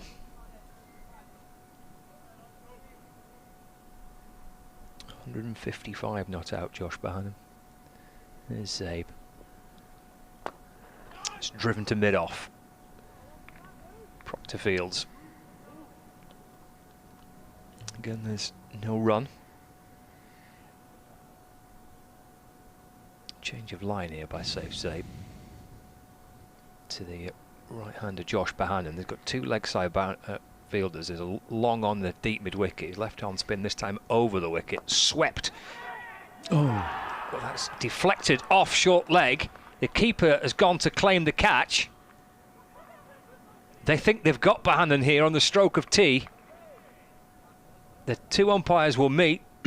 Well, to agree to make a decision as to whether this is out or not. It hit the short leg fielder. It looped up. McManus, the keeper, claims he's taken the catch, and he has taken the catch. The umpire's given him out, and Bahanan departs for a terrific 155 and departs in the most unfortunate way.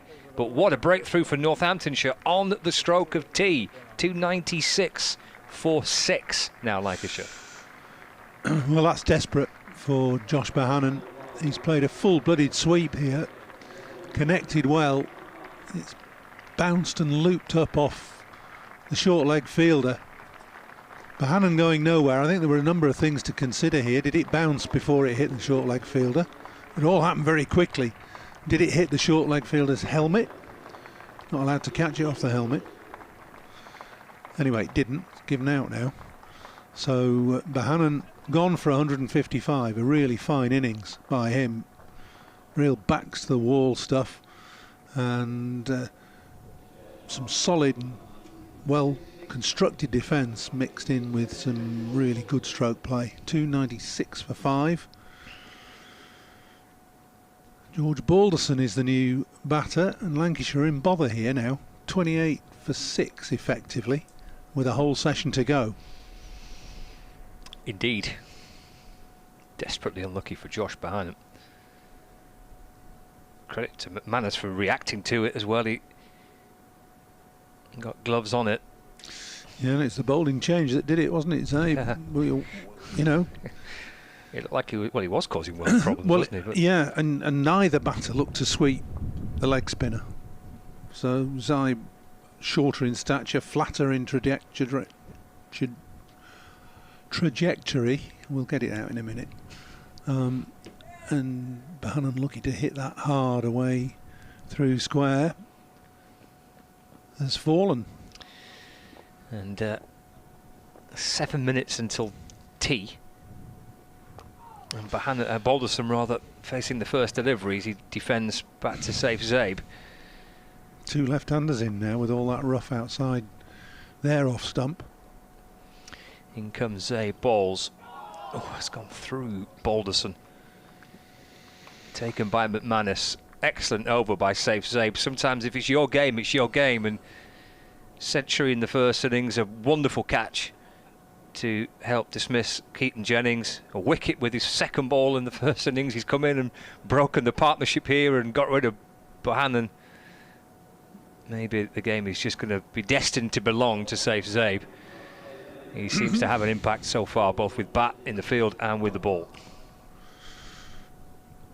Well, it may be an inspired bowling change or change of ends or whatever, because Harrison's coming on now at the Statham end and will continue round the wicket, bowling into that rough outside the left-hander's off stump, created by the bowler's follow-through. So maybe it was just, I want to change of ends anyway, or maybe it was the fact that they've got a wicket that think with two left-handers in, you've got to come back on. In which case, it's the shortest rest in history, isn't it?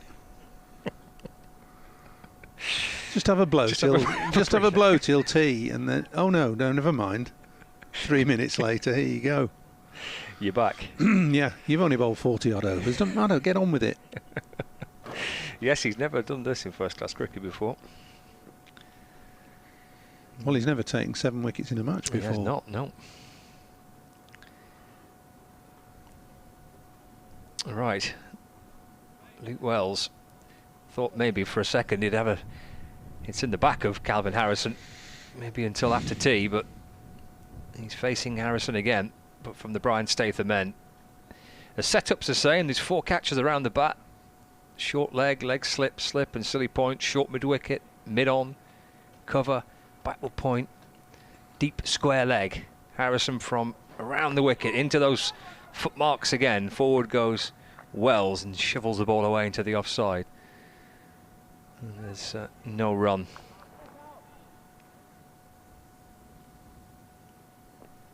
Harrison to Wells. Tall left-hander gets forward on a good stride. Forward and low as well, isn't he? Smothering whatever might just grip and spit and turn in towards him. With catches close in, just waiting to pounce. Square leg comes in, maybe 15 yards from the boundary. Turns down the chance for what would have been a pretty sharp single, so wise decision as it's worked out towards Proctor, who's covering the ground from mid-off. No run. Last 2 batters together for Lancashire as well. Into Wells. His runs here through cover. And Proctor catching up with it. They're going to run 3. Bit of relay work out on the boundary. Proctor clearly not 100% there as he went after the ball. And Wells adds 3 to his total. He moves to 10. 299 for 6. As we slowly tap on the door of tea. It'll be time for another one, I would have thought, from Safe Zabe, presumably.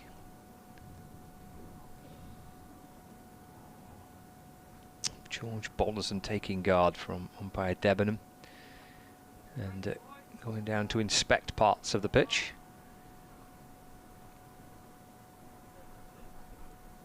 There's Harrison into Balderson right forward defending Vasconcelos. Close in under the helmet, right underneath the batter's eye line is there to field. And there is no run. Final ball of the over to Balderson, who defends again. 299 for 6. Lancashire, they lead by 31 runs with still 34 overs remaining in the day's play. And Josh Bohannon, if you just nipped away for a cup of tea and we'll come back and you see Bohannon's no longer there, out in the most unfortunate way really, sweeping Safe Zabe. It hit short leg, it looped up and the keeper took the catch. And Bohannon out for 155.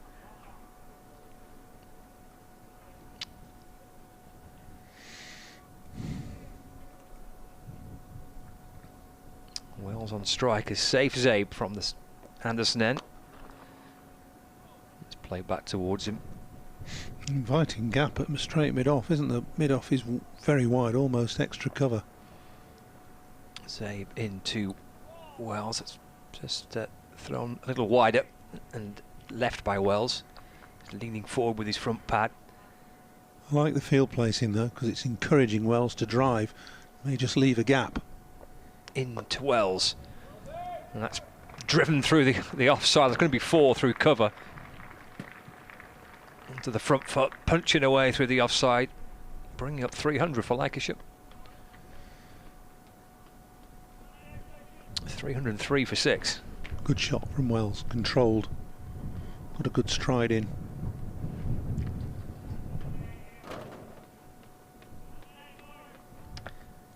Words from keeper to bowler. McManus has gone 22 yards up to the other end to have a chat. Maybe suggesting to toss the ball up a little, not extravagantly, but just give it a fraction more air. Wells off the back foot defending.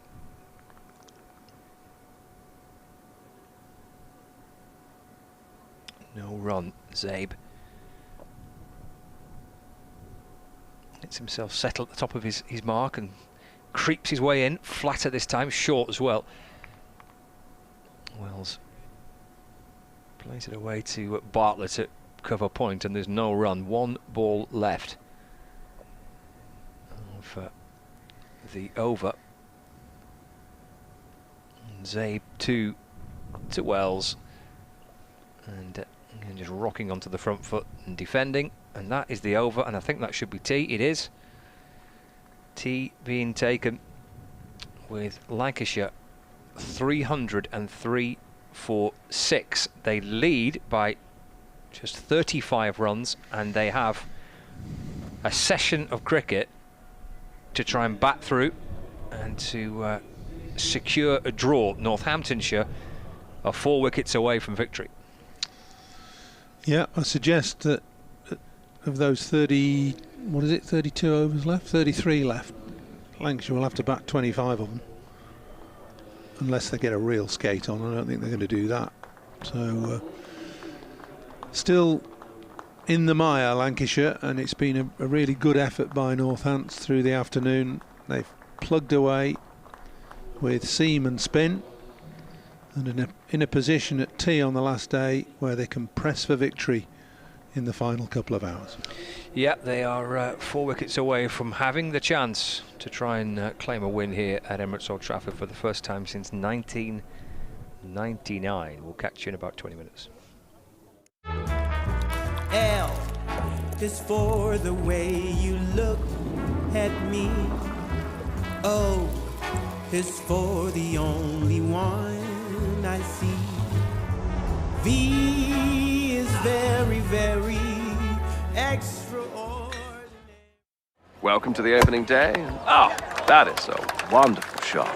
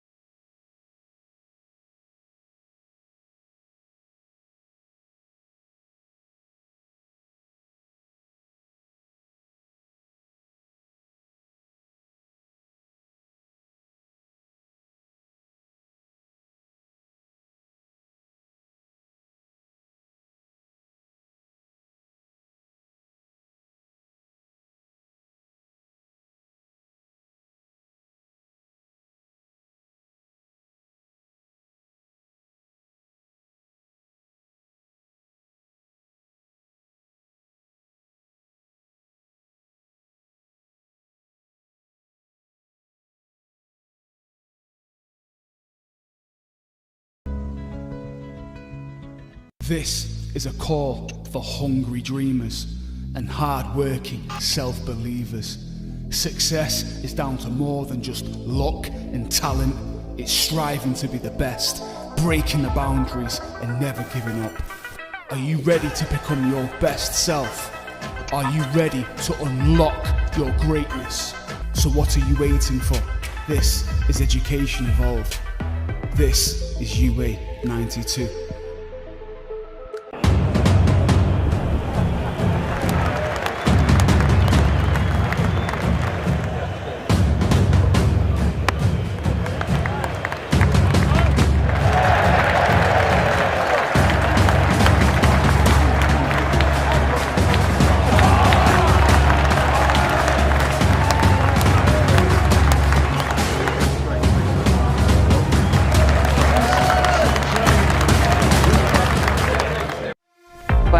There was no professional women's cricket. I didn't even think that women could be professional sports people. Especially early on, it just didn't really seem like there was a career in it. To support myself around cricket, I had to work at the petrol garage. I was the only girl, so I stood out. I'd love for young girls to be able to dream about being an athlete and it to be achievable. Thanks to the Hilton funding my contract, it's allowed me to play the game that I love all day, every day. We're like an engine and we need to be fueled with the right gas. Without funding, we can't be visible. You can't be what you can't see. As a team, it feels like we're breaking boundaries. Thunder and Lancashire always want to put women's cricket at the forefront, and now I think that's really shining through. It's mad to think that without the Hilton funding, like, we wouldn't be playing cricket every day, training. Well, we could be, but we wouldn't have any money. We wouldn't, yeah, true.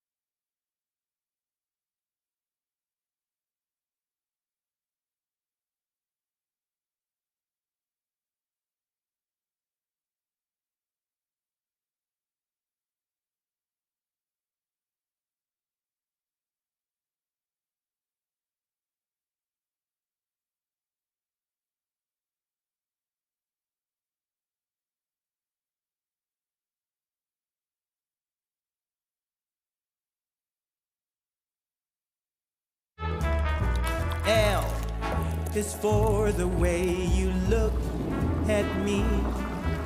O is for the only one I see. V is very, very extraordinary. Welcome to the opening day. Oh, that is a wonderful shot.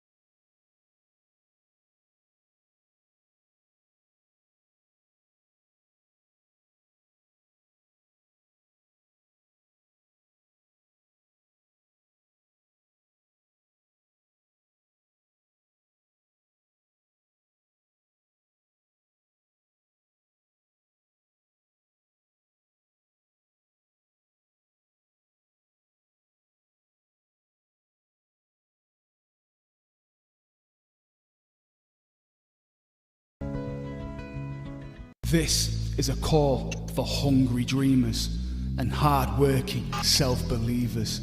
Success is down to more than just luck and talent. It's striving to be the best, breaking the boundaries and never giving up. Are you ready to become your best self? Are you ready to unlock your greatness?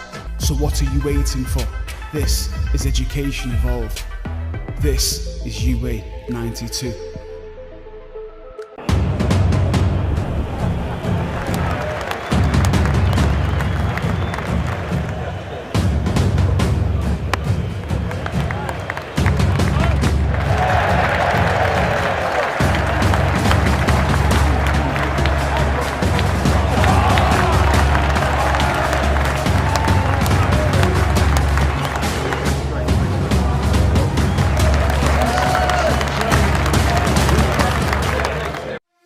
When I was a kid, there was no professional women's cricket. I didn't even think that women could be professional sports people. Especially early on, it just didn't really seem like there was a career in it. To support myself around cricket, I had to work at the petrol garage. I was the only girl, so I stood out. I'd love for young girls to be able to dream about being an athlete and it to be achievable. Thanks to the Hilton funding my contract, it's allowed me to play the game that I love all day, every day. We're like an engine and we need to be fuelled with the right gas.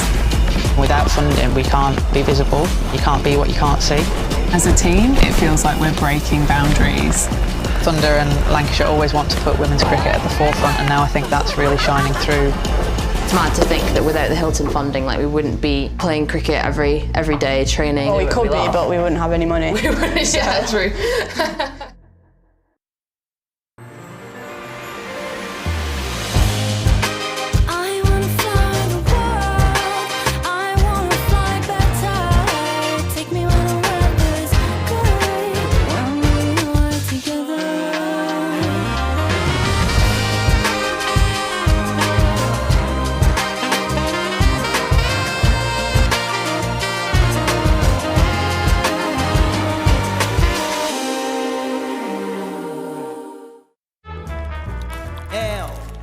Is for the way you look at me.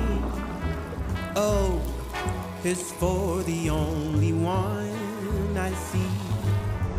V is very, very extraordinary. Welcome to the opening day. Oh, that is a wonderful shot.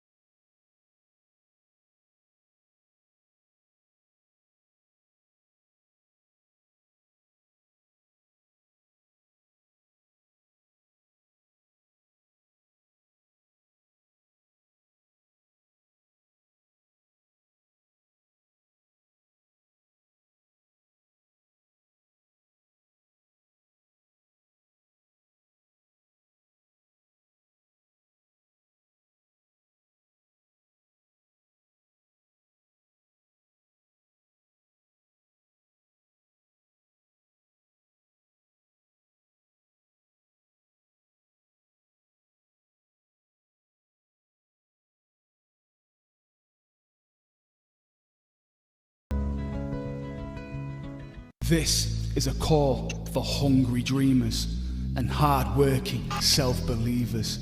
Success is down to more than just luck and talent. It's striving to be the best, breaking the boundaries and never giving up. Are you ready to become your best self? Are you ready to unlock your greatness? So what are you waiting for? This is Education Evolved.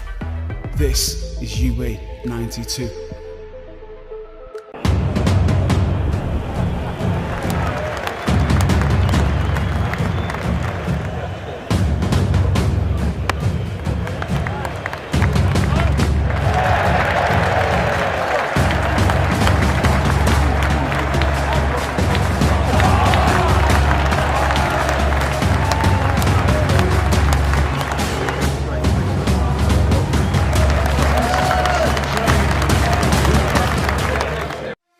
When I was a kid, there was no professional women's cricket.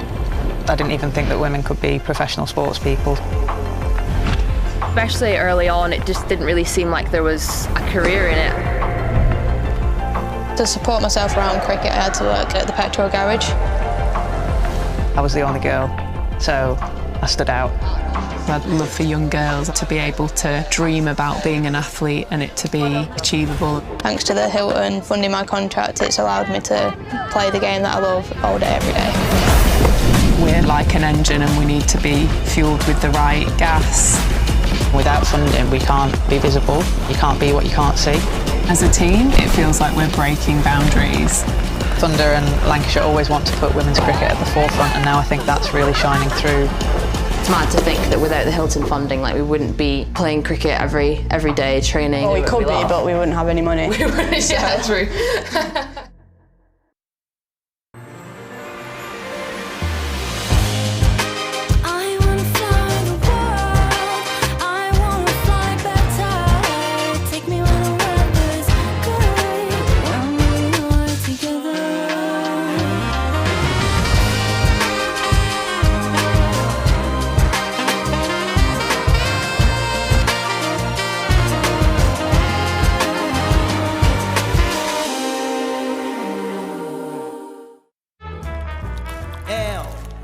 is for the way you look at me.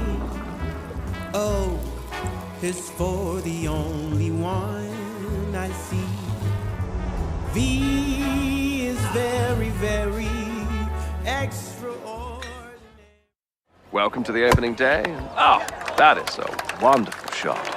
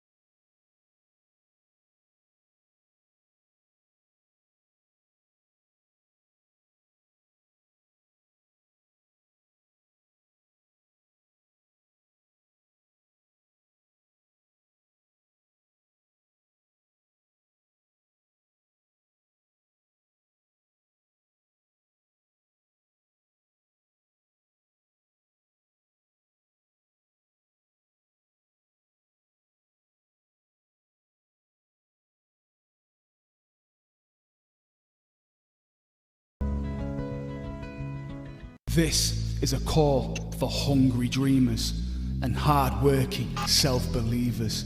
Success is down to more than just luck and talent.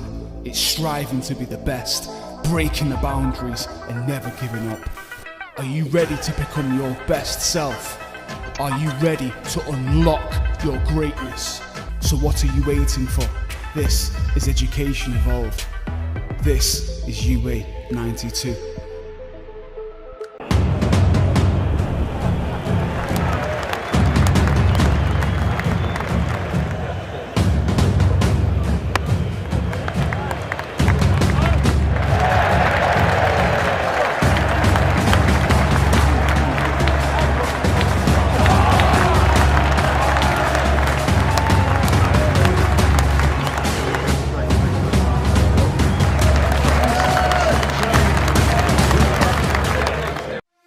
When I was a kid, there was no professional women's cricket.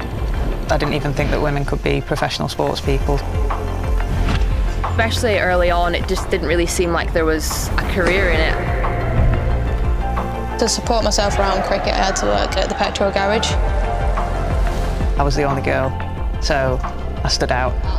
I'd love for young girls to be able to dream about being an athlete and it to be achievable. Thanks to the Hilton funding my contract, it's allowed me to play the game that I love all day, every day. We're like an engine and we need to be fueled with the right gas. Without funding, we can't be visible. You can't be what you can't see. As a team, it feels like we're breaking boundaries. Thunder and Lancashire always want to put women's cricket at the forefront, and now I think that's really shining through. It's mad to think that without the Hilton funding, like, we wouldn't be playing cricket every day, training. Well, we could be, but we wouldn't have any money. We wouldn't, yeah, true.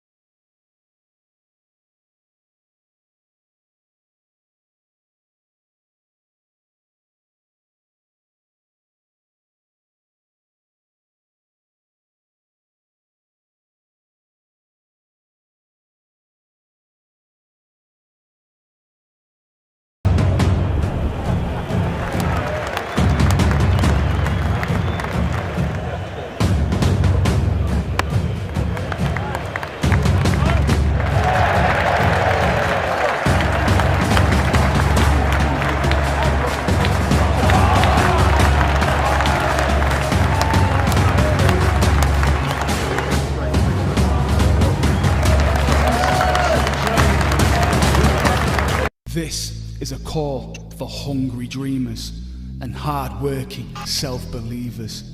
Success is down to more than just luck and talent. It's striving to be the best, breaking the boundaries and never giving up. Are you ready to become your best self? Are you ready to unlock your greatness? So what are you waiting for? This is Education Evolved. This is UA 92. This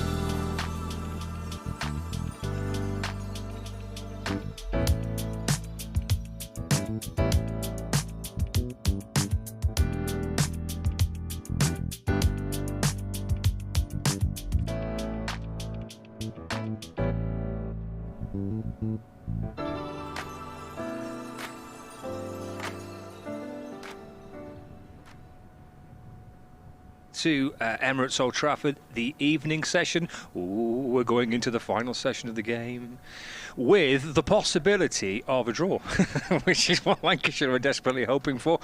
Northamptonshire need 4 more wickets to have a chance of winning the match. Lancashire lead by 35 runs at 303 for 6. Keaton Jennings said last week when he was watching from the balcony at Lord's as the game ebbed and flowed. Lancashire were closing in on a win and potentially could have lost, and Keaton said he hated it because it was too much for him, too nerve-wracking. He even said they were playing some Pavarotti, I think, at one stage to try and... Was any Pavarotti played in the dressing rooms when you were playing to try and ease the tension? No, I think that's a no, Paul. So they were doing all sorts to try and distract themselves from what was going out in the middle. Anyway, he will not be wanting anything to be nervous again. Weren't they close to losing the match last week? Yes.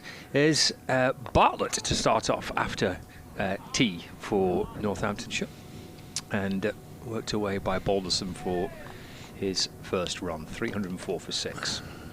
Yes, they were close to winning it at one point. I think they needed and then it swung back to Middlesex, and it was a real ebbed and flowed. Yeah. Okay. It was drama in the final session. Well, they're not close to winning this one. Well, they are not. No. That's. But the point being, he won't want it to be an anxious, nervous, hanging on at the end type thing. Forward goes Wells. Well, it is. pushes to mid-off, and there's no run. Well, they've got a bat. These two, the last two recognised batters. There's Bailey to come. There's Bartlett from around the wicket, balls, and that's, I think, off the keeper's pad, I think. Yeah, okay. Let's have a look. What's the umpire going to give here? Bye. Yeah, keeper's pad. 305 for 6. Okay, yeah, I get your point. But he wouldn't want it to be any more anxious and nervous than maybe what he's feeling at the minute. Bartlett fizzing one outside the off stump and driven by Balderson to cover, and there's no run. It's one of those situations where leading just by 37 with 30 odd overs left, you feel slightly more comfortable as time goes on, but then you lose a wicket and you're not comfortable at all, Yeah, absolutely. In comes Bartlett and defended by Balderson, and there's no run. So there's an amazing pair of sunglasses that George Bartlett's wearing. Good grief. In opposed to Balderson, who's defending, and there's no run. He could get a ski slope with those things on. Absolutely terrific pair of sunglasses. Look at those beauties. Yeah, they're big boys, those, aren't they? Yeah. Luke Wood's got a pair of those. Has he? Yeah, don't know where he is, but he's got them. Well, I hope it's somewhere sunny. Yeah. Yeah, they're like a sort of visor. Yeah. Oh, goodness. You could do some DIY with them, wouldn't you? There's little safety goggles on. Welding goggles. Welding goggles, yeah. Yeah, that's it. I wonder what that was. Change the ends, was it? To get Harrison back on there. Yeah. He seems to like bowling at the Jimmy Anderson end, doesn't he?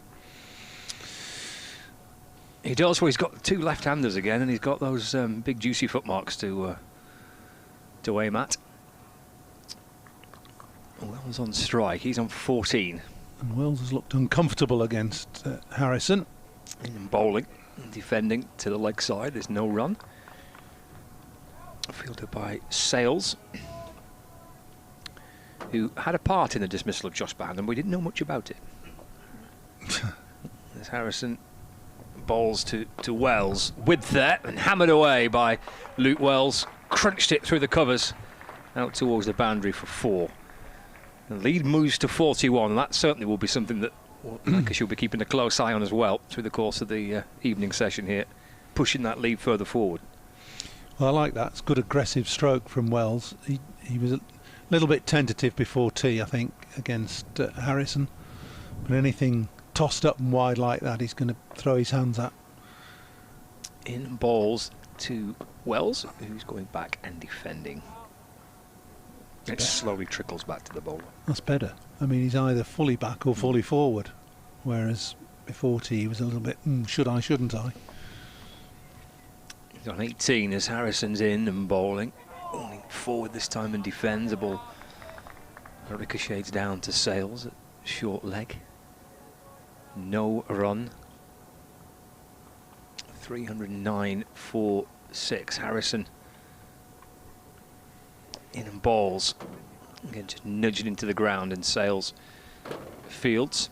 It's a good short leg, isn't he? Stays there. There's no shirking, no diving out of the way. Harrison to Wells, forward, defending, and easing the ball away through the offside for no run. So 4 coming off the over. That's at 4 that Wells hammered out through the covers. Lead is 41, 309 for 6 Lancashire in their second innings. Sales took a brilliant catch at short leg to get rid of Harris. Really was a good catch. He made it look quite easy, didn't he? Well, he did, and yeah, and it was a full-blooded stroke from Harris. He might have come off the edge of the bat, but it was a deliberate, looking to flick it away through the leg side. Really good catch, stuck in the hands, and you can't blame him for taking evasive action. Viewers on Lancs TV spotting that. Really good. Stayed low, kept his eye on the ball, and the one that got rid of Bohannon was obviously very unfortunate for Josh Bohannon. It just cannoned back off him, and you can't blame him for taking evasive action. More spin. Safe Zaib coming on. Left arm spin from the Statham end. Balderson forward, smothering the ball away into the offside. The keeper McManus comes from behind the stumps to field, lobs it back to Zaib, who bounces his way in again to Balderson, forward again, and there's no run. Vasconcelos is lurking around at short cover to field.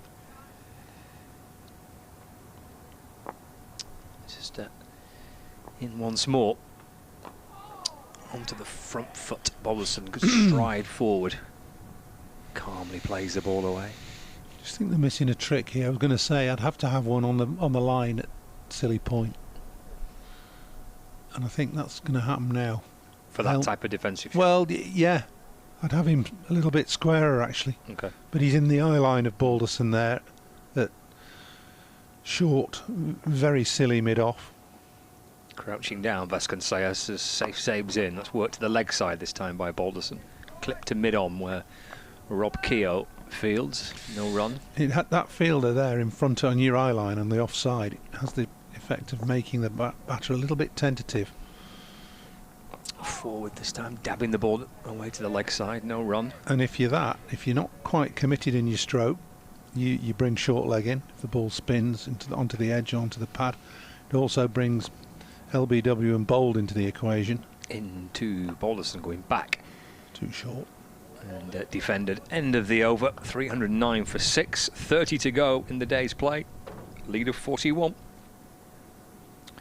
Lancashire with 4 wickets remaining. Since we were last with you via Lancs TV and on the BBC Sport website and the app, we've had a result from Division 1, and it's a victory for Sussex. An excellent win, a really good victory, beating Somerset by 260 runs.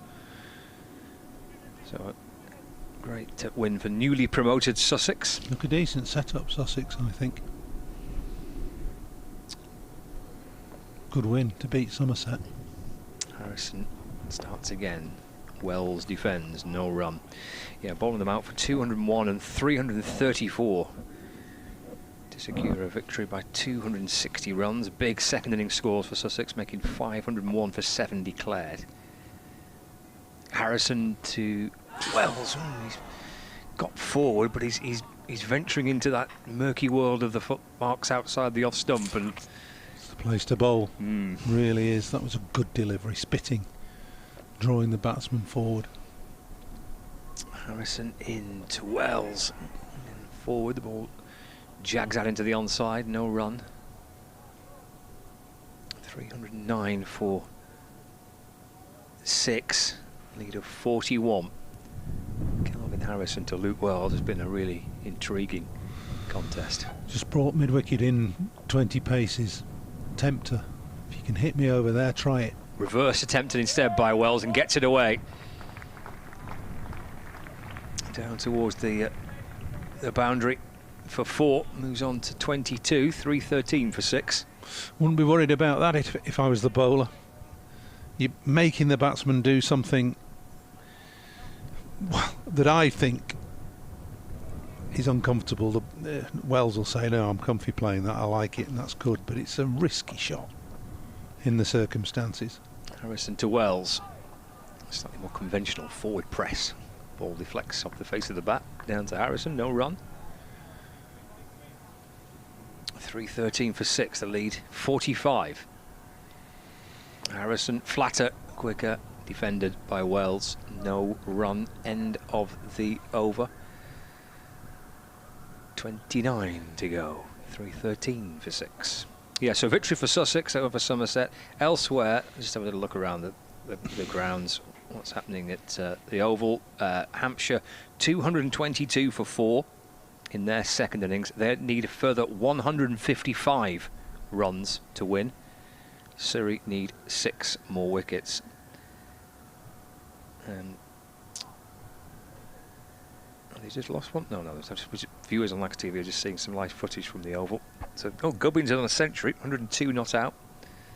So 2 for 4. Hampshire needing, chasing that target of 377. So we're looking for 6 more wickets. Take a look at the Division 1 games in a minute, but we've got Safe Zabe to continue. From the Statham Men in bowls. Paulson playing back. Defending. Vasconcelos at Silly Point Field, low down to his right. And there's no run. But Northamptonshire trying to apply plenty of pressure. And the fielder creeping up from the boundary.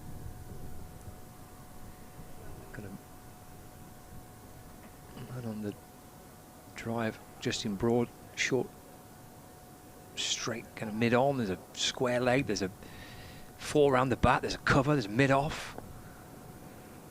And Paulson just pulls away, not for the first time. There's been plenty of that, hasn't there, in the last hour or so? Zabe again. And that's hit the pad of Balderson. He's got forward. And it's an appeal from the bowler, from the close catches.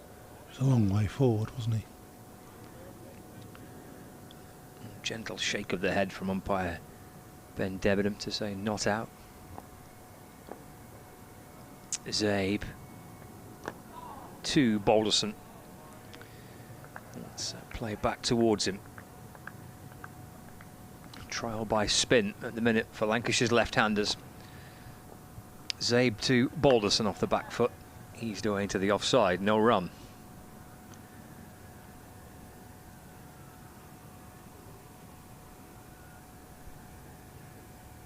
2 to go. He's quickly into his mark here, and Balderson just taking his time to slow things down a little. He'll take a single here as well, actually. Just to steer the ball away off the front foot through wide mid-off for 2, in fact. He moves on to 3. 315 for 6. The lead is nudging its way towards 50. 47 in front, Lancashire. There'll be 28 overs remaining. Albeit you would lose a couple, wouldn't you, for the change of innings? Yeah.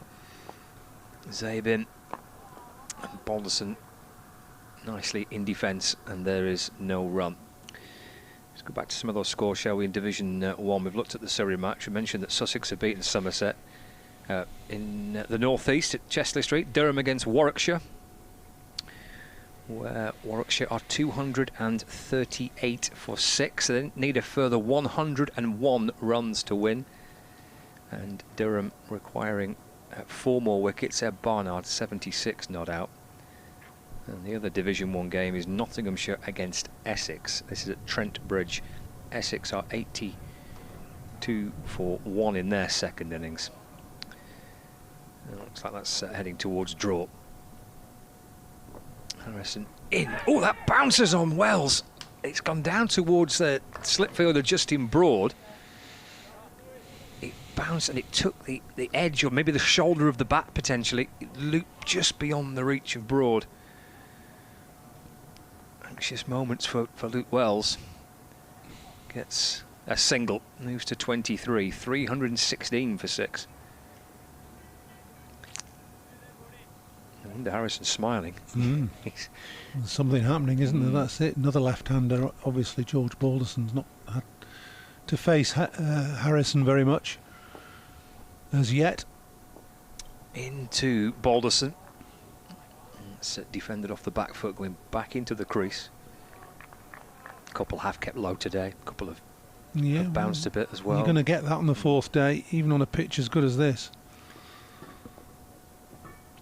Harrison to Balderson. He's played that well. He's gone back and he's worked it down into the ground. It's a good stop by Keogh at leg slip. Fielders look sharp, don't they? They do, yeah. More eager to pounce. Crouching down forward than be around the batter. Defended by Balderson. Bouncing out to Vasconcelos under the helmet in front of the batter. Plenty of oohs and ahs, virtually every ball now. Yep. Disconcerting for the batters. Harrison into Balderson. Being worked to the leg side. And there's no run. But a little wander away towards the square leg. Just a few paces and then turns and settles back into his crease and waits for Harrison, who's in again and bowling. It's tossed up outside the off stump, driven away. Good shot. 4 runs for Balderson. Lead now gets up to and just a little beyond 50. 52 in front, Lancashire. 320 for 6 with 27 overs to go. Well played by George Balderson. It was very full ball. Full half volley. And he didn't look to hit it too hard, just steered it away through the covers. So as each over goes by, a little bit more confidence for the Lancashire batters. And a little bit more soul-searching and feeling for another tactic, another theory, another type of delivery from Northants. There's 3 of them, Keogh, Proctor, Bowler, all discussing various permutations of field.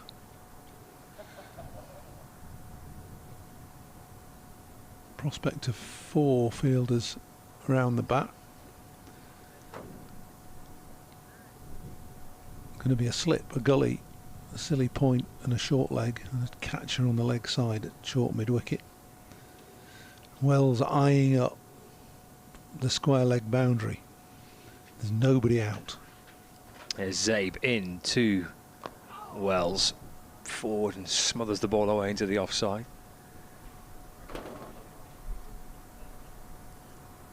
As we start the 18th over of the innings for safe Zabe. Chip back towards him by Wells.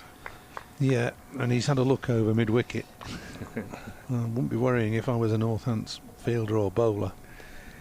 Into Wells, going back and playing it into the offside, no run. Can you resist the temptation, or do you want to resist the temptation as a batter?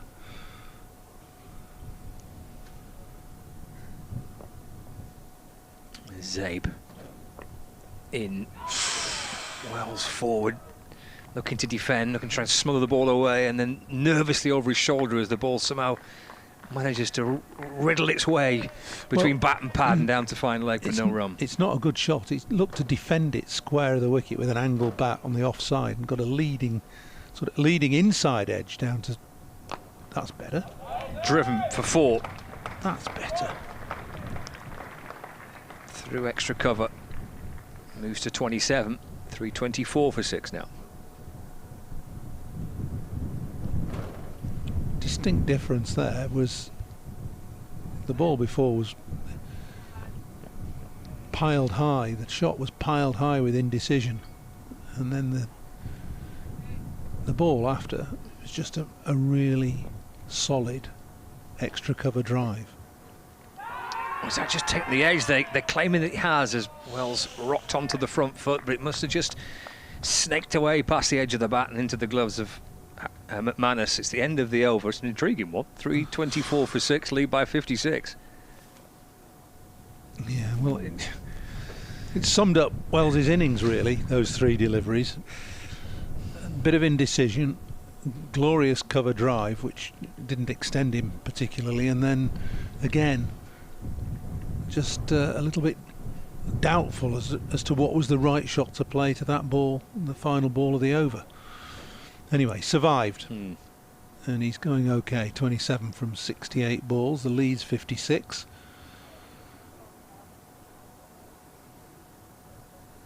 And here's Harrison again to Balderson. They're claiming for a catch, but not hugely convincing. Initially, it kind of gained a bit of momentum as the appeal went on, but there was not a lot of belief in that for me to begin with. It's taken by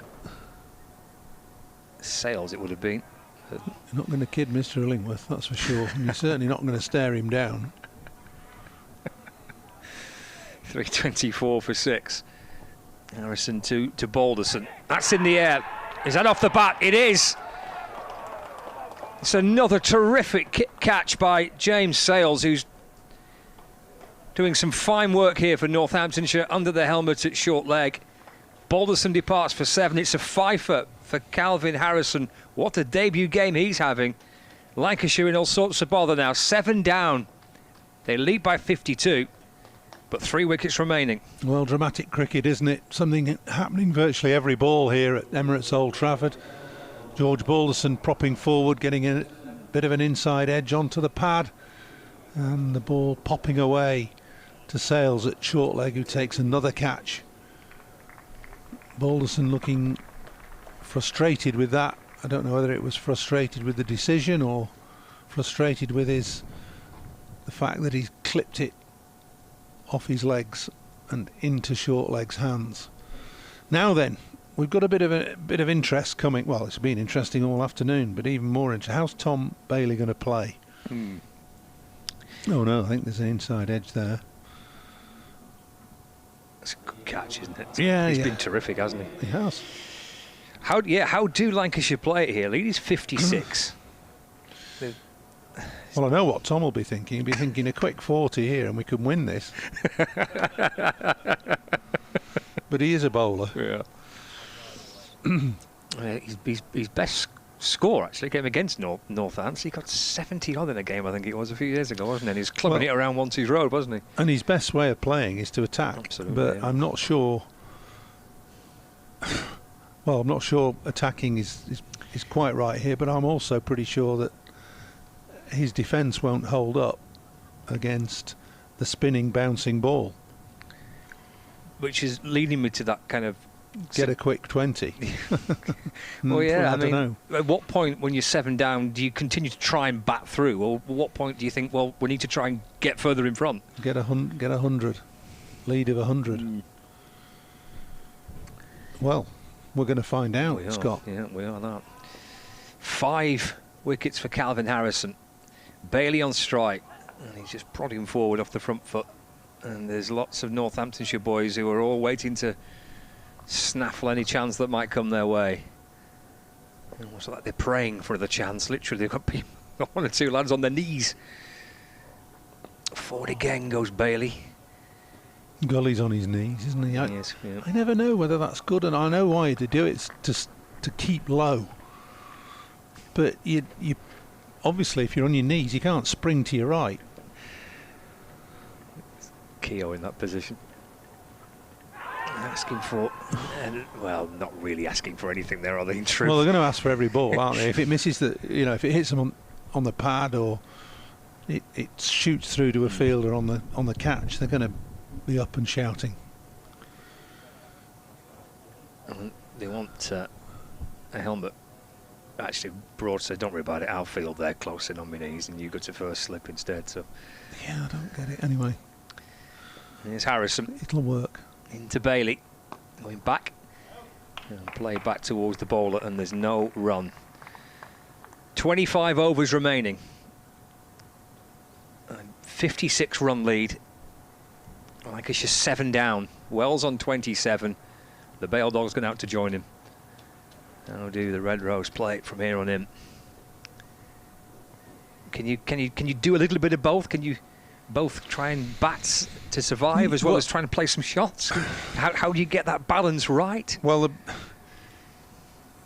the point is that there are balls being bowled that are there to hit. Right.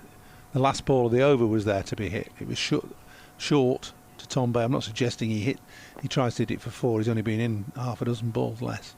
So he bowls Wells off the back foot and takes a single through cover. So Lancashire aren't facing the best 2 spinners in the world. They're not bad, obviously, and they're doing a good job. But there are balls there that will be hittable. Again, it sounds simple, doesn't it? Wait for the hittable ball and defend the good one. Zabe left arm round the wicket. Forward goes Bailey. And there's no run. Just lurching onto that front foot and defending back to the bowler. Zabe in. Bailey forward. And again, there's no run. He's going to be all right defending against Zabe, I think. Unless he tries to flight it a bit. And balls. Forward again. Push back to safe Zabe. Another dot ball. 325 for 7. He's the Lancashire second innings total of 57 runs. Forward once more. Bailey and Wells flirt with the idea of doing something, then Bailey holds the bat up and says, stay where we are for now. Different circumstances, he'd have hit 3 of those for 4, He would. Yeah. They're right in his arc. There's a game the other year, I think Lancashire were not in a dissimilar position trying to save a match maybe, and he came out and played like this, and I asked him afterwards, he said, I hated it. Yeah. In and balls to Bailey off the back foot. Play back to the bowler, and there's no run. End of the over. 325 for 7, lead of 57. They're rattling through these overs too. Northamptonshire keeping this sense of pressure building on Lancashire with 3 wickets remaining. I'll bring Rathers in for a bit, Paul, to join you. Yeah, almost in a time scenario now, aren't we? An hour and a half to go. They keep bowling overs at this rate, they'll get way more than 24 in. But quite obviously, if Lancashire get bowled out, they won't be rattling through the overs. So it's a fascinating situation as Harrison comes in again round the wicket.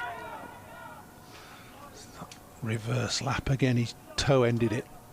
Straight back to the bowler. No danger, not in the air, but it's a risky stroke. There's a deep backward point in place and 4 catches around the bat. two on either side of the wicket as Harrison comes in again. Defended by Wells into the offside.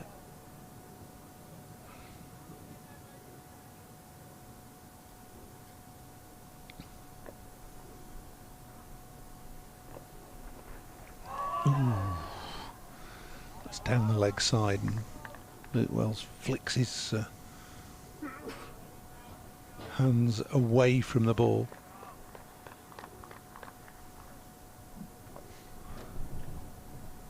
Past the umpire.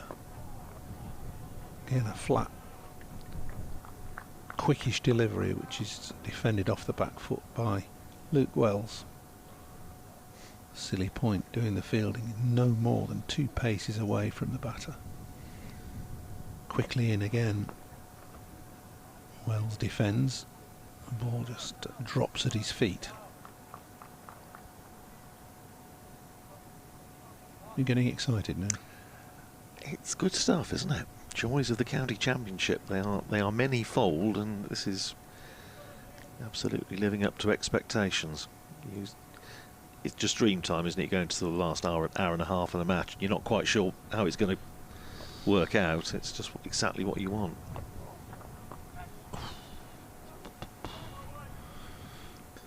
Calvin Harrison, if he came here to on loan to do a bit of bowling, well, he's had that. It's probably fair to say. Now he's bowled 67 overs in the game, including 48 in this innings, 5 for 110. His best innings bowling figures of his career, 5 for 128. But I think he'd be quite happy if he could just play his part in getting a win here. But at the moment, we're going to have a bit of pace back in the attack. Ruffy Weatherall's coming back from this Brian Statham end. What do you reckon to that, Paul? It's safe save, didn't it? I don't know. It just didn't seem. Well, against, I think Tom Bailey will be slightly relieved. Yeah, to see the seams ball coming on. But I think, yeah, I mean, he tends to play aggressively, but he plays off the back foot as well. It's Tom Bailey. The field's set for the short ball, isn't it? Short leg slip, 2 men out on the leg side, down on the boundary. Slip in a gully. And here is Weatherall in bowls, and Bailey's in line, pushing it out into the covers. There's only one man in front of square on the offside. That's Rob Keogh. Tells you where he's going to be bowling it, doesn't yes. it? Yes, I think that's a reasonable assumption. Although the double bluff's always worth a go. So 325 for 7. 22 overs after this one, minimum. Here's Weatherall in and bowls to Bailey, who's up on his toes. Plays it out on the onside. James Sales, what an afternoon he's had in there at short leg. A couple of catches and an assist, I think you call it. Off his backside, small of back or wherever, I'm sure. Be displaying the bruise later on. Here's Weatherall running away from us. Bowls to Bailey outside the off stump. Bailey leaves well alone. Goes through to Lewis McManus. What a correction stroke apology to make. I mentioned in the kerfuffle of Bohannon's dismissal that if the ball had hit the helmet of the short leg fielder, he wouldn't be given out. Well, he can be now. The law has changed. I didn't know that, so but thank you for the heads up. Literally.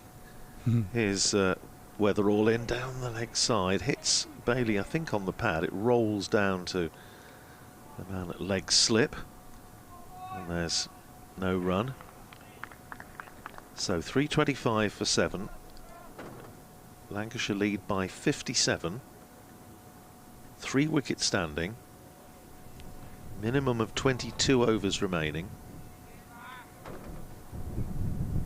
It's just an intriguing, fascinating position that only really 4-day first-class cricket can, or 5-day cricket can bring you. Here's Weatherall in, and Bailey just jumping into line, pushing it out into the covers. Keogh fields, no run. Now they're dropping back. Liam Guthrie, who's retreating back to the cover boundary. Yeah. Point boundary. What I would be encouraging the young quickie to do here is to bowl normally. Yeah. Don't bowl to a plan of banging it in halfway down on an unresponsive pitch with an oldish ball. Just set your field out, well, as you like, but bowl normally. Pitch it up a little bit. Is Weatherall in? Well, he has dropped that one short. It sailed. He will over the small of Tom Bailey's back. It goes into the gloves of McManus. 325 for 7. Yeah, because I mean he proved, and it was interesting. I had a chat with him after the that game against Kent that we were talking about earlier, Paul, when he got 3 wickets in each innings, in each case in a short spell. And I said, you know, because there were a couple that were clean bowled with stumps going out the ground, and I said, you know, it was a nice thing to see. And he said, you know, and it's something that, because he tends to bowl that back of a length, he doesn't necessarily see that often, and he rather enjoyed it, seeing stumps go for a walk. Will do. And he's got the pace. That well, especially as he's bowling at a number 9, you know. The ploy that he's employing straight away here should be reverted to after 4 or 5 overs, in my view. Here's Harrison, bowls to Wells, who drives straight into the instep, I think, of Ricardo Vasconcelos in there at Silly Point. Silly Point, forward short leg slip. Harrison in, bowls, drives up to the bowler, who half stops it, tied it up at mid-off. Wells on 28, he's faced 77 balls. Just backs away, give himself a moment.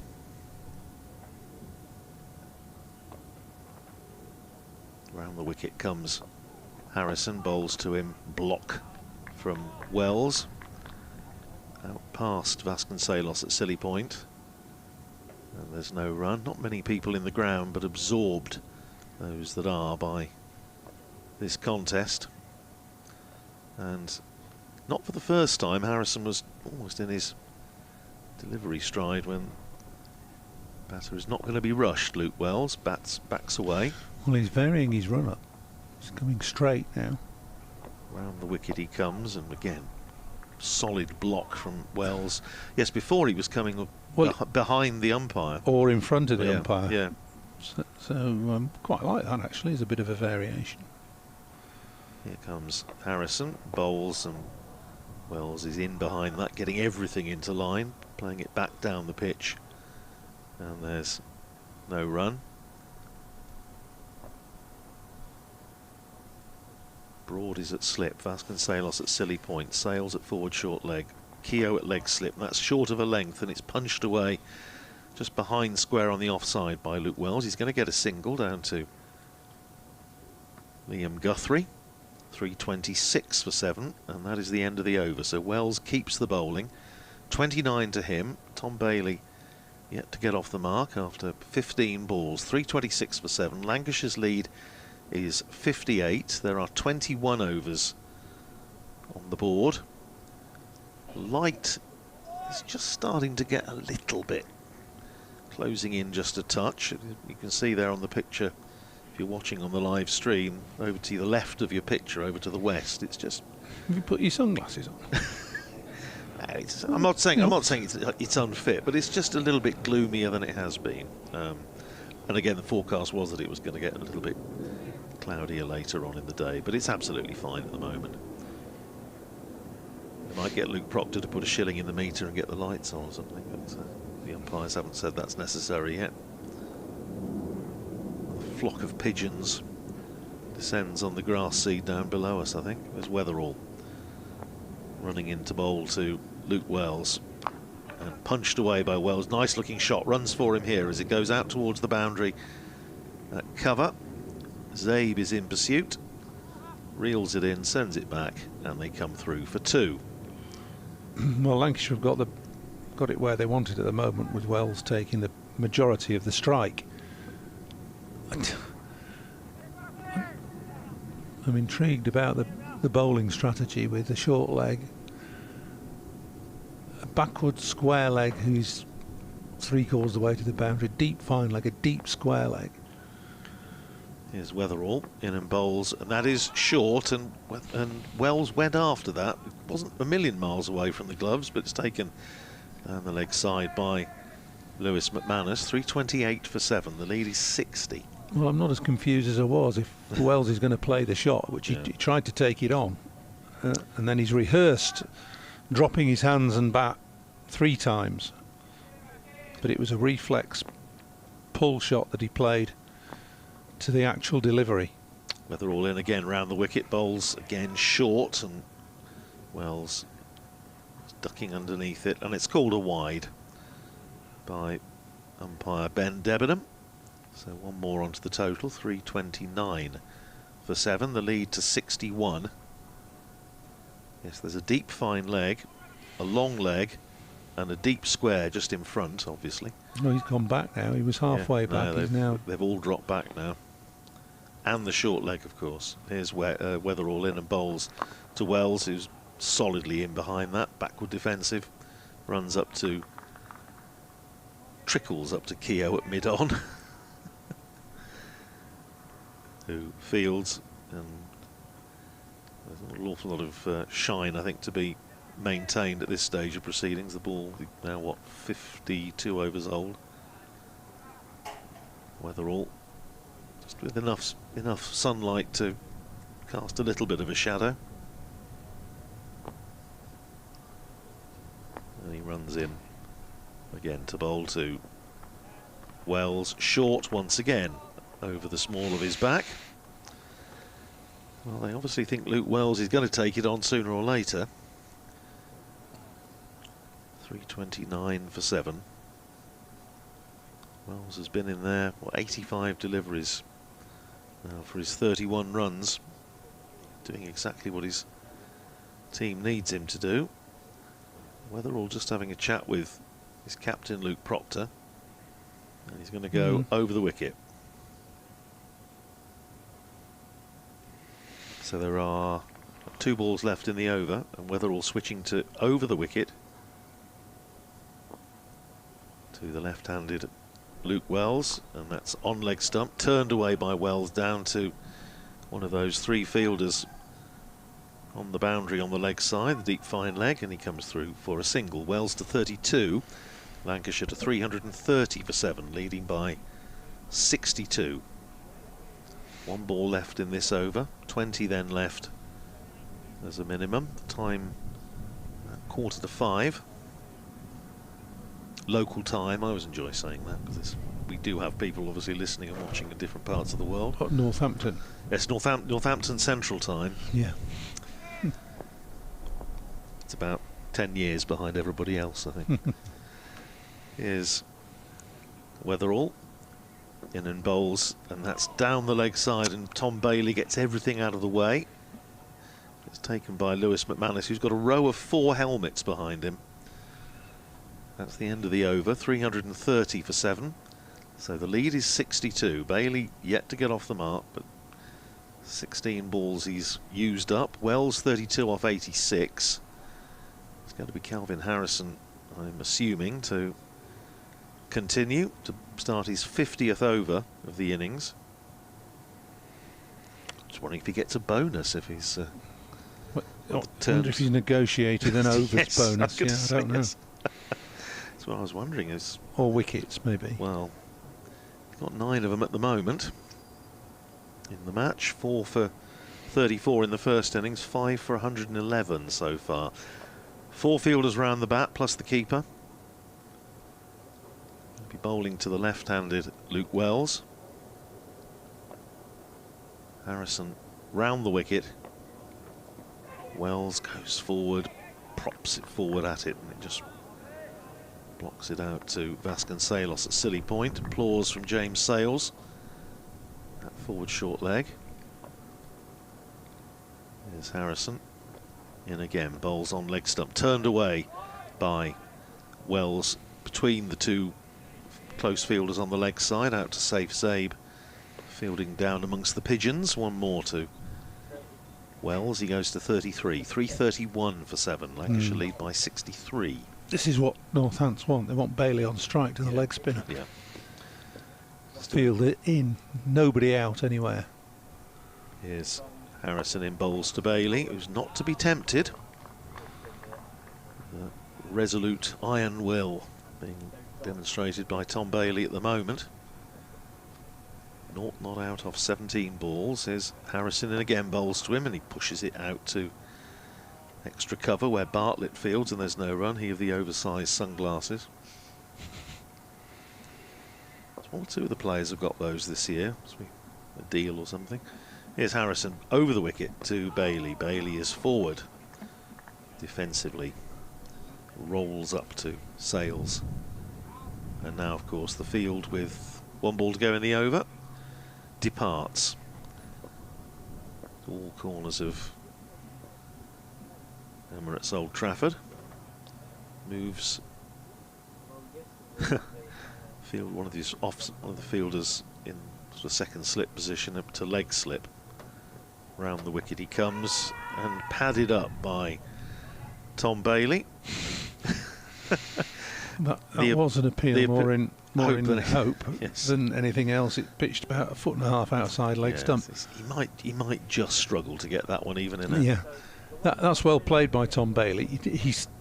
He's a bit of a nervous starter. Those feet don't move for the first 5 minutes of his innings. He's in now. You know, he's not scored a run, but he's faced 20 balls. Well, I do remember the innings that Scott was saying about it at Northampton when he gave it the most fearful bosh. Yeah, well, he does. That's the way he likes to play. I mean, this is totally against the way that Tom Bailey likes to bat. Well, all the more creditable that that's what he's doing. 331 for 7. It's a mean ball. I've played golf with him. Hits it miles and miles. 331 for 7. Slip is in place. Other than that, 3 on the boundary on the leg side still.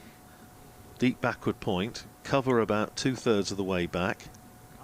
And here's Weatherall over the wicket, running into bowl to Wells, who, frustratingly from Northamptonshire's point of view, is looking very, very solid indeed.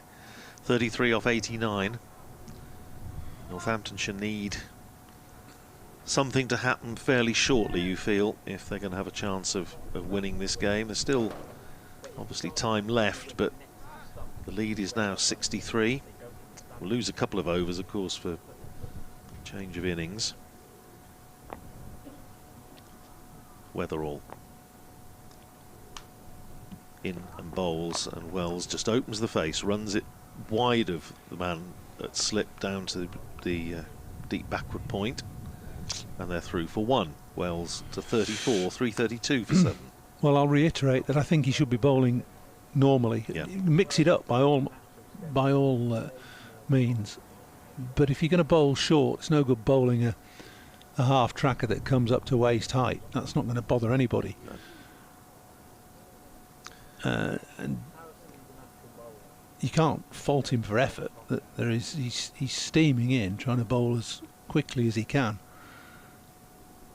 But he needs a little bit of senior pro guidance here, captaincy guidance. Like this is a bit better.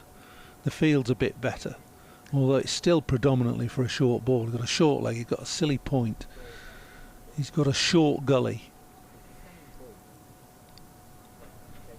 And a leg gully in the sort of mirror but just image. Asking to be pitched up, hit him on the pads, bowl him. Here's Weatherall in and bowls, and that's a good length, and it's squeezed past the man at leg gully down to long leg for a single. Bailey off the mark, off his 21st delivery, 333 for 7. The lead up to 65. But he made the point earlier, Paul, that if were Northamptonshire to pick up these last 3 wickets, they would chase. If it was 10 and over, they'd go and have a go for it. Certainly, yeah.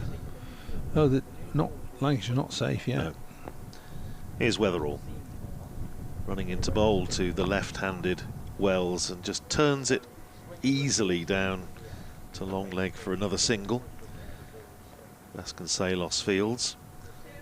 Much ado about nothing, really. 334 for 7. The lead is 66. Haven't seen, as we mentioned, Luke Proctor, who's clearly not fully fit and hasn't bowled today. Haven't seen a lot of Justin Broad. Using Weatherall as the, if you like, the enforcer. So switching to bowl round the wicket to Tom Bailey. 2 balls left in the over. Short gully's going just a little wider. Now the leg is now going into leg slip. Backward point, forward short leg, silly point. Round the wicket comes Weatherall, bowls down the leg side, and Bailey doesn't need to do anything apart from watch it on its way into the gloves of Lewis McManus. Keep going, Rafi, is the call. Probably picked up on our effects mic. Out on the gantry down below us.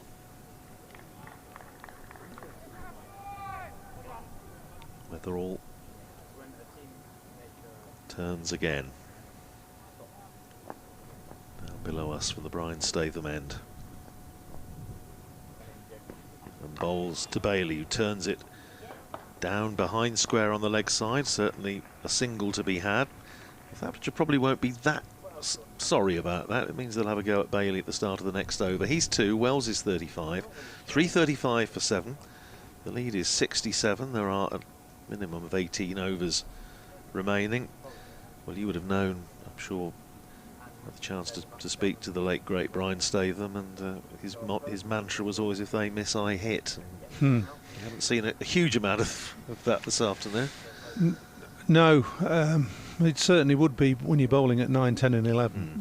That's for sure.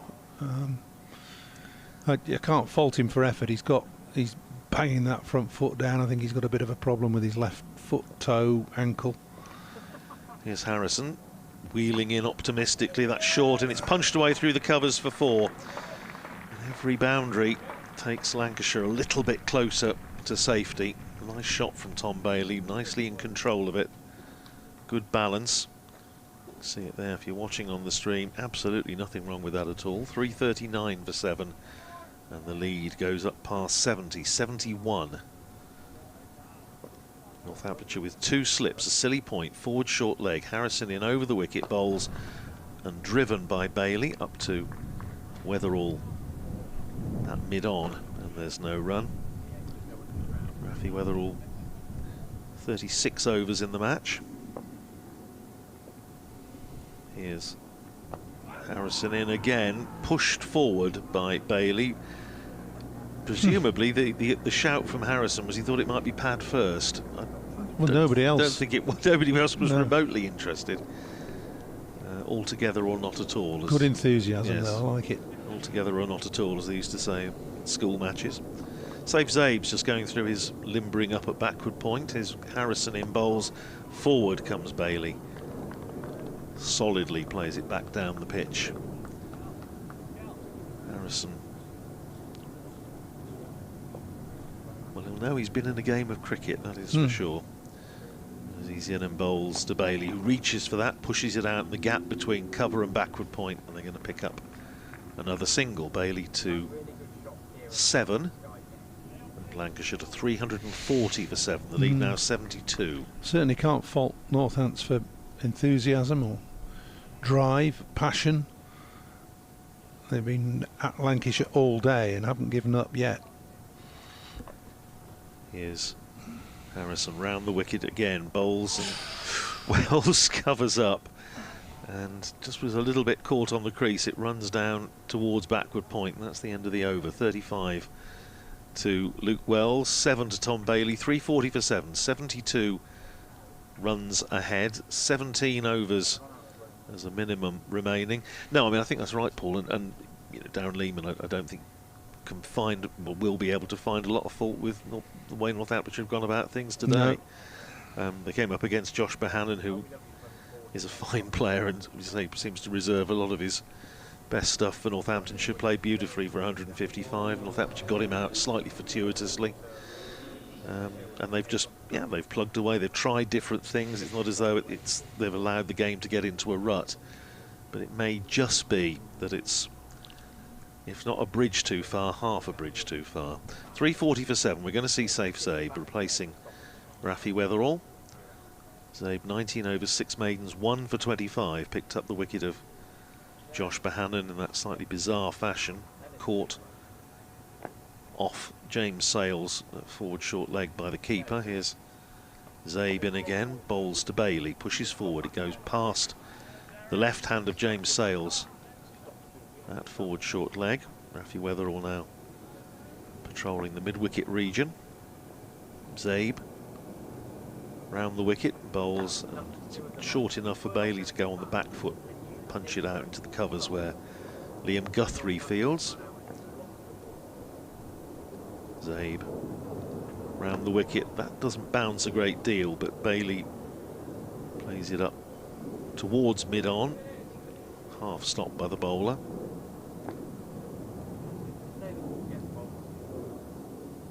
Zabe in again, pushed just past forward short leg by Tom Bailey. Don't think it was in the, well, it may have been in the air, but it was far enough away from Sales. There was no. And he went so quickly, and it went down as well.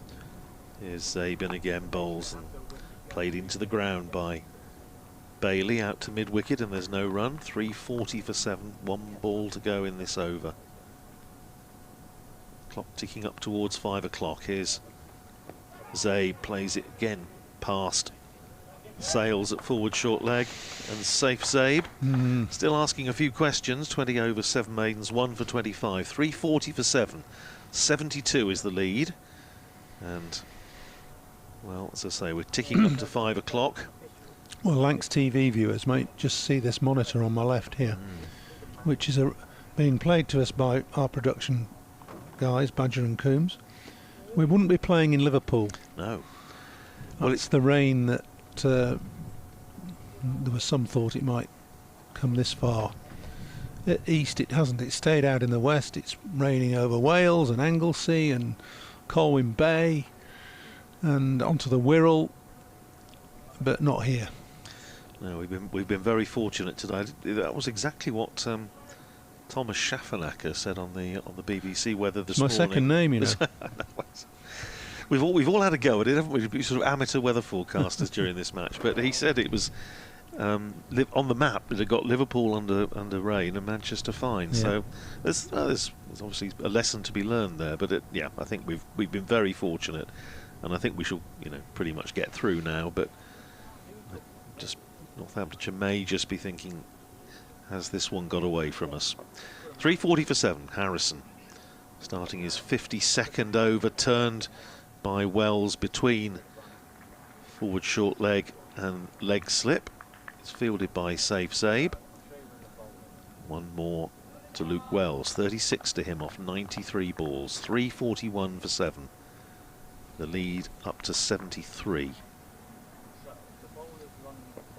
Harrison in again, bowls to Bailey, who's forward. There's an appeal for LBW, not out. So, was he appealing for LBW? Was he appealing for a catch? Or a stumping. Or a stumping, or anything, really. Well, yeah. He nipped a bail off. You don't have to be specific. No, you don't. Appeals, it was a generic shout. Yeah, and they're going to get more excited and excitable shouts. Harrison in loops that one up above the eye line, but Bailey's not to be tempted. This is an admirable demonstration of restraint and self-control by Tom Bailey so far. Paul said he likes to give it a biff, but doing what his team needs here. There is Harrison. Bailey pushing it up. He's made 7, Tom. In another set of circumstances, he'd have made 70 by now. Well, I remember him hitting with that innings that Scott was talking about. I remember hitting one over the stand at Northampton, over the family stand. Big blow. Harrison in again, bowls to Bailey, who is forward defensively, playing it back down the pitch. Slightly wearily, Calvin Harrison bends down to pick him up. I was thinking I perhaps ought to have a chat with him afterwards. He may need to be helped down the stairs, I suspect, to come down to the interview area. Here's Harrison in bowls. That's a little bit back of a length and punched out into the offside by Bailey. End of the over. 3:41 for 7. Bailey is 7. Wells is 36. Paul Allett takes his leave for now. Scott will be back in alongside me in a moment or two once he's enlightened the listeners of BBC Radio Lancashire.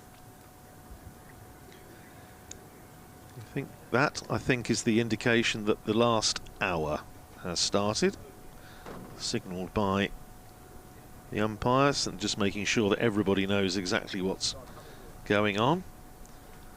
So we're starting the last hour at 5 minutes. We have to bowl 16 overs, but of course there's the possibility that we may see a few more, but that is the last hour, beginning at 5:02 by the clock on the main scoreboard here at Emirates Old Trafford, which I would imagine is the timepiece that they're going on. 5 fielders up round the bat, plus a short mid-wicket, plus the keeper, safe Zabe. From the Statham end, over the wicket, flighted up to Luke Wells, who drives it past Ricardo Vasconcelos at Silly Point. Here's Zabe. And again, bowls and driven by Luke Wells straight into the shins of Ricardo Vasconcelos at Silly Point. Fortunately from his point of view, the protected shins of Ricardo Vasconcelos. 341 for 7. Zabe in bowls, punched off the back foot by Luke Wells, back down the pitch. Might be a ripple of applause around the ground in a few moments when Luke Wells gets to 100 deliveries faced, 96 at the moment. Make that 97 as he blocks that next ball out past Silly Point.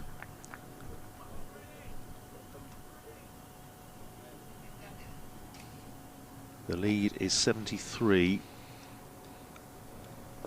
Zabe bowls, forward goes Wells, and you feel, Scott, who's now back alongside me, that these last 3 wickets have got to go, I don't know, next 5 overs, something like that, or I think it's going to be difficult for Northamptonshire to chase these down. Here's Zabe in again, bowls.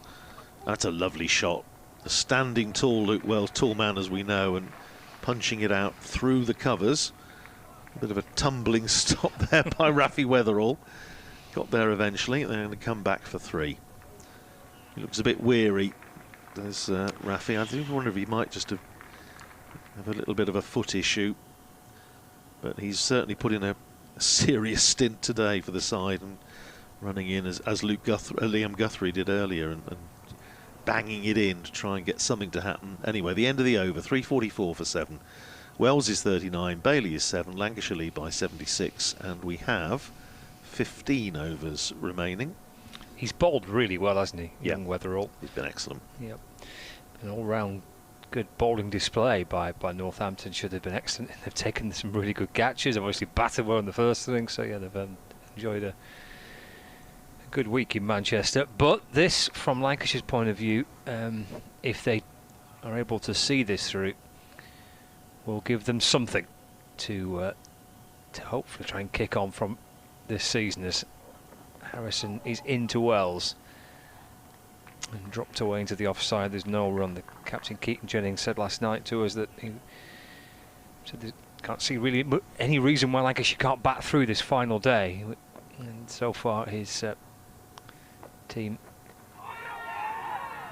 hasn't let him down as he plays half plays at that. Luke Wells really through to the keeper. There's no run. Harrison's now bowled, he's into his 53rd over, creeping up another all-time list. Forward again goes Wells. Has that come off the bit of bat? It deflects down towards leg slip.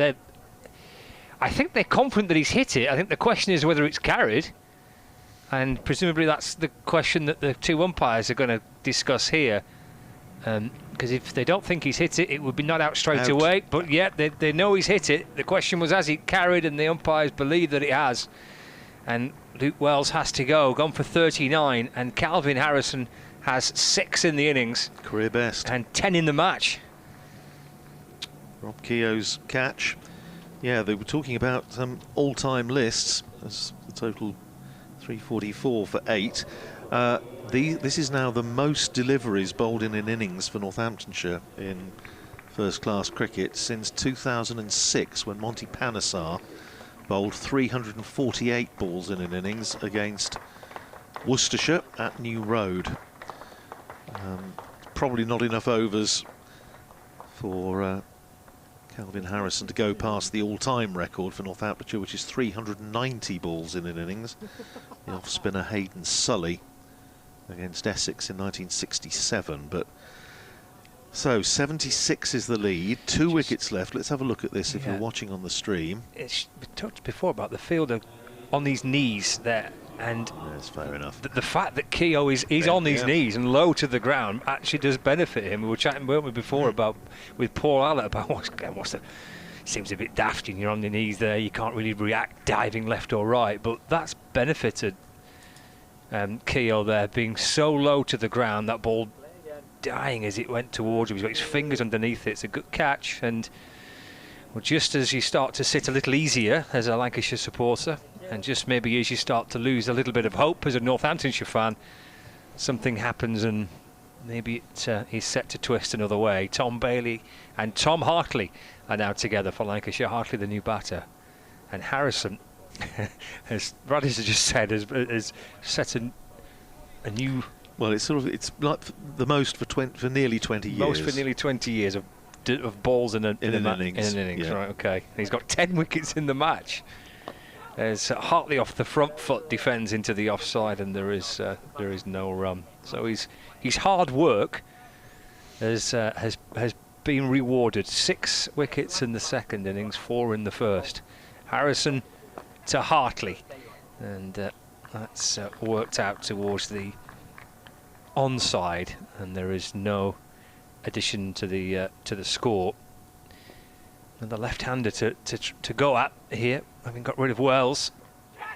Again, this cries of catch. He's fizzed in quite quickly. He's thrown it outside off stump. The ball looking to grip and spin back in towards Hartley, and it deflects away. And there is no run. It's a wicket maiden that as well for Calvin Harrison. 14 overs remaining. 2 will be lost for the change of innings. A minimum of 14 overs remaining, but should Lancashire get out there and start bowling, then they will not be in a rush. 344 for 8, lead by 76. Yep, and bearing in mind, to say we started the last hour at 2 minutes past 5 by the clock on the main scoreboard, which seems as liable to be right as anything now. 5 round the bat plus the keeper as Zabe in round the wicket bowls to Tom Bailey, who's blocked that one back down the pitch. 40 balls he's faced now for his 7 runs, doing exactly what his captain and coach will want. Flighted up by Zabe, forward goes Bailey, pushing it out towards mid-wicket. Doesn't get that far, of course. Rafi Weatherall comes in to cut it off. Zabe round the wicket in again, bowls. Bailey blocks it down the pitch. Zabe in his 22nd over, 1 for 28. So he's been miserly in the extreme. Flighted up by Zabe and pushed away in the gap between the gully and Silly Point. There is a man back there on the boundary, Liam Guthrie. He comes in and they come through for a single. Bailey is 8. 345 for 8, the lead up to 77. This is deja vu for you, isn't it? Because it's a wee bit reminiscent of Lords. Yes. A week ago. Yeah. Well, a week ago, Lancashire had a chance of winning for a little while, but then it was batten down the hatches job. Yeah, late on. Here's Zabe in bowls to Hartley, pushes forward past Vasconcelos at Silly Point out into the covers, Weatherall Fields. But I echo what you were saying before when you're on with Paul about. I mean, Lancashire's dressing room will be quite nervous, I'm sure, but it's great fun to have 2 games like this to start the season. Zabe in and bowls, and that's gone straight through. Tom Hartley, like the proverbial dose of salts, taken by McManus. 345 for 8, 77 is the lead. At least 13 overs remaining, although, as Scott quite rightly points out, you can knock a couple of those off. So Northamptonshire, well, if they went, as the young people say, bang bang. Is that what they say? Apparently they do, yes. Maybe you could start saying that in your videos. Well, I don't think I could get away with it. I mean, Northamptonshire would be looking at 7 and over, but I mean they would clear cheerfully have a biff at that if need be. Here is Harrison to Bailey. That's snaffled away low down to his right by Keogh, who's I think going to spend the next 5 deliveries on his knees again. It's a good decision. He was there to take a good catch. Yeah, absolutely. Left by Bailey through to McManus. So slip, which is broad, and then Keogh close in under the helmet on his knees, silly point and short leg. Oh, it just pitches and slides away past the edge of the bat. 6 wickets in the innings for Harrison, 10 in the game. What a loan signing. In and bowls, forward again goes Bailey and defends, and there's no run inspired. Were he to take the last 2 and finish up with an 8 in the innings, that would be another Northamptonshire best at Old Trafford. Harrison to Bailey. Oh, that's he's done well to keep that out. Just bounced and skidded on towards Bailey from Harrison, who's mixed it up quite nicely. Maybe just starting to further go to his white ball locker when it comes to different variations and different options. Into Bailey, who's defending, and there's no run. He's doing an admirable job here, is Tom Bailey.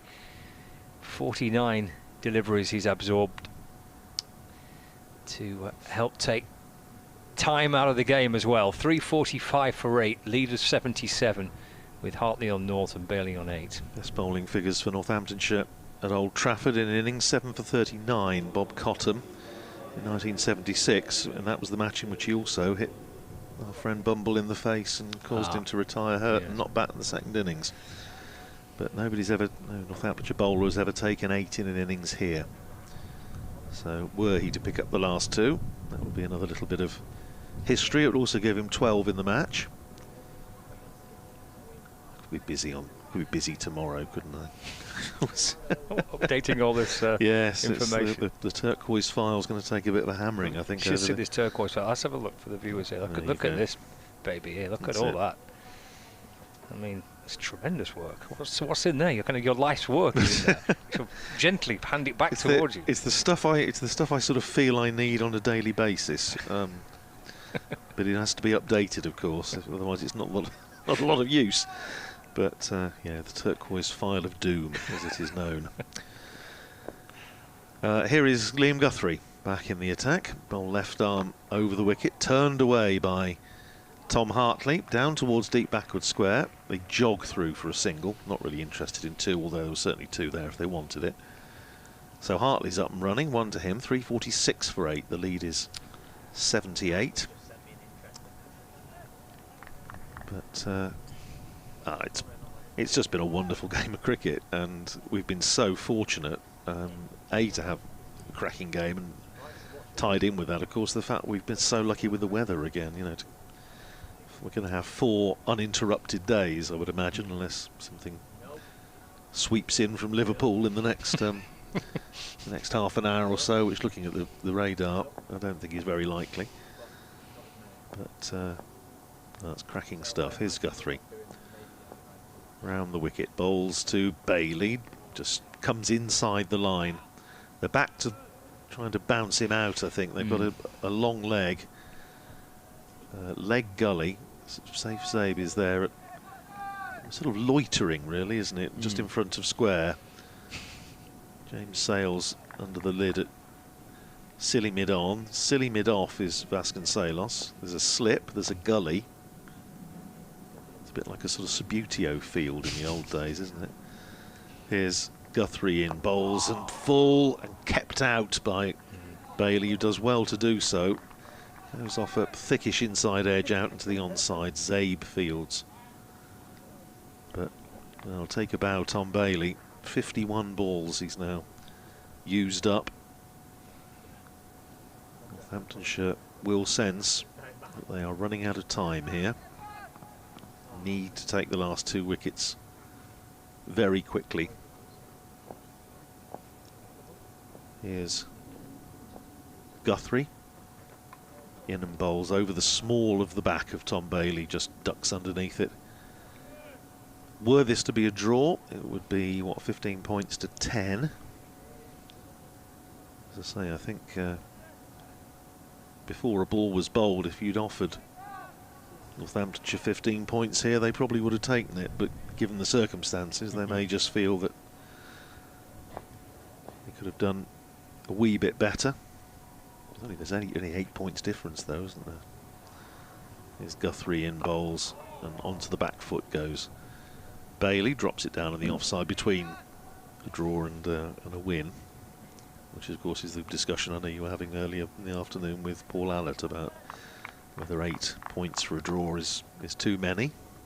Yes, it was 5, wasn't it? It was 5, and then seasons ago. Well, it was 5, and then went to 8, and then back to 5. It's been up and down a bit. It has, yeah.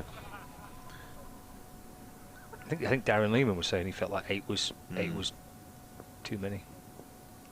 Here's Guthrie, bowls short and barely has enough energy to get over the back of Tom Bailey, even in a ducking position. End of the over, 346 for 8. There's a lot of tired cricketers out there at the moment, I think. No, Bailey is 8, Hartley is 1, 346 for 8. Just out of interest, particularly for Northamptonshire supporters who are listening, and the second team are playing today, and I mention this not least because the fact that Ben Sanderson is playing, as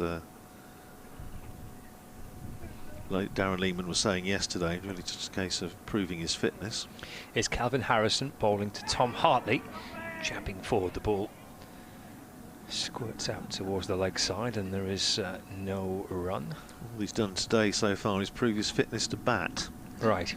Because Northamptonshire are 468 for 6 against Loughborough. Here, first 11, looking for 2 more wickets. Harrison in. Oh, it's come back in towards Hartley. Goodness. In that match, the young academy keeper Alex Corbett made 118. Freddie Heldrick is 80 not out. Ali Sharma made 79, so a few runs about. Harrison to Hartley defending. And there's no run. And Ben Sanderson, who's batting at number 8, so he might have vertigo, is 21 not out. 346 for 8. It's gone to slip, and it's gone to slip off the bat of Tom Hartley. And Harrison has his 7th of the innings. And Lancashire 9 down.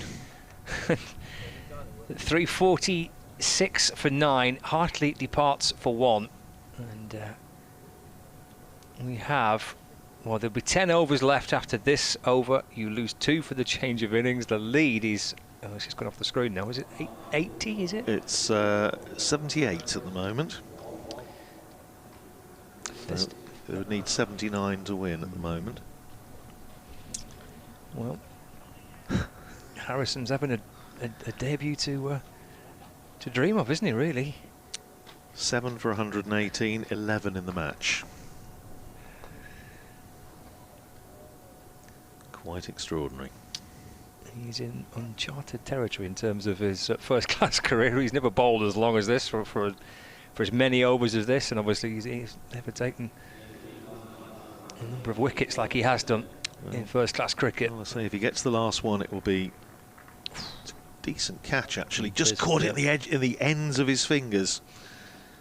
Justin Broad is pretty good in there. Actually, he took an absolute blinder at Derby last year. I remember our colleague Dave Fletcher when it went in saying, "Forget about this." Bearing in mind this was in early May, I think. He said, "Forget about catch of the season. You've just seen it." It was a good one. So 346 for 9. John Turner is the last man heading out for Lancashire. He's looking for an 8th wicket in the innings, Calvin Harrison. He's over the wicket to Turner.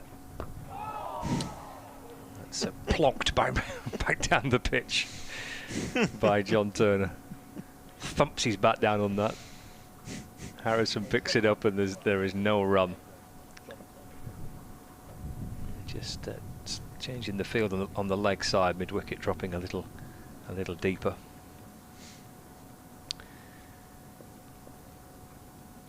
Harrison to Turner. Oh, that slides away past the edge of the bat again with some turn there for Calvin Harrison, who's caused problems all day for the left-handers, for the right-handers. He's having a sensational impact here for Northamptonshire. We're down to 10 overs left in the game. 22 minutes past 5. The final hour came at 2 minutes past 5. The lead is 78. And there's still one more wicket to get, and even with that, there's lots of runs to try and chase down. But I bet they might have a bit of fun having a go at it. Oh, I think there's no doubt that they will. The batting order might be interesting. Just looking down to see who. I won't be surprised to see perhaps Justin Broad go up. Anyway, that's in the future. Here's Liam Guthrie in, bowls to Tom Bailey, who turns it away out through mid-wicket. Easy single to be had if he wants it, but they've decided they're going to stay as they are. Save Zabe. Trundle's back to retrieve. Yeah, so if Harrison does take the last one, that will be the best bowling return in innings for Northamptonshire at Old Trafford. Here's Guthrie in again, bowls, dug out by Tom Bailey. He's done well there, hasn't he? He's fired that in.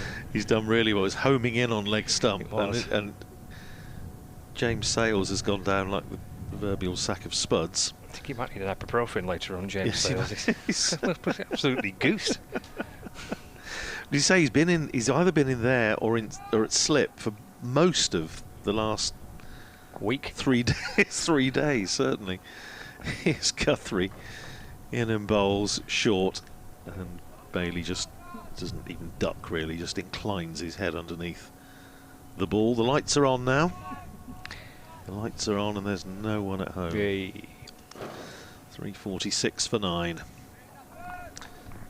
Did take the precaution of looking up to see what was number 1 the last time Northamptonshire won at Old Trafford. I think it's probably going to be Academic now, but here's Guthrie. Bowling to Bailey, who turns it out past Sales, or he just manages to get a hand to it in the end and retrieve. 3:46 for 9. Backstreet Boys. Oh, I was going to say to you, don't tell me, because it was 1999, wasn't it? Yeah, that's right. Yeah. It's kind of right in my ear, is that? Yeah, 1999. right. Yes, it was. Yes. Sorry. That's all right. But I don't think it's going to be relevant. But here's Guthrie. In and bowls, and he's hit Bailey on the glove painfully, and he's immediately now calling for some treatment, which probably makes it absolutely doubly sure that we won't. I don't think we would have got any more overs than that anyway, were the last wicket to fall. But I think Sam's going to have to trot out, isn't he? And he is. See if he's got as many layers on as he had this morning. He had the whole lot on, didn't he? He had the whole wardrobe on. He was. It's like Scott of the Antarctic going out there this morning. The umps are just having a chat, but actually Tom Bailey's been a bit of bother there. Oh dear. Yeah. Well, no. He's shed a few layers, I think, Sam, as he trots out to the middle. Yep, more familiar attire. The shorts are out again. The shorts are on, yep. But that was a painful blow. It just spat up a little bit from Liam Guthrie, and his contribution again. He's certainly put in a shift. I think Rafi Weatherall. I was rather hoping that it, if for the point of view of the journalistic line, it would have been quite nice if Northamptonshire had one. If Rafi Weatherall got wickets, because then it would have been like a Backstreet Boy. But it was the boy from Leafy Bucks, from the Crescent Boy or whatever. So you were trying to work out some cheesy line. Absolutely, absolutely right. Yeah, don't blame you. Not Backstreet, but Leafy Avenue, more like. But, anyway. But Rafi Weatherall's put in a serious shift today. Northamptonshire, of course, a seamer down with Luke Proctor not bowling today. But Weatherall and Guthrie haven't seen a huge amount of Justin Broad either, but they have really bent their backs. And, well, the run out of superlatives for Calvin Harrison, who's now bowled 330 balls in the innings, 55 overs. He's putting strain on my maths apart from anything else, trying to work out how many balls he's actually bowled. So 330 takes him up level with Michael Davis and Jason Brown, who both bowled 55 overs around the end of the last century. And if he goes past that Monty Panesar figure, 348, it'll be the most since 2003. Bit of running repairs there for Tom Bailey. Loads of safe saves coming up to offer some sympathy. Yeah, Luke Proctor's going to give him a little bit of a cuddle as well. Well, safe safe and say it's not exactly let me through, I'm a doctor. Let me through, I'm a doctor's son. All that for a little plaster. Bit of Rafi Weatherall's dad's a neurologist, I think. Oh right. So we've got a bit of medical. Yeah, isn't it? Bit of second-hand medical knowledge in the side. Anyway, just get passed down through the bloodline. No, it's the argument about heredity, isn't it? It's, wouldn't necessarily want to get my teeth pulled out by the son of a dentist. 346 for 9. Let's hope Bailey's fingers are all right. Yeah, absolutely. Hopefully, it's all. Think of when Ricardo Vasconcelos broke his thumb in the tail end of a match that was rather less meaningful even than this. Guthrie comes in and bowls, and Bailey defends. Back down the pitch, end of the over, 346 for 9. Applause round the ground for Tom Bailey, and why not? Guthrie, 23 overs, 5 maidens, 1 for 55. The lead is 78. 9 overs to go, but knock a couple off. 7, so Northamptonshire will be looking to chase 11 and over at the moment. It's spiralling ever upward. Gloucestershire and Glamorgan's finished in a draw, which looks the way of the Leicestershire-Derbyshire game as well. There's Harrison bowling to Turner.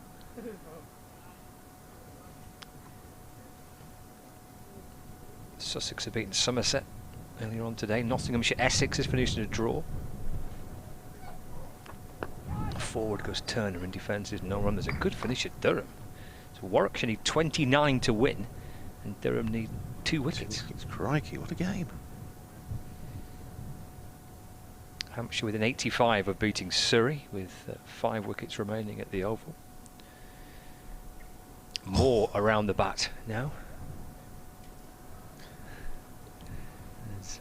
There's 2 catches close in on the leg side, the silly point, 2 slips as well. Harrison in, bowls, leading edge, it flashes away past Keogh. And Turner gets off the mark. 347 for 9, leading by 79 runs. Viewers on Lancashire TV might be having a look at this Warwickshire game in a moment or two. Maybe at the end of the over. Harrison in 2. Bailey's going right back, and that's driven into the offside where safe Zabe fields. No run, 8 from 61. Tom Bailey. Harrison over the wicket balls. Bailey defends down into the leg side where James Sales fields. And there is no run. Harrison in to complete the over. Forward goes Bailey in defence. And there's another one chalked off. We would be down to 6 left in the day. That Durham Warwickshire game then. So it's Warwickshire set a target of 339 to win, and they are 314 for 8. So need 25 runs to win. There's loads of time. 17 overs left, but Durham need 2 wickets as well. I just looked up in time when you were mentioning that, to one of the screens that we've got up here in our commentary box, and saw Ethan Bamber nick one just wide of slip down to the 3rd man boundary for 4 to bring that target down a bit more. So that's a cracking game up there. here, Liam Guthrie is running in again to bowl to John Turner, who lets that go through outside the off stump. I suspect in a couple of overs, if these two are still in, we may possibly be in handshake territory. But it has been a wonderful, absorbing game of cricket between these two sides. Northamptonshire will take a lot of positives, to coin a phrase, out of this. There's Guthrie in bowls and dug out by Turner up to mid-off, and there's no run. Yeah, definitely. And I mean, if they can get one more wicket, yeah, and to have come here and bowled Lancashire out twice on what is pretty. To have got 40 wickets in the first two games, I think yeah. The coach would be highly delighted. It'd be nice from a statistical point of view if Harrison got it, because it would then mean the best bowling figures for Northamptonshire at Old Trafford, which would please me. If nobody else. Nobody else. If nobody else on the planet. Here's Guthrie. In and bowls short. And that flies through to McManus. Generating a bit of pace here, Guthrie. It's interesting when he came across and the signing was announced. Darren Lehman was saying that he thought he really did have some pace, and he's seen that in Australia. Hasn't played a lot of first-class cricket. It's only his 20th match, I think. He only played 18 first-class games in Australia, despite the fact that he's been around for a few years. Here's Guthrie in bowls, and turned away by Turner. There's a single there, but they don't really want it. It's gone down to Weatherall at long leg. He's put a shift in this game, hasn't he? He has. He's running pretty hard. He's really bent his back. He's tried to get something out the pitch, try and ruffle up a few of the Lancashire batters. They've thrown pretty much all of it, haven't they, at Lancashire today? I've seen terrific resilience from Bohannon principally, but also from Luke Wells and from Tom Bailey. Guthrie in bowls, and thick outside edge of John Turner's bat, but safely into the gully. Northamptonshire, odd looking field. Silly mid off, silly mid on, gully, a slip but fairly close in, leg slip, a sort of square leg just in front. There's neither fish nor fowl really, as in terms of in catching or back saving one. Here's Guthrie in bowls, and onto the back foot rocks John Turner. Plays it out into the offside, and he gets a round of applause from the Old Trafford faithful. 3:47 for 9. The lead is 79, and I think fairly safely say that this will be a draw now. He's going to have another go. Well, I mean, as I say, if they can put another feather in the cap if they can try and get one more wicket. Yeah. And they've come here and taken 20 wickets. Bowled Lancashire out twice. It's another tick in the column, isn't it? Bailey's on strike. Here is Harrison. Bailey off the back foot. It's hammered away into the offside. It's not fielded by Saif Zaid. They're not running. He goes tearing after it, and then suddenly realises they weren't bothering running. It was a good effort. Fully committed there, Saif Zaid. He went charging after it. Nobody else was moving, but he was determined to try and catch up with the ball. 3:47 for 9. Harrison to Bailey. And again, there is no run. So from Lancashire's point of view, Bohannon clearly, as you mentioned, standout performer with the bat in this game for Lancashire. Down the leg side by Harrison, and I'm sure they'll try and take something from the way that they've managed, and rightly so, the way that they've managed to bat today, and to make sure that they didn't succumb and lose the game. Forward again goes Bailey, defending. There's no run, and they've made a bit of a mess of their first innings, trying to repair some damage today. And after a draw last week at Lords, which felt a very different type of draw than what this one would feel, Harrison to Bailey, forward in defence, and there's no run. They will be hoping that that gives them something to try and get their season up and running. So got 2 more home games to come in this little sequence of 3 on the spin. Harrison started, Bailey just pulls away. Lights are now starting to have a bit of effect, aren't they? Just starting to cast a shadow. And bowls. And hit firmly by Bailey. Safe saves at cover to field. That is the end of the over. It is 3:47 for 9. And umpires come together. You said the light is actually having a little bit of an effect, isn't it? As you can see, the shadows being cast by the 2 umpires. The floodlights are on. In theory, we have 6 overs remaining in the day. Maybe that said a quiet word and said we probably appreciate it if you didn't bowl the seamers at this stage, and to be honest, there's absolutely no reason to do so, is there? Safe Sabe is into the attack again. 22 overs, 7 maidens, 1 for 29. 5 men around the bat plus the keeper. As he bowls to John Turner, and Zabe is bringing Turner forward, pushes it up towards mid-on. Zabe trotting back to get in there and make sure he's get as many overs in as possible, presumably just to try and get Kelvin Harrison the 8th wicket. That's punched away nicely by Turner through extra cover for 4.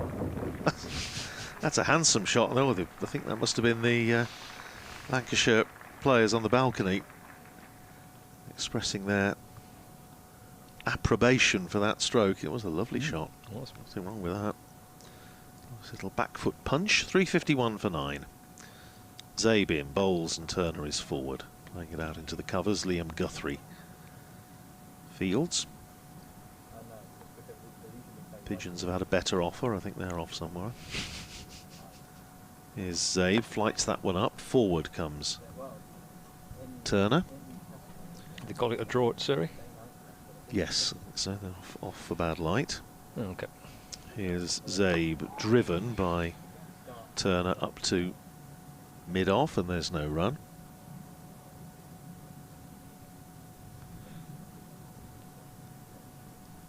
Turner not to be rushed. Zaben again loops that one up, and Turner blocks it. That's it. And that, I think, is that. It is indeed.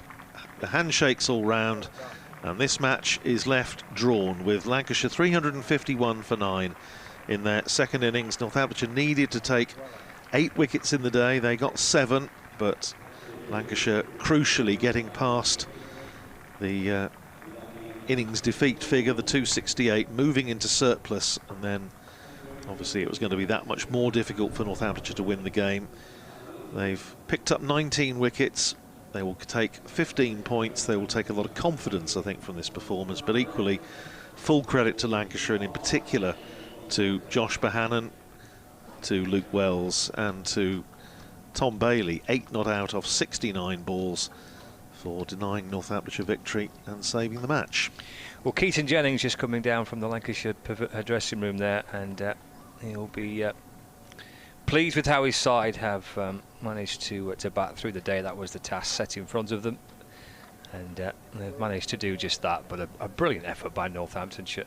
Lancashire will take something from the way and rightly so, from the way they fought back on this final day. But the game belongs to Northants. They've played outstanding cricket. They've been terrific. Led by Luke Proctor and backed up by his teammates, they have enjoyed a very, very impressive 4 days here at Emirates Old Trafford.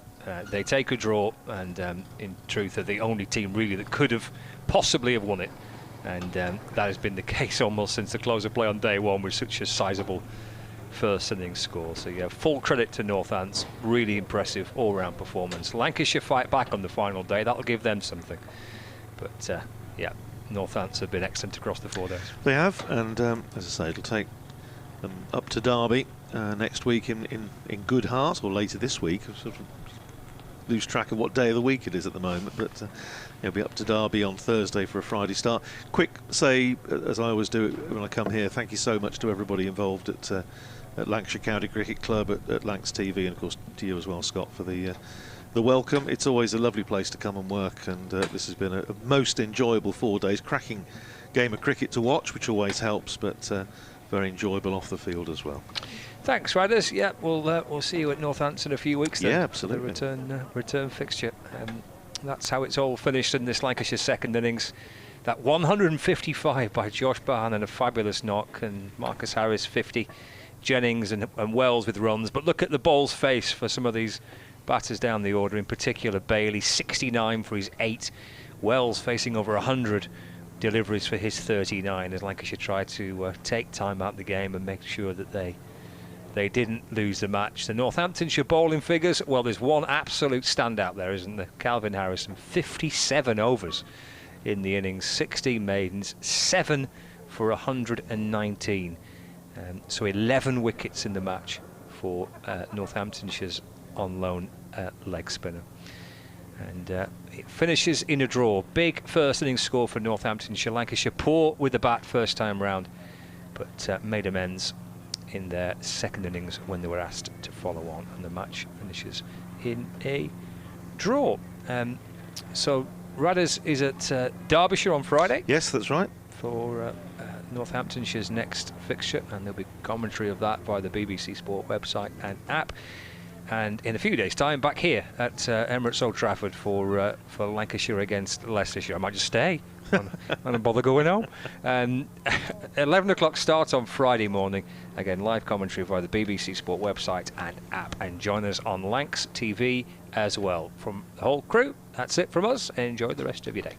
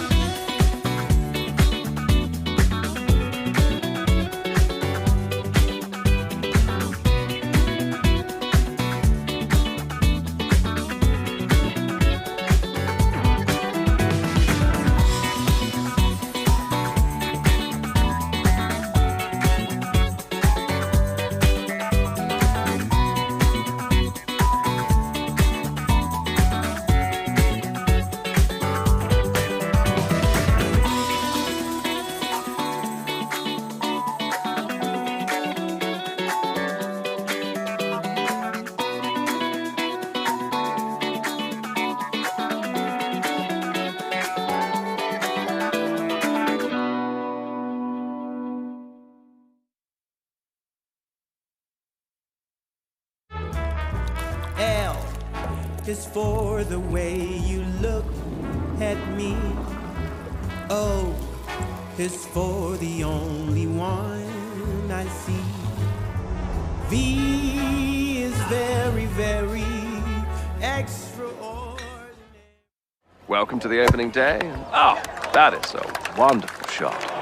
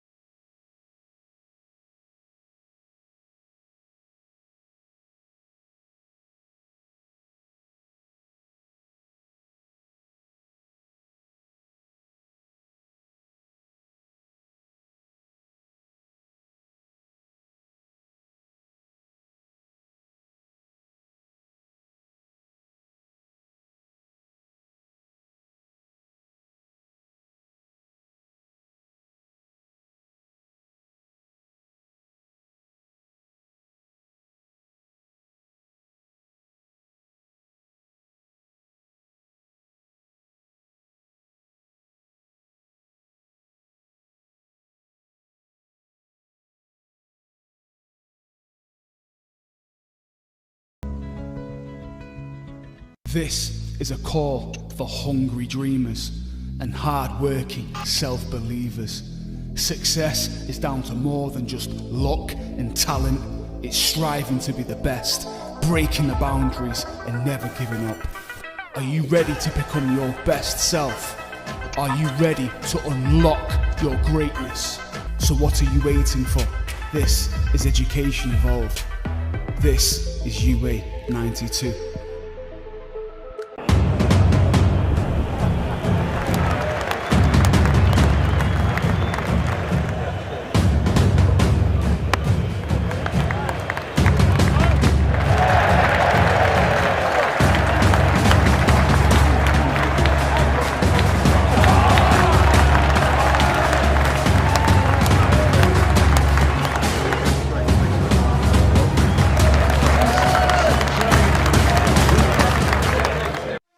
When I was a kid, there was no professional women's cricket. I didn't even think that women could be professional sports people. Especially early on, it just didn't really seem like there was a career in it. To support myself around cricket, I had to work at the petrol garage. I was the only girl, so I stood out. I'd love for young girls to be able to dream about being an athlete and it to be achievable. Thanks to the Hilton funding my contract, it's allowed me to play the game that I love all day, every day. We're like an engine and we need to be fueled with the right gas. Without funding, we can't be visible. You can't be what you can't see. As a team, it feels like we're breaking boundaries. Thunder and Lancashire always want to put women's cricket at the forefront, and now I think that's really shining through. It's mad to think that without the Hilton funding, like we wouldn't be playing cricket every day, training. Well, we could be, but we wouldn't have any money. Yeah, true.